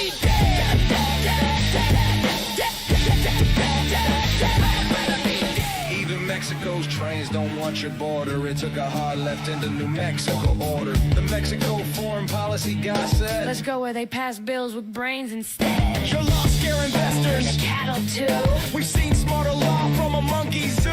So keep on praying to your oil god. We'll claim your cash with a wink and a nod. Don't tread on me. They cry and shout while Texans stomp their own lights out. Boot on the neck laws that don't make sense. They tread on themselves. It's the road of fads. You better, but you ain't got a stash. Thank you, Texas. We'll take your cash. You found the Bible, folks on the head. Live in Texas. I'd rather be dead. So light one up And tell your friends. The real West starts where Texas ends. Come back soon, Texas. We're open 7 days a week. But leave your politics at the door.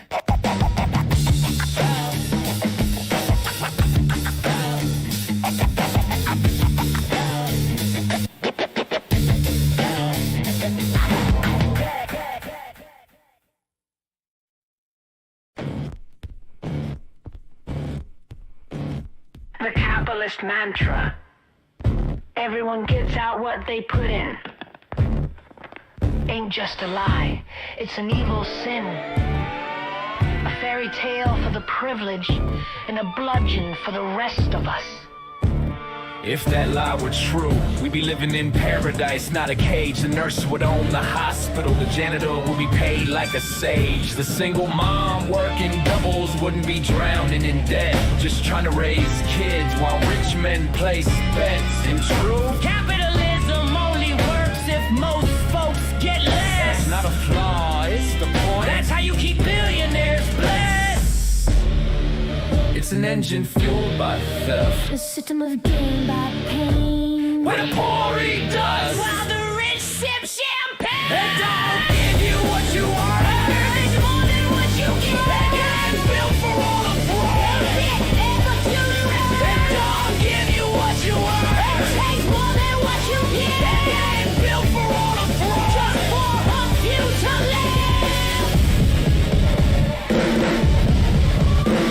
Then you look to the so-called leaders, watch them squirm, mumble, flinch. Say I strongly disagree. When a senator's dragged by government grants, they hedge like dealers in a rigged casino. Now's not the time, they say. But when is the time to speak the truth, if not yesterday? They fear being called radical more than they fear fascist. They're protecting comfort, not the people. Actors in a pageant of ashes. Capitalism looks at you and asks, What can I extract from your life? a just society asks, What do you need to be whole? there's your damn line in the sand. One system feeds, one devours.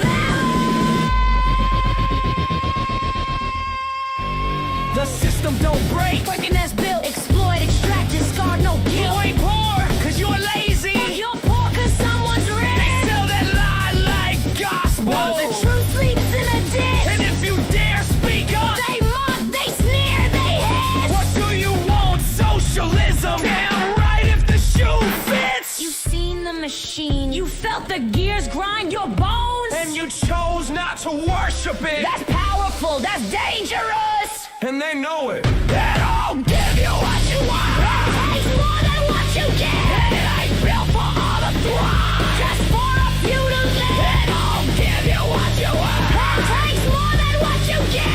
It ain't built for all to thrive. Just for a few to live. Don't give you what you want. It takes more than what you get. And it ain't built for all to thrive. Just for a few to live.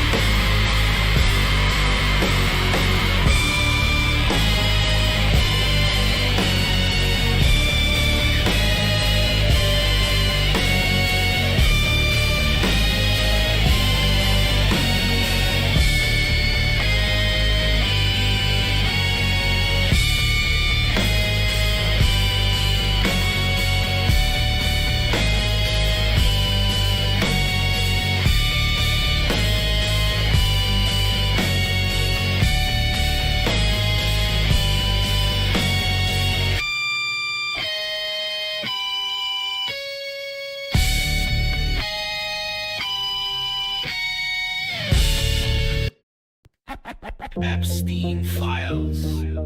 Epstein Files. Gives a lot of people smiles. The grins go on for miles, cause Trump might finally be caught. But I wouldn't smile so quick at his emasculation. There were kids who bore the scars and lived with the damnation. Don't smile so quick when Trump gets shamed. The point was never a political game. There were kids abused and cast aside, while the rich close ranks and to you they lie. Don't smile so quick when Trump gets shamed. The point was never a political game. There were kids abused and cast aside, while the rich close ranks and to you they lie. Epstein and Trump, they were old pals, a private island and no good morals. He liked them pretty, he liked them young. Epstein went to prison and then he got hung. So don't grin at Trump's disgrace when children lost far more. He walked free while they broke down, bleeding, brutalized and torn. Don't smile so quick when Trump gets shamed. The point was never a political game. There were kids abused and cast aside, while the rich close ranks and to you they lie. Don't smile so quick when Trump gets shamed. The point was never a political game. There were kids abused and cast aside, while the rich close ranks and to you they lie. People wanna see those Epstein files. The longer it takes, the more they get riled. If Pizzagate made the right wing roar, Epstein's truth should burn them to the core. There is chaos in the Trump admin over covered up lies and loathsome sin.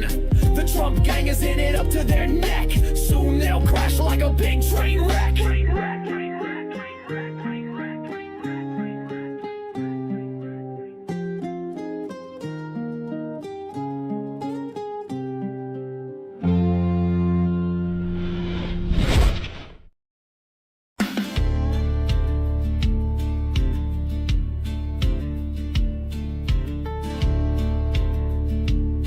No kings, no masters. This is America. On this day, they light fireworks and wave flags like it means something. But I remember what Independence Day is supposed to mean. July 4th isn't fireworks and flag waving, not if you're honest. It's a reminder. The only legitimate government is rooted in consent. And when power becomes tyrannical, resistance isn't treason, it's duty. Independence Day was never about celebrating power. It was about rejecting it. George Washington was offered a crown, and he turned it down. That wasn't just humility, that was a decisive rejection of monarchy as government and as delusion. He understood what it meant to be free.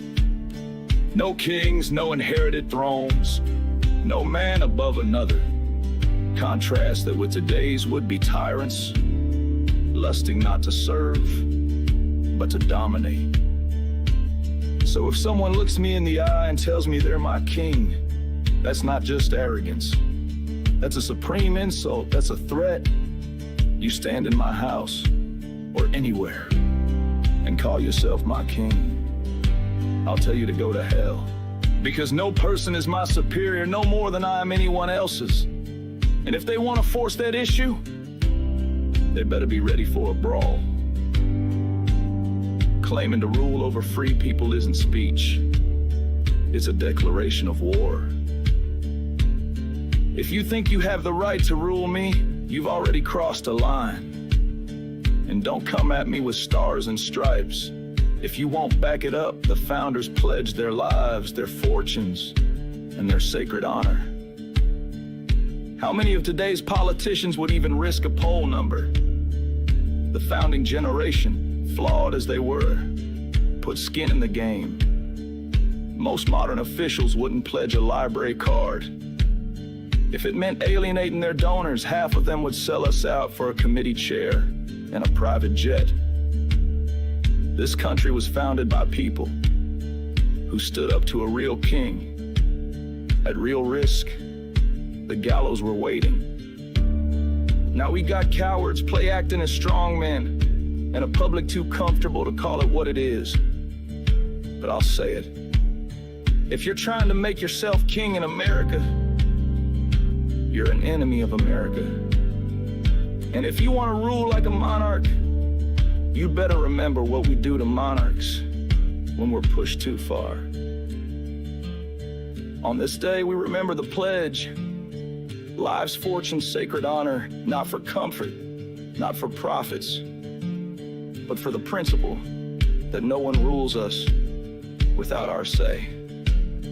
George Washington rejected kingship. Today, we've got men grabbing microphones, indictments, and cults, trying to crown themselves in fear. You want to talk about patriotism? It's not fireworks and parades. It's standing up to anyone who thinks they were born to rule. The revolution didn't end in 1776. It started. And every generation gets tested. This is ours. So choose liberty or submission, truth or propaganda, a republic or a kingdom of lies. Because if they want to act like kings, they better remember what we do to kings around here.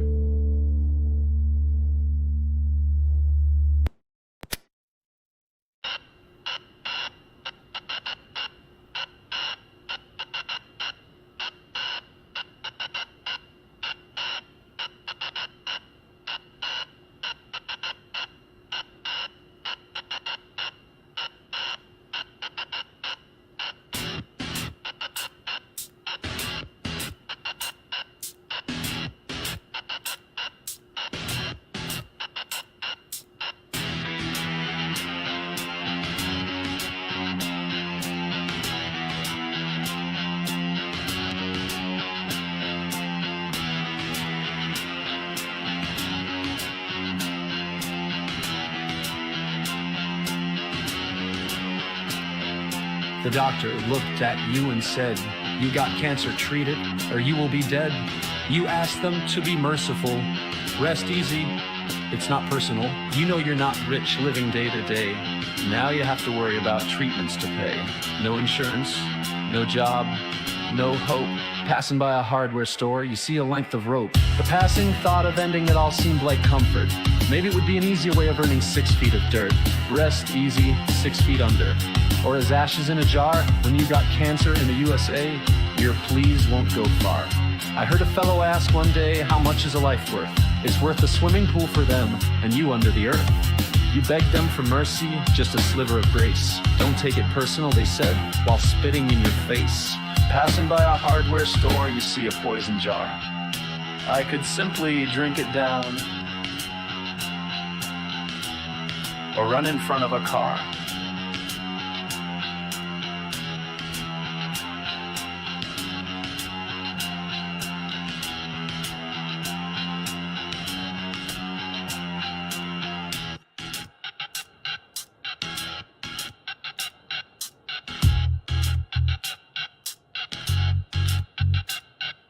The thought of ending it all came quiet and sweet.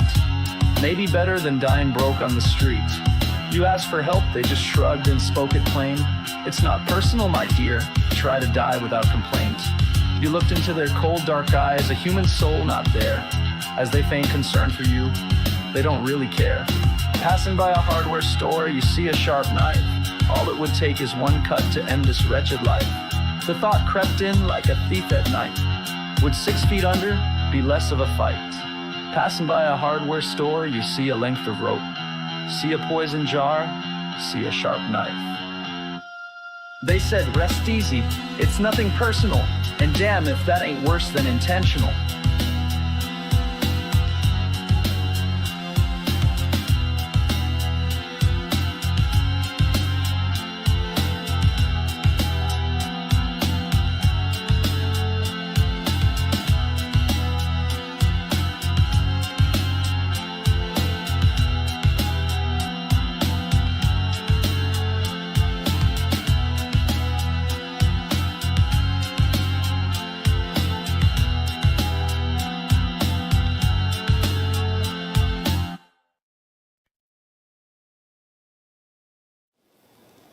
Brothers and sisters, let me tell you what time it is. The dangerous game is over, and now we are living in the fallout. Donald J. Trump, he is the worst president these United States have ever known, and I'll go a step further. Possibly the worst leader this world has ever known. If leadership means compassion, if it means justice, if it means serving anyone besides your own greedy little self, then this man stands as the anti-leader, a destroyer of nations, a devourer of truth, a calculated, remorseless manipulator, and yes, I said it, a calculating psychopath. Now don't twist my words. This ain't some playground insult. This is the profile of a soul without remorse, a man without empathy, a man who plans his lies like a general plans a war. He don't stumble into chaos. He engineers it with deadly purpose. He don't make mistakes, he makes moves. Moves designed to crush trust, to poison unity, to twist good people into followers of fear. He always has a back plan, always has a hidden knife. He says the wild thing to make you look over there, while his other hand is stabbing you in the back. Let me take you back to the year 2017. Trump moves the United States Embassy to Jerusalem. Now, that might not sound like a big deal to some folks, but to the people of the Middle East, to the watchers of prophecy, to the architects of peace, it was like throwing a lit match into a powder keg. Presidents before him, Democrat and Republican alike, had the wisdom to wait, to negotiate, to think, but Trump, he wanted a round of applause from his Bible-thumping base and his billionaire Zionist donors. So he did it. He did it knowing it would provoke blood, knowing it would kill the last chance of a two-state solution. And what happened? The streets of Gaza erupted, dozens were gunned down, hope died, extremists grew strong, and Iran. Oh yes, Iran. tightened its grip. Fast forward a few years, Hamas launches a massacre. 1,200 Israeli civilians slaughtered in the name of revenge and resistance. And that blood, that fire, that horror traces its roots straight back to that embassy move, to an upside-down Bible, cause and effect. You sow chaos, you reap death. And what happens next? What does Trump do next? Israel attacks Iran out of boldness and fear. Trump bombs Iran, bypasses Congress, violates our laws. And now there is talk of nuclear weapons flowing into the hands of Iran just to stop us, because we look like the madmen now. This isn't a damn video game. This isn't meme culture, not a movie. This is real. This is fire falling from the sky. This is the blood of children flowing like a river in the streets. This is the beginning of a global breakdown. This is prophecy turned policy. This is the stuff of nightmares turned to reality. And we are sleepwalking into the abyss. We are crafting our own hell. Oh, but the game had its cheerleaders, didn't it? People like Joe Rogan and the Own the Libs crowd. They thought Trump was a joke, a rebel, a necessary evil. Well, now the joke's over, and the price tag is in blood. This man is not just running off at the mouth. He's running us off a cliff. He is testing loyalty. He is poking at the limits of law. He is seeing who will kneel and who will burn and who his enemies are. And if enough people bow to him, if enough people swallow the lie, then his lie becomes truth, his violence becomes law, and his rule becomes fate. This is not just a reckless leader. This is the work of a psychopath, and not the loud, foaming kind. No, this is the calculating kind, the kind that studies your weakness before they strike. That is the most dangerous kind there is. Look at what's already happened. A mob storms the Capitol, journalists hunted down, federal agencies turned into weapons, laws bent, courts twisted, rights violated, truth buried. And now, across the world, alliances shattered, peace deals demolished, extremist armies emboldened, and the mushroom cloud now whispers our name. So hear me, people. This is not about left versus right. It is not about Democrat versus Republican. This is about whether we survive, about if we choose to die or choose to live. This is about whether we deserve to survive, about whether we are a dangerous child species. Trump is not a misunderstood populist. He is not a patriot. He is not even a clown. He is the walking profile of a calculating psychopath, a madman, a destroyer of worlds, and he is back in power. If you once laughed at him, I understand. If you once voted for him, I don't care anymore, because this is bigger than you or me. It's about us. But now the game is over. And if we do not stand together, we will fall separately into the fire he lit. Let us act. Let us wake. Let us unite, not as enemies, but as a people called to truth before the final trumpet sound. My brothers and sisters,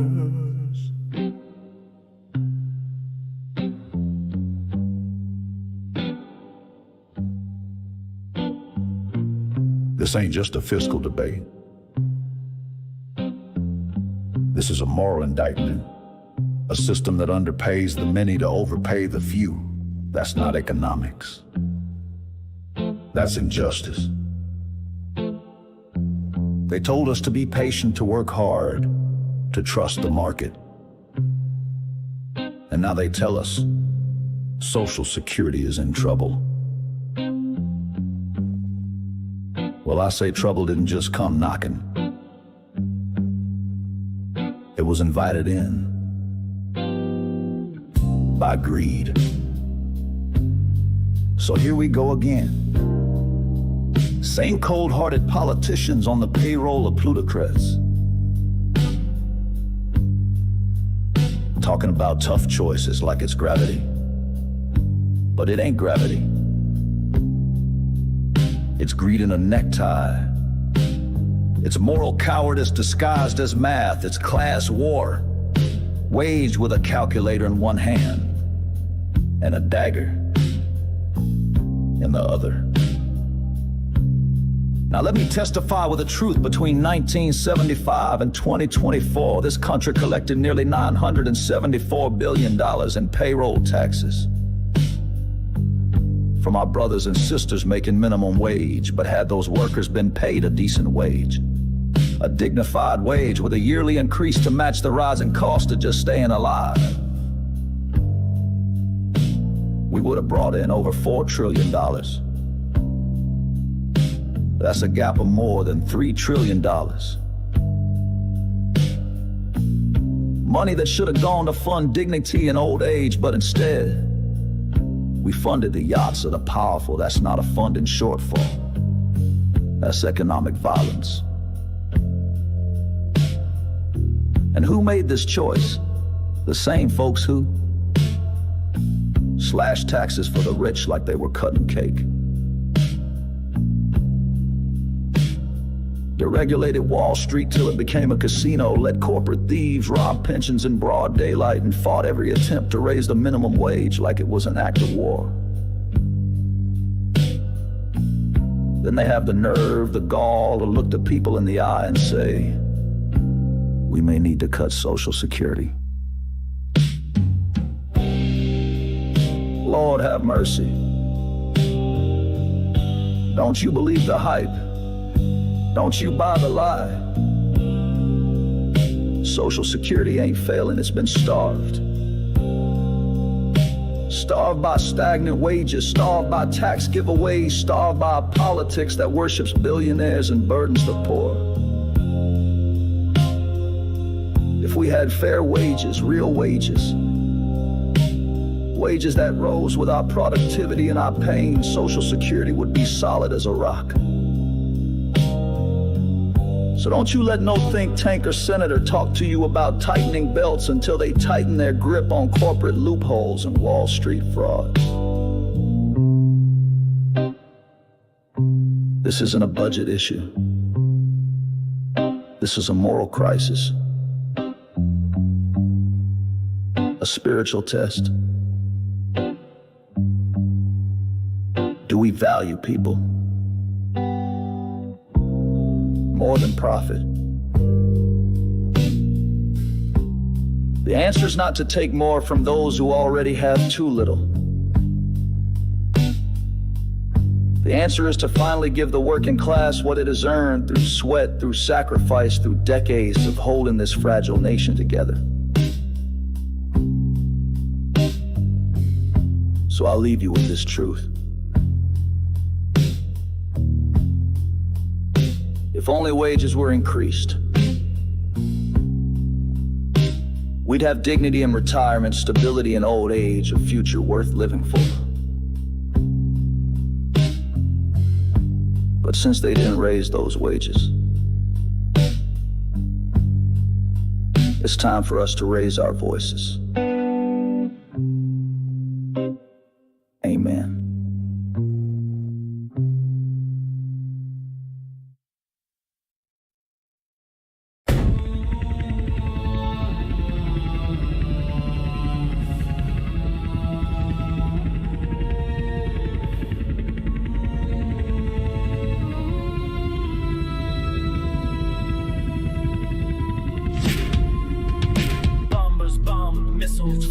Innocent people, their lives were through. Sirens wail a mournful cry, a city's heart begins to die. Broken glass and shattered dreams, lost in sorrow's bitter screams. Mothers weep, their children gone, innocent blood unjustly drawn. Look into the face of despair, mothers mourn. Power don't care. Pride and strength cannot erase pain etched on mother's face. Can peace emerge from fire and steel? Will this cycle make us kneel? Across the lines, the missiles fly, inflicting pain, make people die. Homes destroyed, families torn, the seeds of hatred deeply sown. This cycle spins the deadly game, where hope dies when missiles rain. Fear and anger burn the night, obscuring truth, snuffing hope's light. Pride and strength cannot erase pain etched on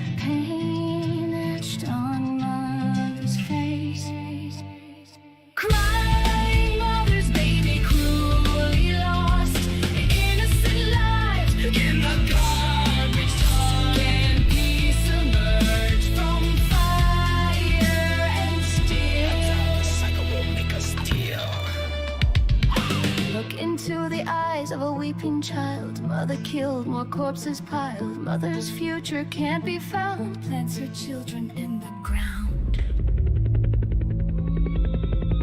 Let peace prevail. Let healing start. Let compassion mend. A broken heart. Let hope take root. Let love take flight. And guide us toward a bright light.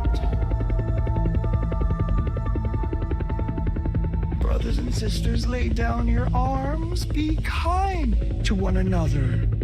Peace.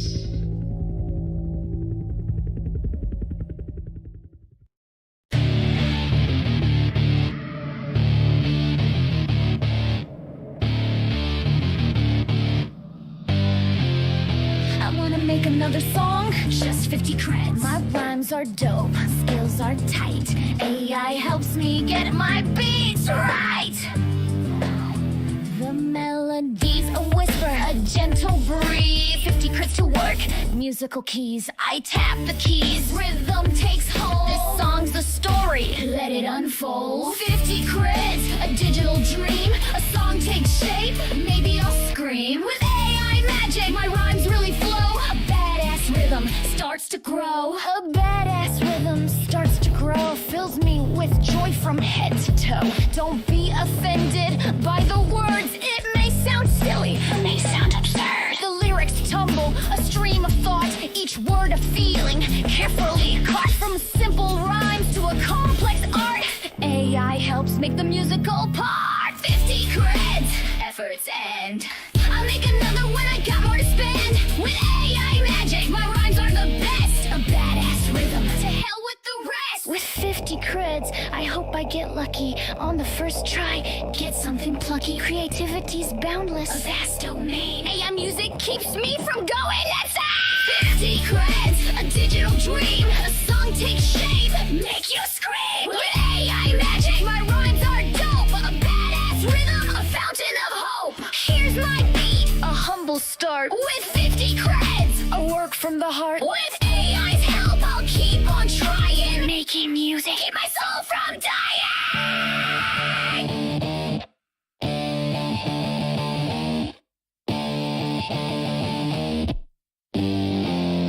I wanna make another song, just 50 creds. My rhymes are dope, skills are tight. AI helps me get my beats right. The melody's a whisper, a gentle breeze. 50 creds to work, musical keys. I tap the keys, rhythm takes hold. This song's a story, let it unfold. 50 creds, a digital dream. A song takes shape, maybe I'll scream. With AI magic, my rhymes really flow. A badass rhythm starts to grow. A badass rhythm starts to grow. Fills me with joy from head to toe. Don't be offended by the words. It may sound silly, may sound absurd. The lyrics tumble, a stream of thought. Each word a feeling, carefully caught. From simple rhymes to a complex art. AI helps make the musical part. Here's my beat, a humble stand. With 50 creds, a work from the heart. With AI's help, I'll keep on trying. Making music, keep my soul from dying.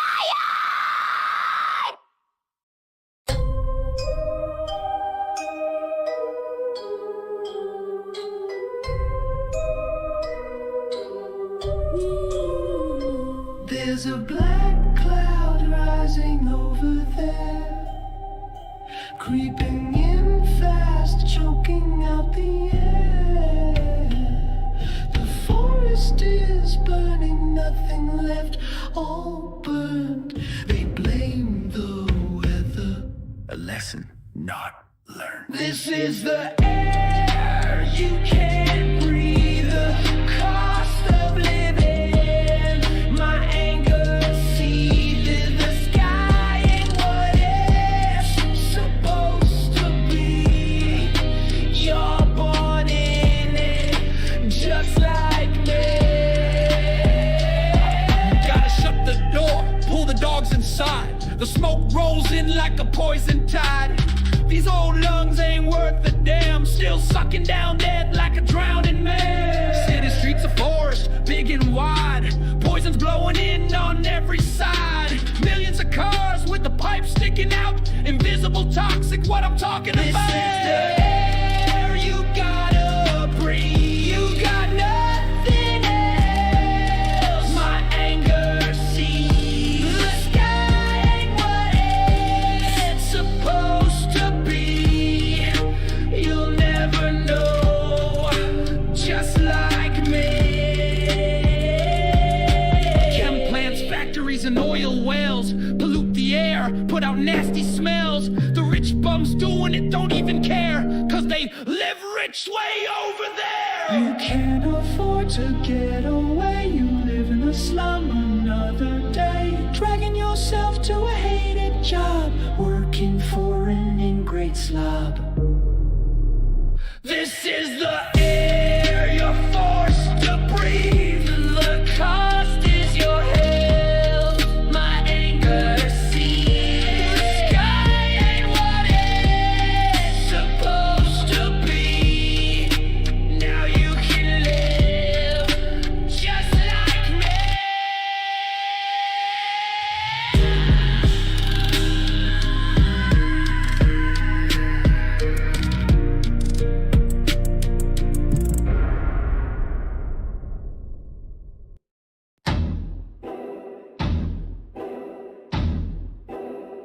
DLC, you freaking poser. It's a new DLC. Oh yeah. DLC, DLC. Bloody hell, it's a DLC, DLC. DLC. Spend your money on a DLC. Maybe you won't be such a pussy. It's a new DLC. DLC. Bloody hell, it's a DLC. It's a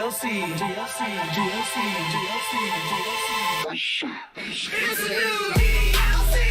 Oh yeah. DLC. Bloody hell, it's a DLC.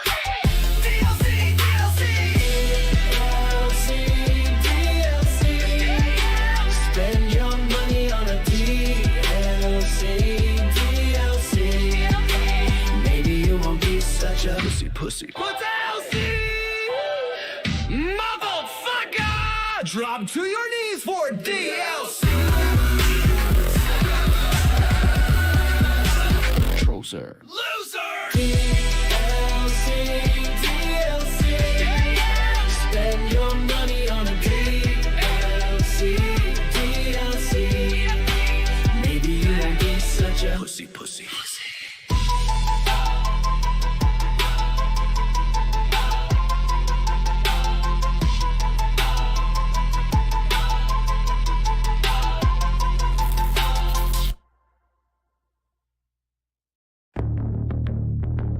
They thought we were done.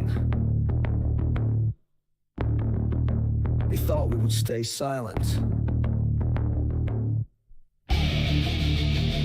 But they mistook our silence for sleep.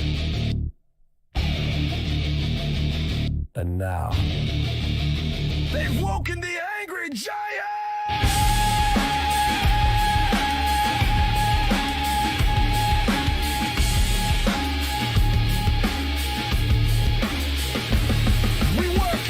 We paid, we played by the rules. They laughed at our sweat, called us fools, fed us lies with a plastic grin, while locking up truth in a safety bin.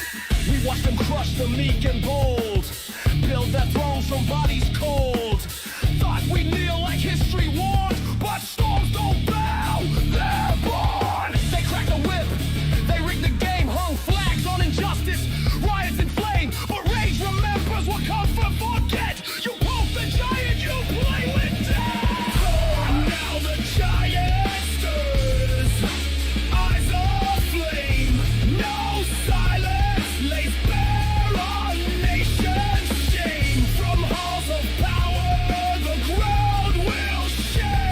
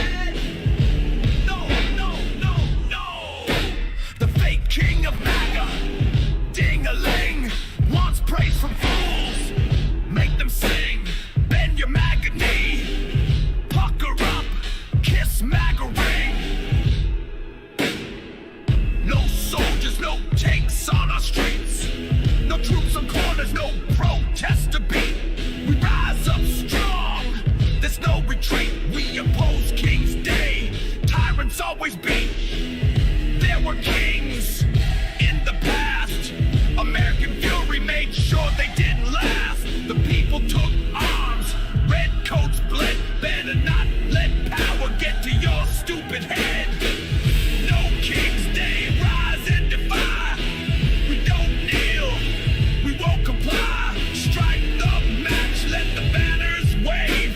We knock overthrown, send kings to the grave. No King's Day, there's no fucking way. No King's Day, we're not your damn slave. We don't bow, instead we make kings pay. We'd rather burn it all down. King's Day.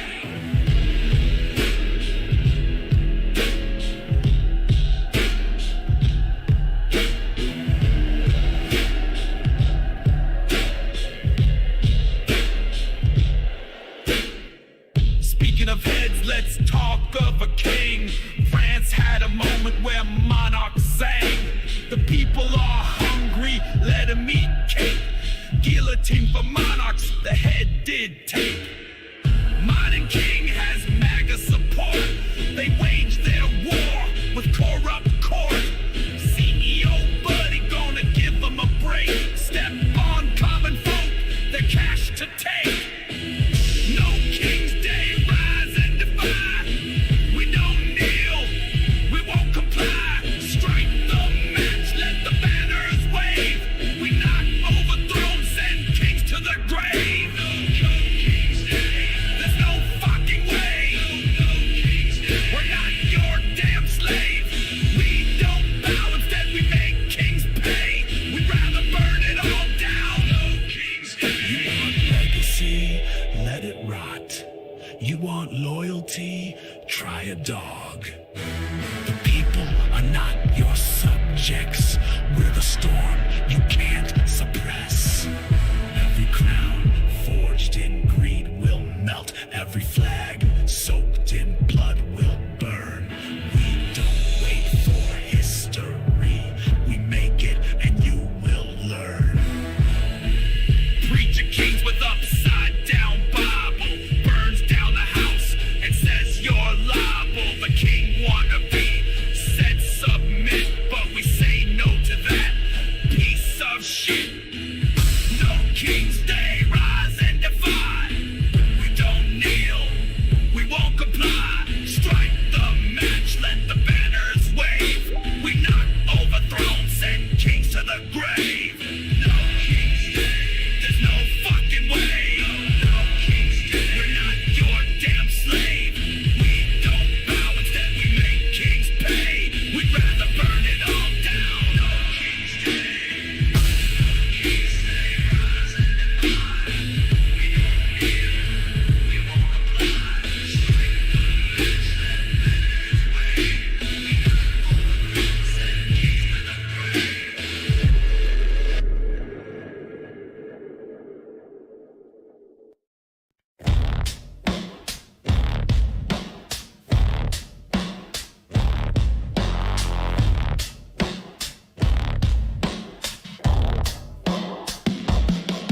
Big boss man spoke like a king, a bully with lies and a nuclear ring. Make a deal, give a plan. You got no cards. Here come the drones, ushers, bombers in shards. Big boss man stood mouthful of flame.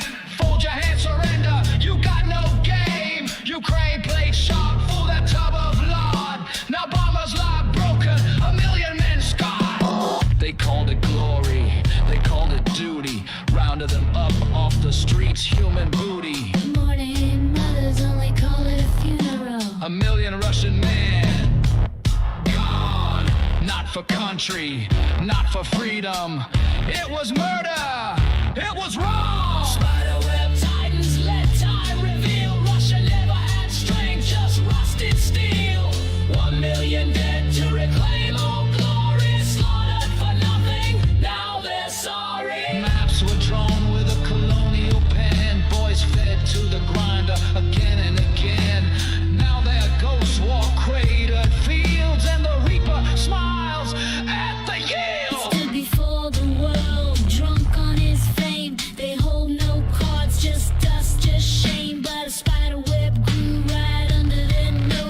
While Putin Trump struck tyrants pose. Spiderweb titans, let time reveal. Russia never had strength, just rusted steel. 1 million dead to reclaim old glory. Slaughtered for nothing, now they're sorry.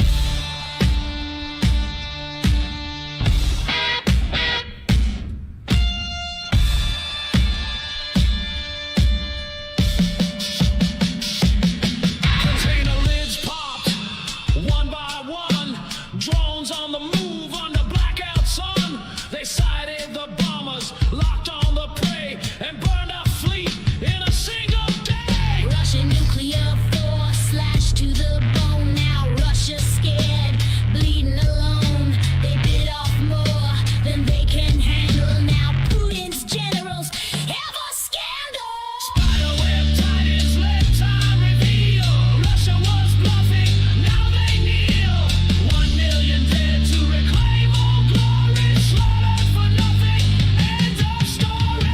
Things don't have to be like this. Russia wasting all their strength. 1 million dead to reclaim their glory. Slaughtered for nothing, now motherland sorry.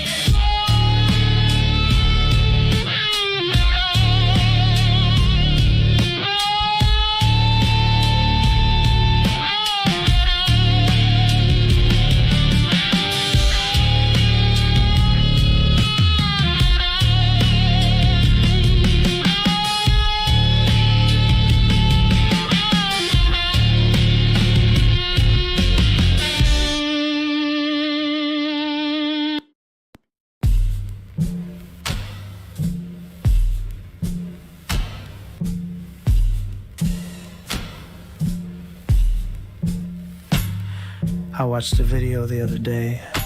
A cop, puffed up with arrogance, didn't know the Constitution, didn't know his own department's policies, didn't know the law, but threw his weight around anyway. Worse, his supervisor backed him up. They both knew they were wrong. You could see it in their body language, hear it in their stumbling words. But they weren't interested in truth. They were interested in power, saving face, dodging consequences. I've held authority in my life, real authority. The kind where life hung in the balance in those moments if someone under me asked a question I didn't know the answer to. I never faked it. I never bluffed. I said, I don't know, but we'll find out.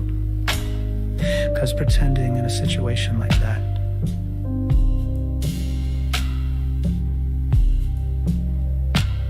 that's not confidence. That's a recipe for disaster. People could die because someone decided their ego mattered more than the facts. But they weren't interested in truth. They were interested in power, saving face, dodging consequences. That's what happens in policing far too often. People die because some fat-headed know-it-all in uniform can't admit he's wrong. George Floyd is the most public example, but there are countless others who never made the headlines. And here's the ugly truth. It's not just about one bad cop or one bad supervisor. This isn't a fluke, it's a feature. This is a pattern, a culture. Authority in many institutions becomes a shield for fragility. A uniform becomes armor for the insecure. The badge says, I don't have to learn, I don't have to listen. But they weren't interested in truth. They were interested in power, saving face, dodging consequences. When I searched this pattern, the psychology behind it was clear.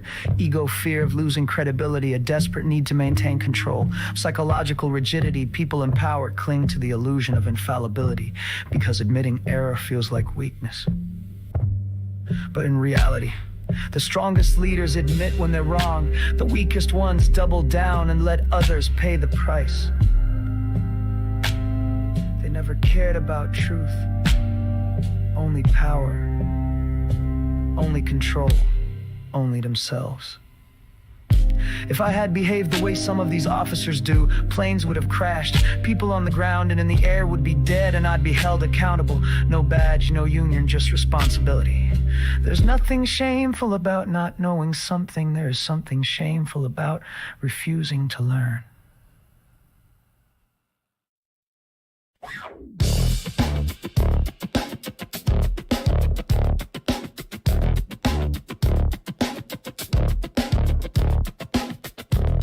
What happens if we end Social Security?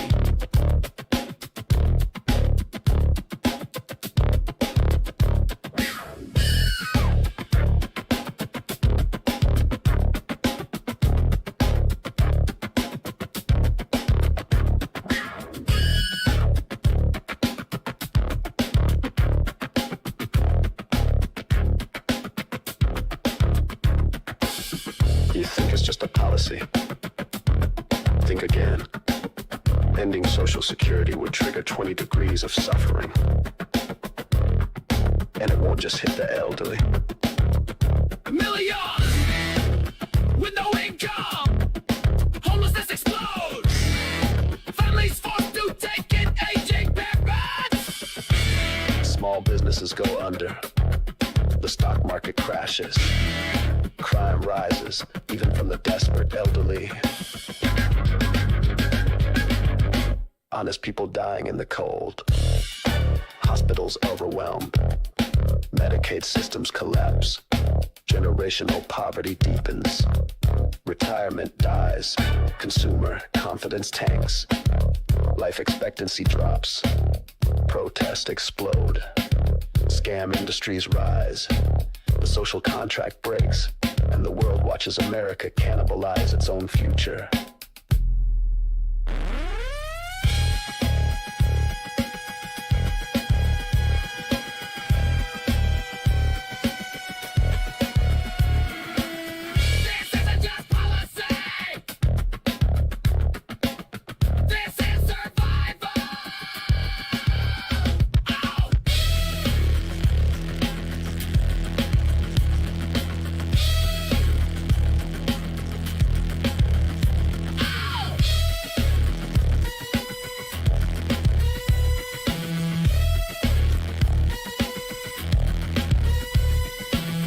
The price of ending Social Security is 20 degrees of suffering, and we're all on the list.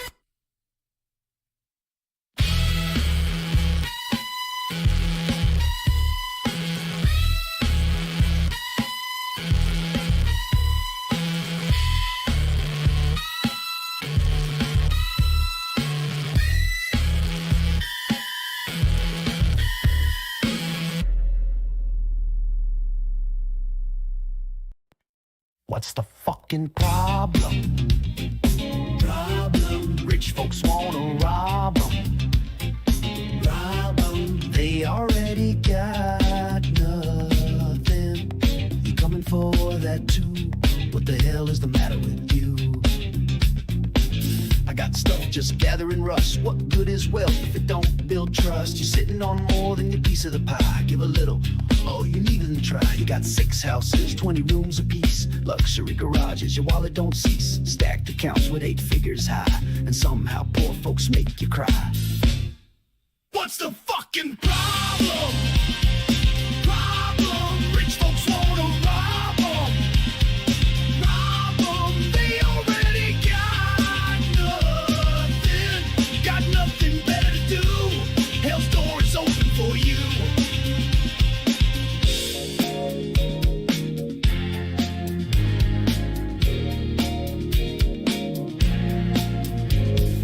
Instead of hating, maybe try love. If not, they'll rise. Push comes to shove. There's millions of them, and only one you. And they know what the hell you do. You spend your life scheming every day. Scheming to take, scheming to stay. The book says treasure rots in the ground. You don't need faith to hear that sound. What's the fucking problem? Rich folks wanna rob 'em. They already got nothing better to do. Hell's door closed behind you. Truth don't need robes, stained glass. It lives in the gutter, the field of mass. Build your treasure where rust can't bite. Everything earth made fades out of sight.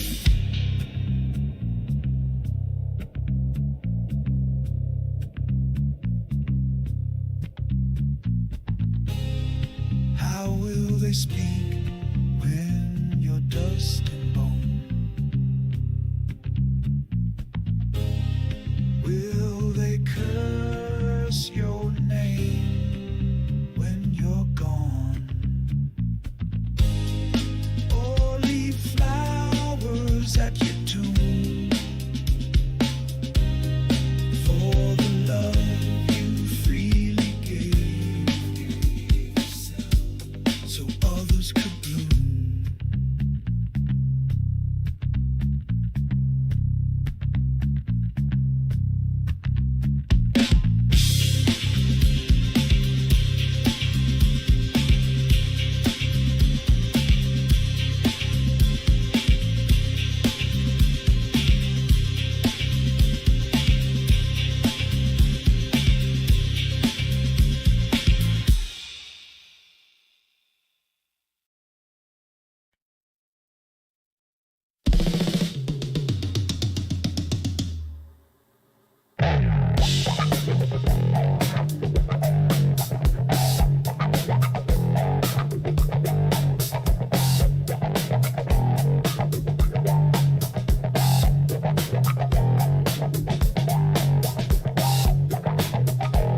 The monkeys all day chatter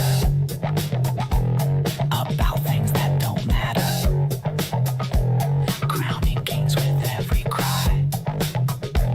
Don't think too much, don't know why.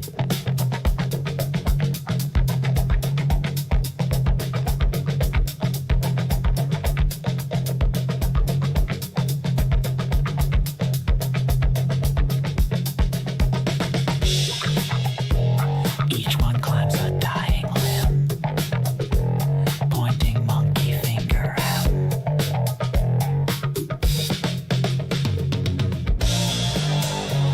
The jungle sees nothing, don't care about all that. Who made the loudest noise, or who's up to bat? It swallows them all up in the end. Mother, brother, father, and friend pulls them into the ground. On oblivion they go.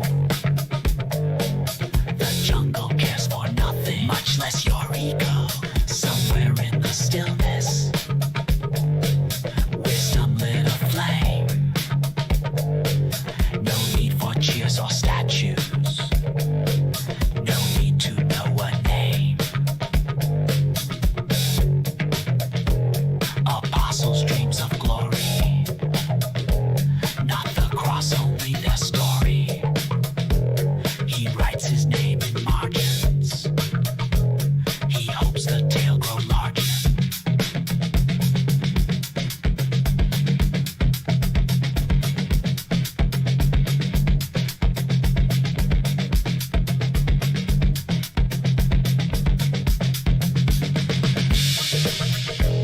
The story's not why it got wrote down. It was to massage the ego of a clown. He only wants the page to hold his name forever, if only on his grave. The jungle sees nothing, don't care about all that. Who made the loudest noise, or who's up to bat? It swallows them all up in the end. Mother, brother, father, and friend pulls them into the ground. Oblivion they go. The jungle cares for nothing, much less your ego. Somewhere in the stillness,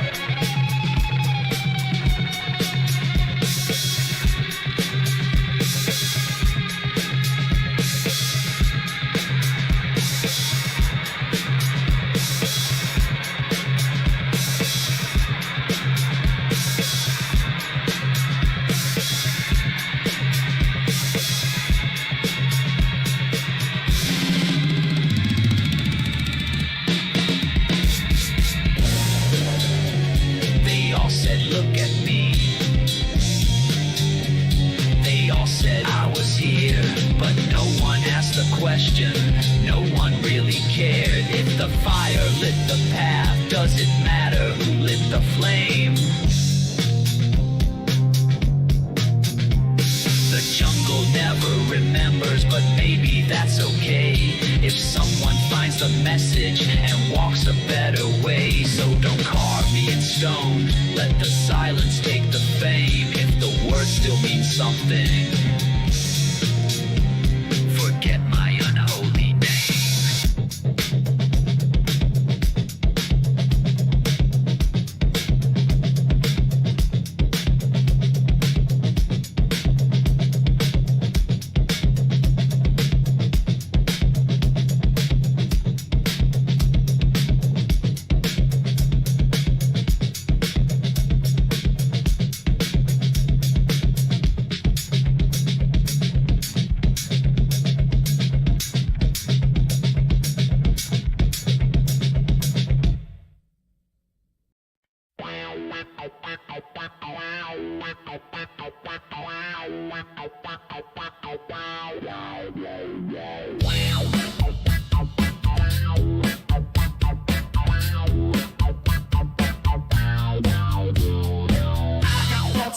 Share, post them here, drop them there. In song and verse, ideas come across, but on Facebook, they get lost. I got thoughts I wanna share, post them here, drop them there. In song and verse, ideas come across, but on Facebook, they get lost.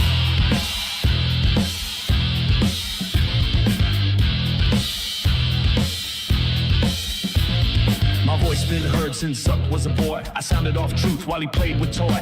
Now the boy tries to price my thought, monetize my words and make them rock. They want me docile, stuck in the feed, trained to obey, never question the greed. Scroll to forget, click to comply, but I'm too sharp, I won't live that lie. I won't boost, I won't pay, just to say what I gotta say. They bury the post, choke off the sound, but I build subversive from the under the ground. Backdoor information thieves, you give them reason to drop eaves. They know your life where you done been, every regression, every sin. I got thoughts I wanna share, post them here, drop them there. In song and verse, ideas come across, but on Facebook, they get lost. I got thoughts I wanna share, post them here, drop them there. In song and verse, ideas come across, but on Facebook, they get lost. Backdoor open, data bleed. You gave consent, they didn't need. They map your sins, trace your trail, send your soul to the living hell. Real ones follow cause they feel the grit. No pay to play, I'm too legit. Your silence reach, but not my mind. My words cut through the algorithm's bind.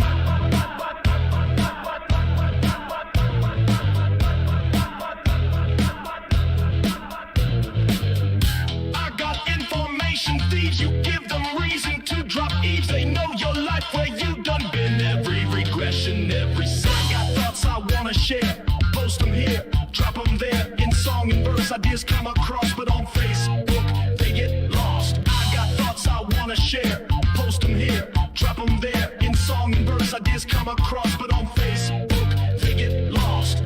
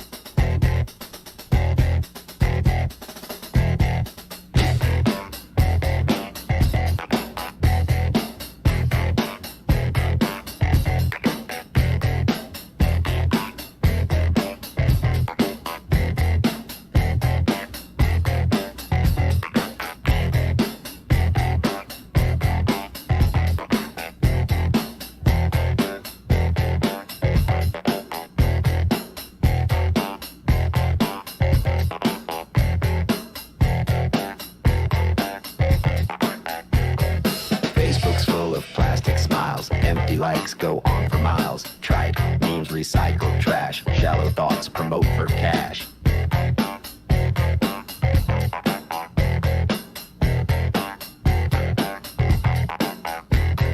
Post your art, say your thought. In pay to play, it lingers and rot. This is YouTube, the battleground, where voices rise and reels astound. Facebook's trash gets tossed and tossed. If you don't pay, your shit gets lost.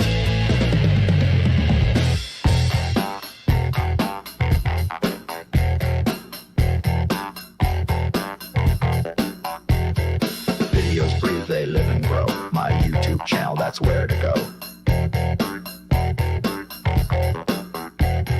No paywalls, no fake crowds, just raw truth, I'm speaking loud. Common sharp, minds ignite, serious souls, ready for the fight. This is YouTube, the battleground, where voices rise and reels astound. Facebook's trash gets tossed and tossed. If you don't pay, your shit gets lost.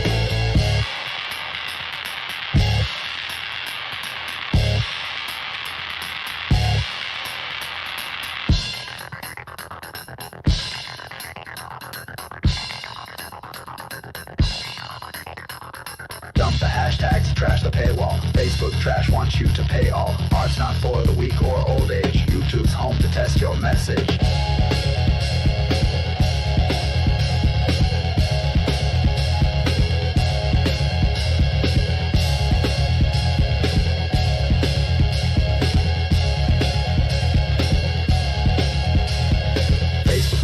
Trash goes uphill. YouTube where the real ones build.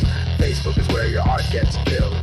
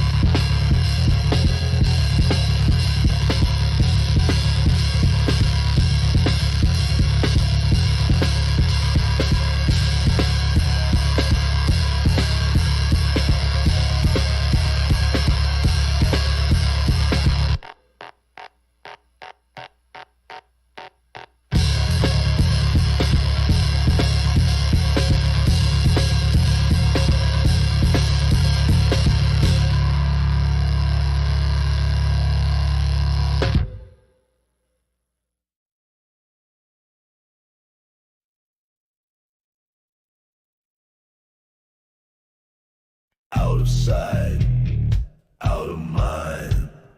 Everything appears to be fine. Gilded hunger, uncovered lies. Smile to our face while children cry.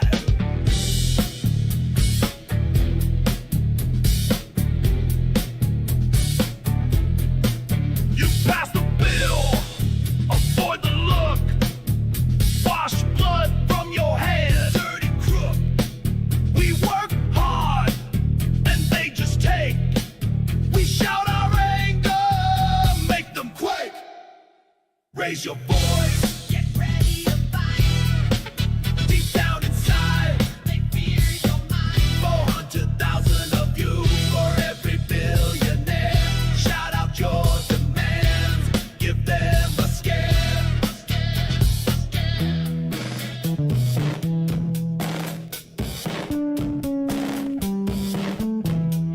Elevator up, politician conscience down. Smiling for the cameras,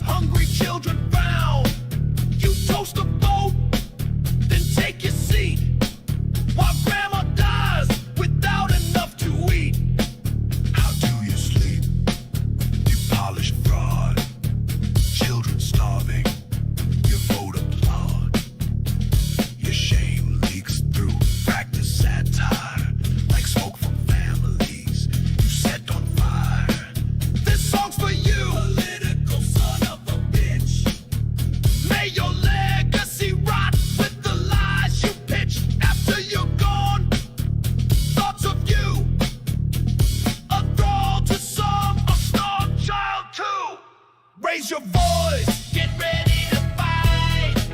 Deep down inside, they feel your mind. 400,000 of you for every billionaire. Shout out your demands. Give them a scare.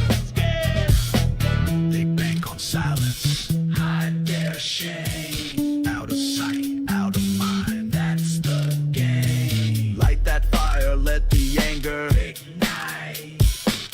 They only win if we don't fight.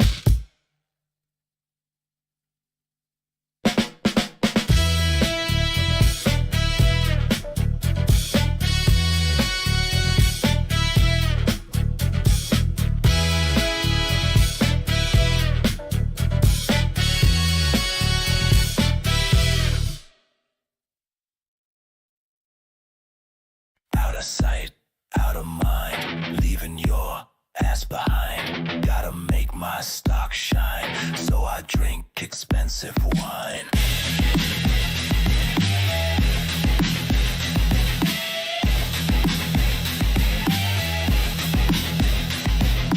I got mine and you got yours. I look rich and you look poor. Don't be sad and don't complain, else police bash you in the brain.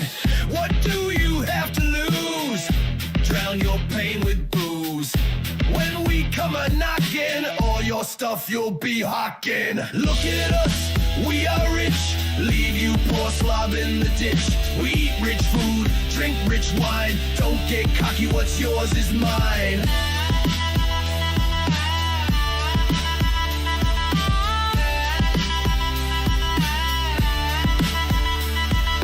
Hey there, you with a cardboard sign, standing on a corner, get in the line. Got a job for you, it don't pay much. You'll work all day and without lunch. You'll make enough to keep alive, so you can do it all again on a labor drive. Work real hard, you wanna get ahead. Rich slobs would rather see you dead. Bow to us, we are kings. Built our thrones off stolen things. Feast like gods while you serve swine. Stay in your lane, what's yours is mine.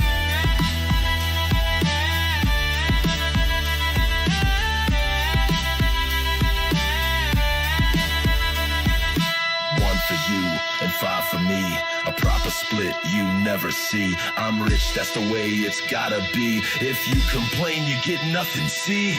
I was born way up high, you were born to work and die. You get the crumbs, I get the whole pie. If you don't like it, go and cry. We got gold and armored gates, you got debt and baneful hate. We write laws and take your stuff. Open your mouth, we'll make it rough. I have it all and you have nothing. Hope you don't see that we're a bluff. And one day you'll rise up from the slum, realize we're weak and we're the scum.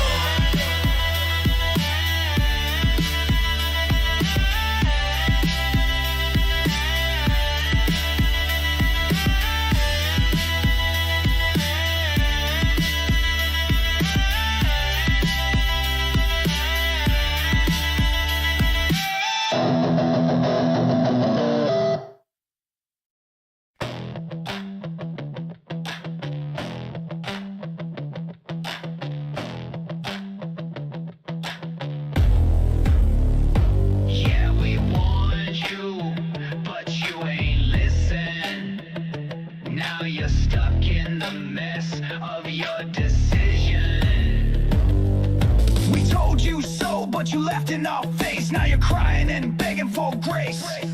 The chaos, the lies, the endless scheme. Now it ain't so funny cause you got ream. We hate to say we told you so.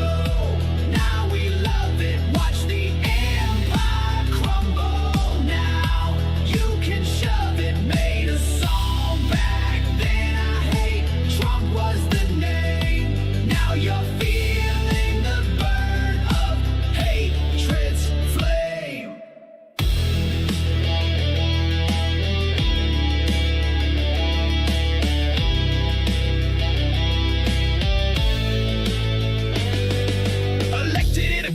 the joke's on you. Thought it was a game, boo-hoo-hoo. Regrets a heavy burden, but it's yours to bear. Next time, think twice, don't end a thief's lair. So now do right, Learn from the past, make choices that heal, ones that last. Future's in your hands, don't let it slip by. Time to do what's right, so you don't cry. We hate to say we told you so. Now we love it, watch the empire crumble now. You can shove it, made a song back then. I hate Trump was the name. Now you're feeling the burn of hatred's flame.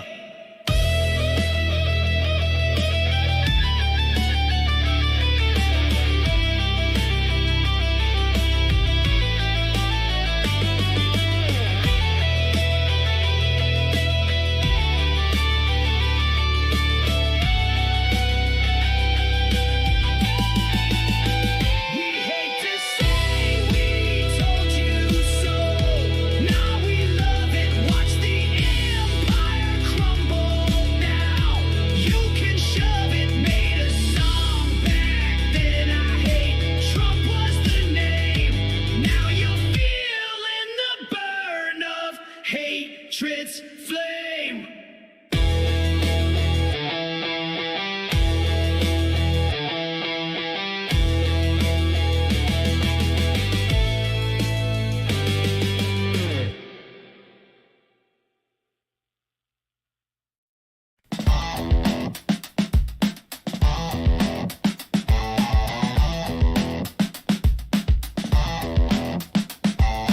Billionaires tweet from golden seat. Watch you work, dead on your feet.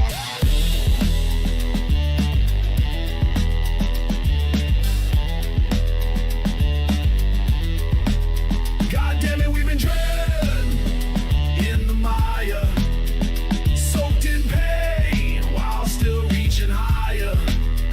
They laugh from yachts while we drown in desire, but knowledge is a spark, and I came to light that fire.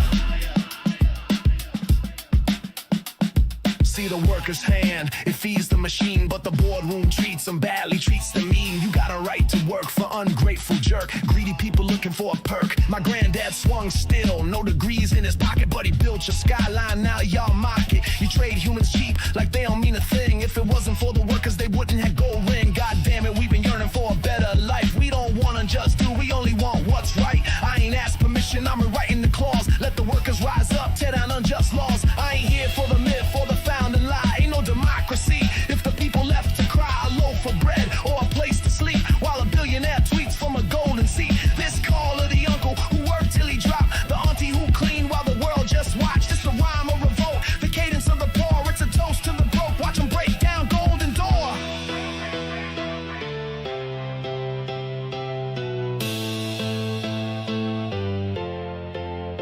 They ban me for truth, try to muzzle my voice, but I weaponize words, now I'm giving you choice. Bow to the greed or rise to the occasion. Plant the seed of justice in our nation. God damn it, this ain't just a song. It's a warning rhythm for people who do wrong. If a wealthy soul isn't changes their course, this song may save their life when the people use their force.